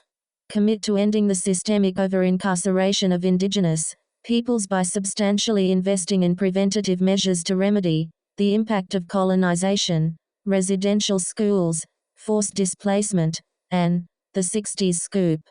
Including Indigenous education, languages, cultural and spiritual institutions, housing, and mental health. Establish benchmark goals for the reduction of the number of Indigenous prisoners, and actively work to take Indigenous persons out of the prison system earlier.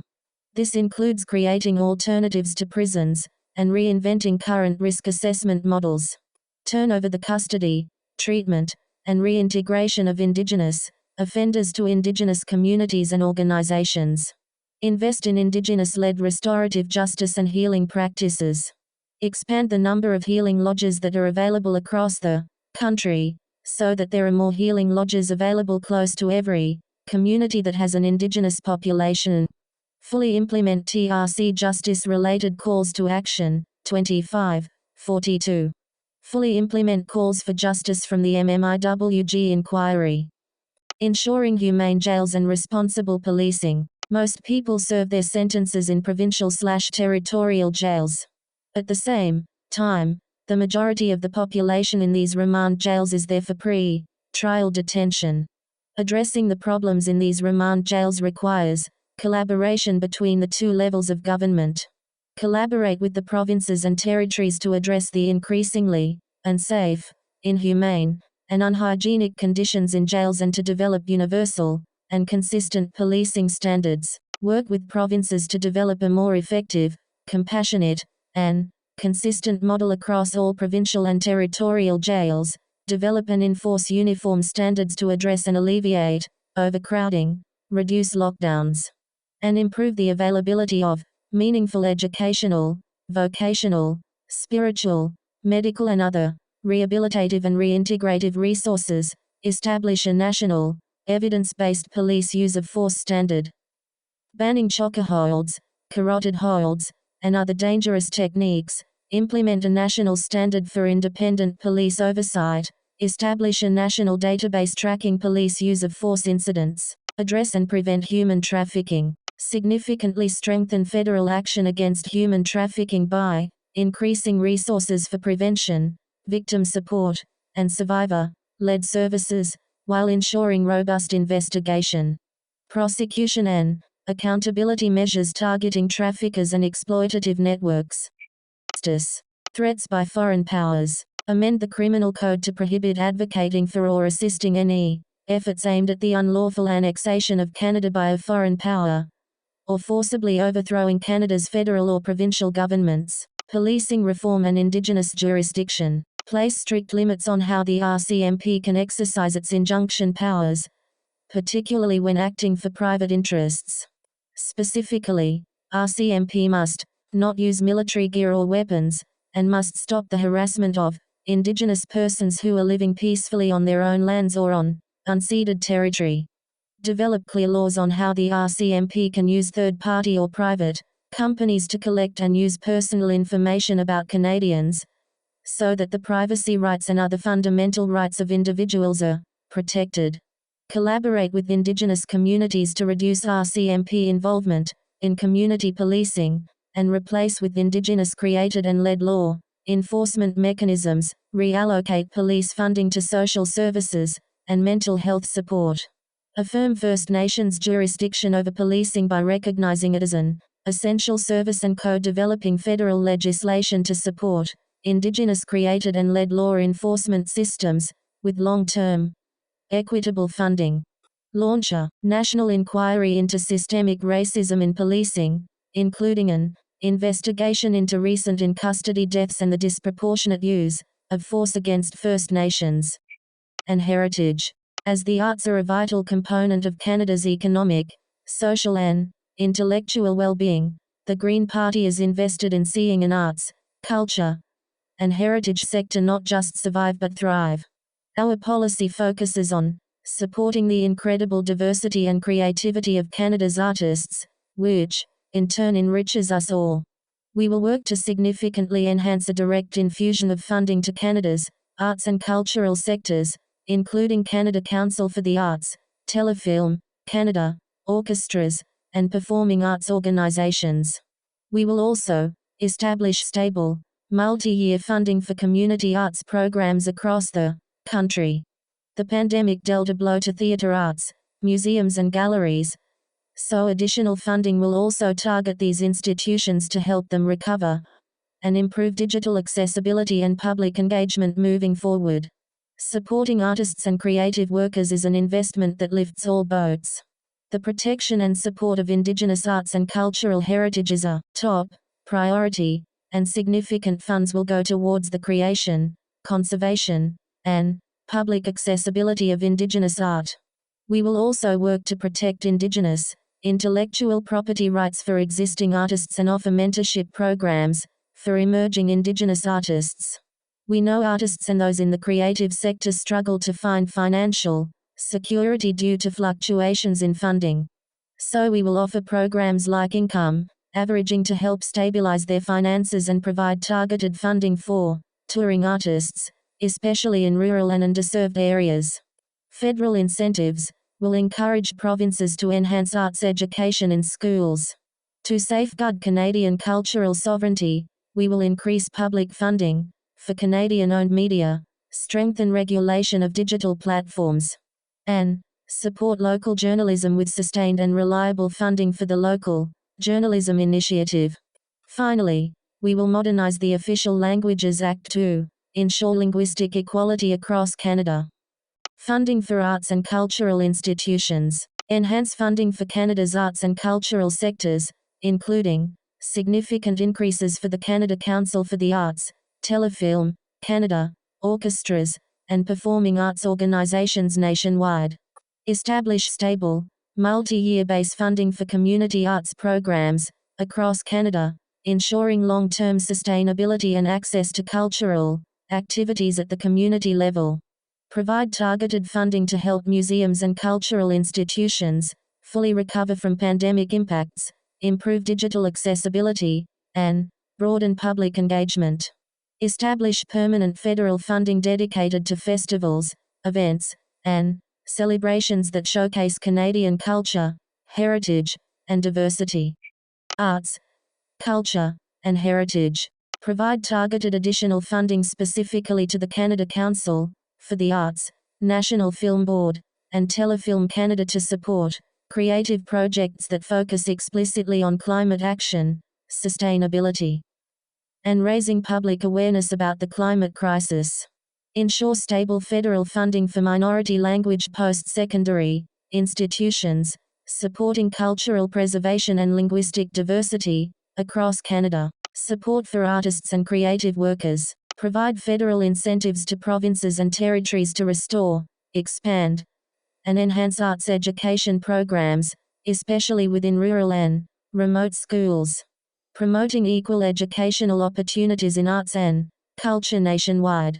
Implement income averaging for artists and cultural workers to stabilize their financial circumstances, accommodating the income fluctuations typical within the creative sector. Establish dedicated federal funding to support touring artists and cultural events, particularly in rural and underserved communities, ensuring equitable access to arts and cultural experiences across Canada. Fund initiatives that support communities in reinterpreting historical monuments, plaques, and heritage sites associated with Canada's colonial past, emphasizing accuracy, reconciliation, and inclusivity. Indigenous arts and cultural heritage. Provide dedicated federal funding to support the creation, conservation, and public accessibility of Indigenous art and cultural expressions. Protect Indigenous intellectual and artistic property rights by legislating and enforcing meaningful recognition and protections, ensuring Indigenous artists and communities retain full control over their cultural creations and heritage. Fund initiatives for Indigenous artists to travel and provide mentorship in Indigenous communities, supporting cultural transmission, artistic development, and youth engagement. Provide targeted federal funding to ensure that all museums and cultural institutions across Canada fully comply with UNDRIP and the TRC calls to action, facilitating accurate representation and meaningful reconciliation. Establish dedicated national funding for reconciliation-focused commemoration projects, supporting initiatives that recognize and honor Indigenous histories and experiences. Provide stable federal funding dedicated specifically to the preservation, revitalization, and promotion of Indigenous languages across Canada, in alignment with the Indigenous Languages Act. Arts, culture, and heritage. CBC and public broadcasting. Increase CBC/Radio Canada funding to match per capita funding levels of internationally recognized public broadcasters like the BBC, ensuring robust national public broadcasting. Provide stable, multi-year core funding to CBC/Radio Canada, indexed to inflation, guaranteed for minimum periods of 7 years through a formal memorandum of understanding to maintain independence and stability. Restore CBC local news outlets to historical levels, specifically establishing local news bureaus and daily suppertime TV news, programming in multiple locations within each province and territory, in both official languages, English and French.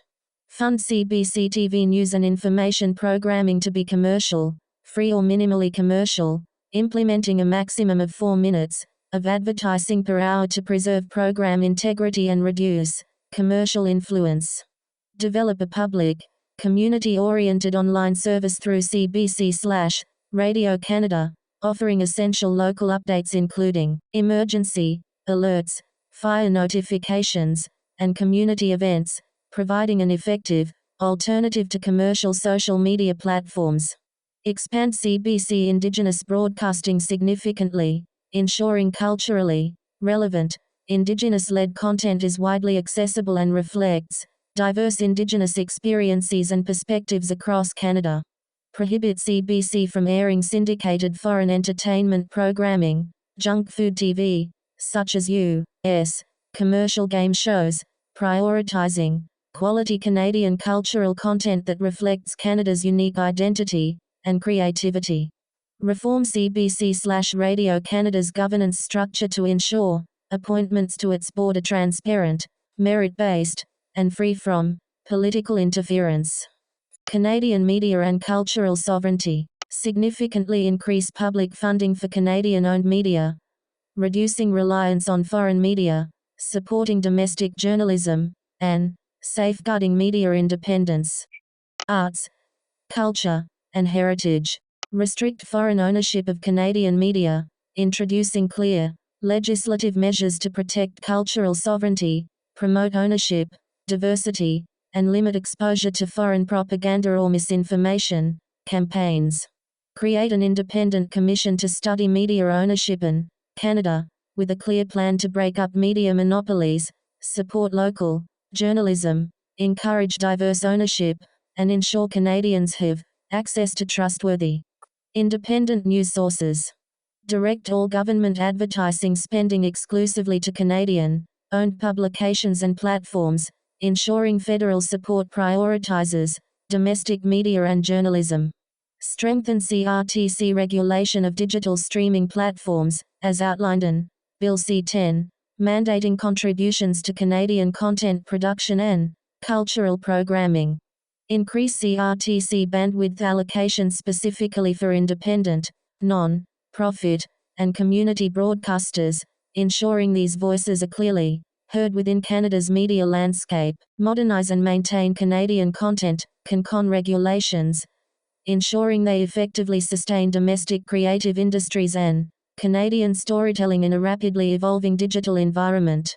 Increase sustained, reliable long-term funding for the local journalism initiative with a continued focus on Canadian media organizations, offering local civic journalism in underserved communities. Language and official bilingualism. Modernize the Official Languages Act to strengthen protections for French and English minority communities, ensuring robust linguistic rights and services across Canada. Guarantee bilingual federal government services in every province and territory, actively supporting French-speaking immigration and integration, and ensuring linguistic equality nationwide. Prioritize implementation of a modernized Official Languages Act within the first year of the next Parliament, underscoring federal commitment to linguistic equity and minority language rights. Actively defend and promote the equal status of Canada's two official languages, English and French, ensuring full linguistic equality and accessibility across all Canadian communities.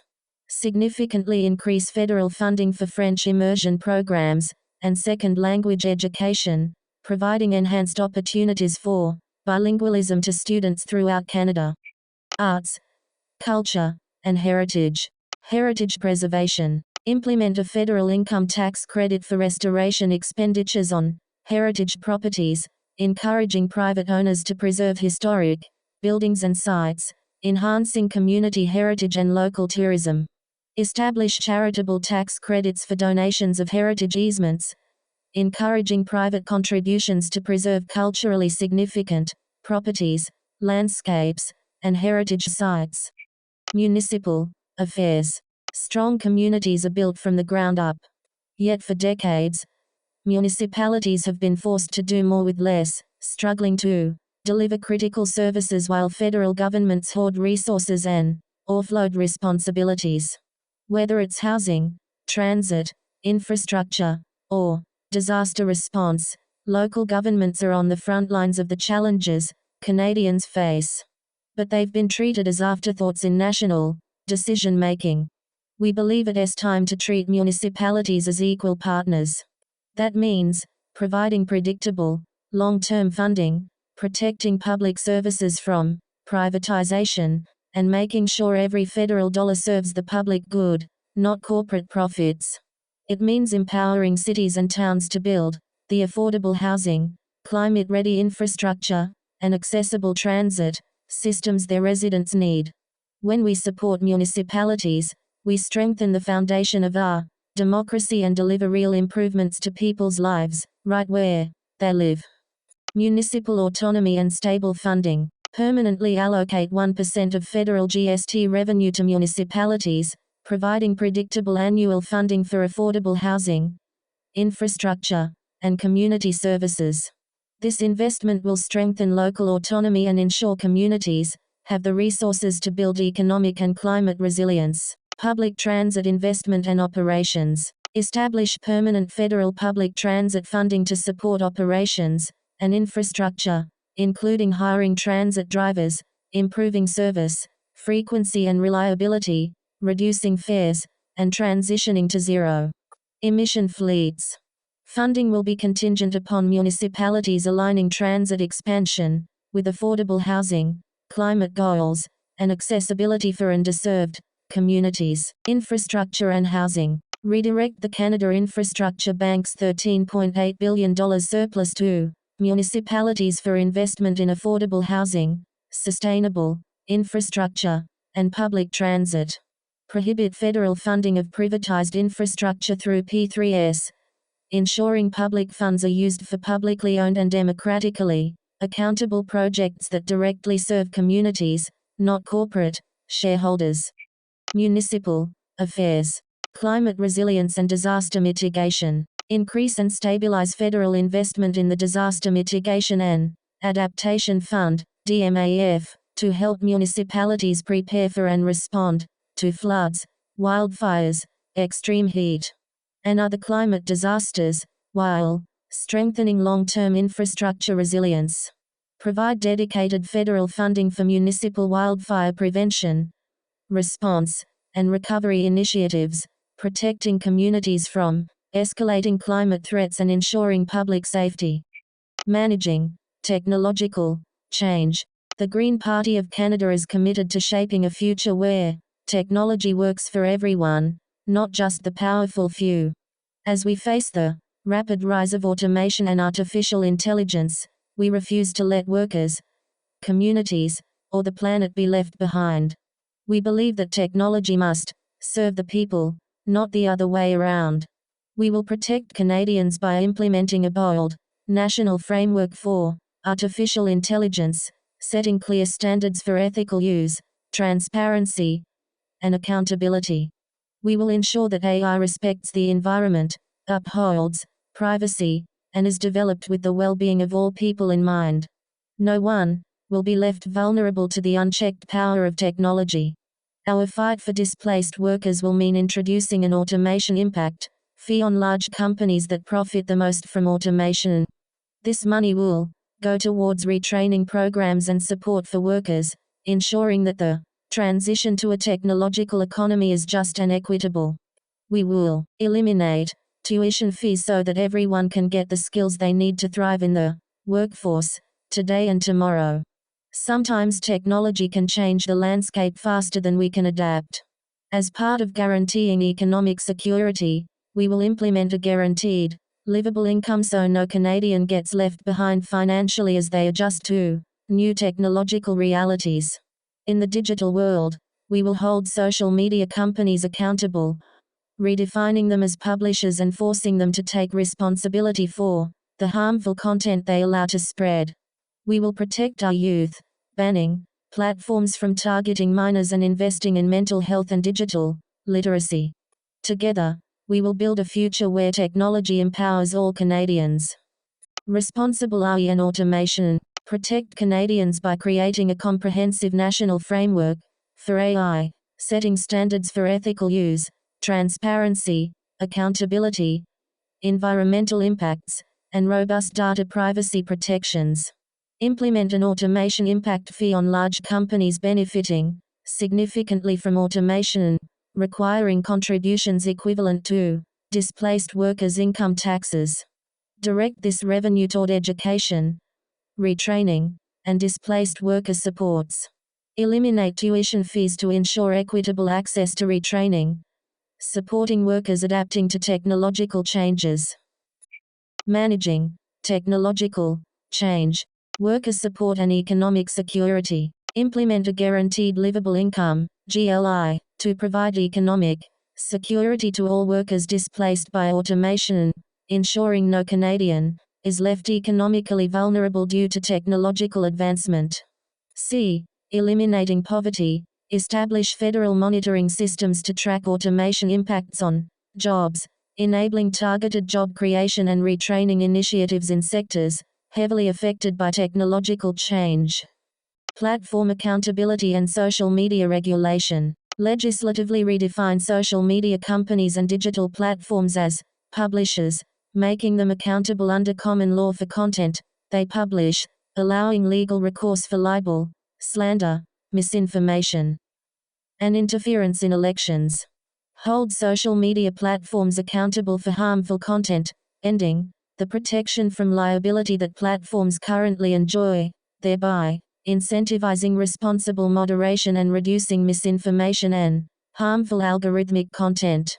Require online platforms to enforce clear content moderation standards, ensure transparency in how their algorithms rank and recommend content, and submit to regular independent audits as a condition of operating in Canada. Protecting youth and public health. Ban social media platforms from targeting or providing services to minors, following Australia's lead, and invest significantly in youth-focused mental health support, education, and digital literacy initiatives to counteract online risks such as addiction, radicalization, and mental health issues. Digital rights and civic literacy. Enshrine digital rights in Canadian law, including protections against online profiling, mass surveillance, and algorithmic discrimination, ensuring that Canadians' rights are upheld in digital spaces as they are offline. Expand federal investment in civic media and digital literacy programs to equip all Canadians with the critical thinking skills needed to identify misinformation, resist online manipulation, and engage safely in the digital public sphere. Consumer protection. When it comes to protecting the rights of consumers, the Green Party makes no compromises.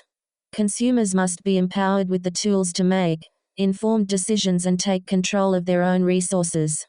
Our vision is one of a future where fairness and transparency guide every choice we make, from the products we purchase to the services we rely on. Our national right to repair legislation forces manufacturers to provide consumers and independent repair businesses with affordable replacement parts, tools, and repair information. This transformative policy will reduce electronic waste, extend product lifespans, and challenge the built-in obsolescence of modern goods. To support this, we will introduce a federal sustainability index for household appliances and electronics, allowing Canadians to choose products based on repairability, durability, and environmental impact. In our commitment to fair and just financial practices, we will cap credit card interest rates, regulate ATM fees and banking charges, and end predatory lending that traps consumers in cycles of debt. We will also overhaul telecom regulations, ensuring universal, affordable internet access and greater competition in cellular and broadband services. Consumers will be protected by enforceable penalties for misleading contracts, while telecom billing practices will be made more transparent and accountable. Our vision is clear: an end to predatory business practices and a fair economy, based on justice and equality where individuals, communities, and the planet can thrive together. Right to repair and sustainability. Enact national right to repair legislation requiring manufacturers to provide consumers and independent repair businesses with affordable replacement parts, tools, and repair information, significantly reducing electronic waste and extending product lifespan.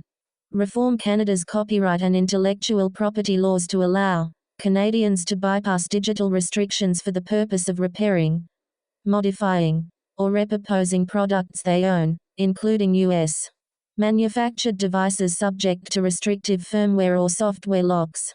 Introduce a federal sustainability index for household appliances and electronics, enabling consumers to choose products based on repairability, durability, and environmental impact. Fair credit and financial services. Cap credit card interest rates at a maximum of 10 percentage points above the Bank of Canada's prime lending rate, protecting consumers from predatory lending practices.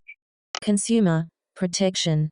Limit ATM fees and regulate banking charges, ensuring banks and financial institutions charge fair, transparent fees, with clear disclosure of all charges. Increasing transparency and accountability. Amend CRTC regulations to significantly improve transparency in telecom billing, advertising practices, and consumer service terms, ensuring fairness and informed consumer decision-making. Mandate clearer disclosure of banking and financial service fees to empower consumer choice and increase transparency. Telecommunications and digital rights. Enact regulations ensuring affordable universal Internet access and increased competition in cellular and broadband services. Require clear, transparent contracts from telecom providers, with enforceable penalties for misleading or unfair contract terms. Enforce strict data privacy protections against misuse by foreign corporations. Canada Post. Canada Post plays a vital role in connecting Canadians and delivering essential services, particularly in rural, remote, and underserved communities. We are committed to strengthening Canada Post to ensure it is an institution that continues to thrive, serves all Canadians. Our plan to reinvigorate Canada Post first involves listening to what postal workers in mailrooms and neighbourhoods all over Canada say they need to most effectively do their jobs in safety, comfort and dignity. We support those workers' right to strike for fair working conditions, and pledge to listen to their concerns. We will also restore door-to-door mail delivery nationwide, reversing previous cuts and reinstating home postal delivery in communities where it was discontinued. This will be done with a special emphasis on vulnerable residents and those who need access to essential services like seniors, people with disabilities and rural residents. Our expansion of postal banking services will increase access to residents in remote and Indigenous communities, promoting financial inclusion. To ensure digital equality, we will provide high-speed internet access at Canada Post locations to people living in remote and underserved areas, who may not have any other access points. This aligns with current federal projects like Connected Coast, which also seeks to connect rural and remote communities to high-speed internet.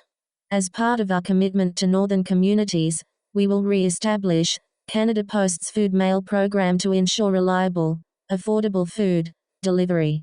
This is a replacement for the ineffective Nutrition North subsidy. We will also bring in elder check-in services to support seniors with regular wellness checks, which are especially needed with the increasing frequency of extreme weather events. In line with Canada's climate goals, the Green Party will electrify the entire Canada Post vehicle fleet, reducing greenhouse gas emissions and creating a greener postal system. We will also retrofit Canada Post facilities with solar panels and electric vehicle charging stations. By enhancing Canada Post's services, the Green Party will ensure IT continues to serve the diverse needs of residents across Canada. Honour Canada Post workers' request for fair wages, safe working conditions, the right to retire in reasonable comfort and expansions of services at the post office.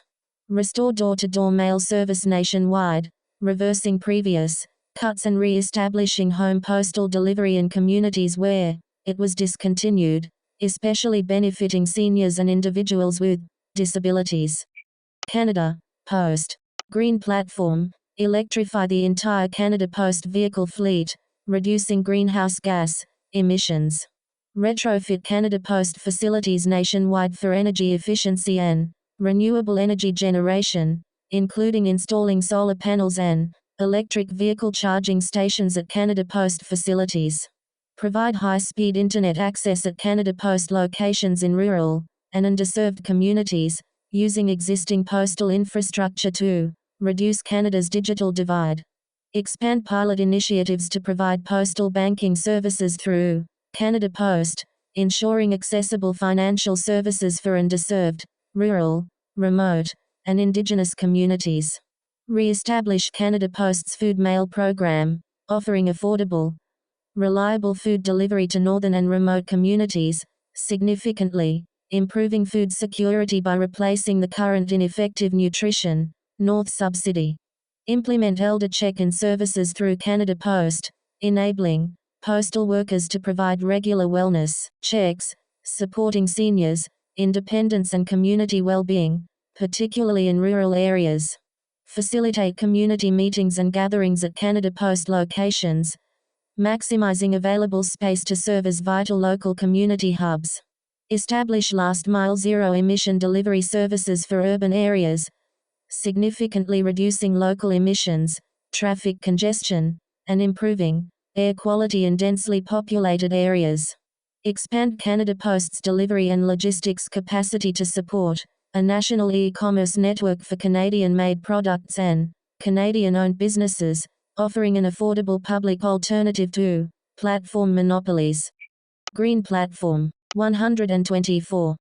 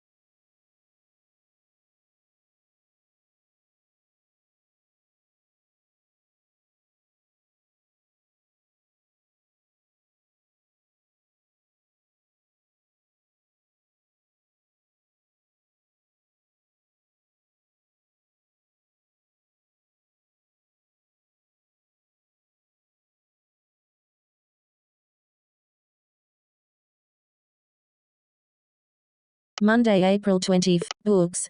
Multit 037. Books. Monday, April 21st. Screen recording in progress. Button.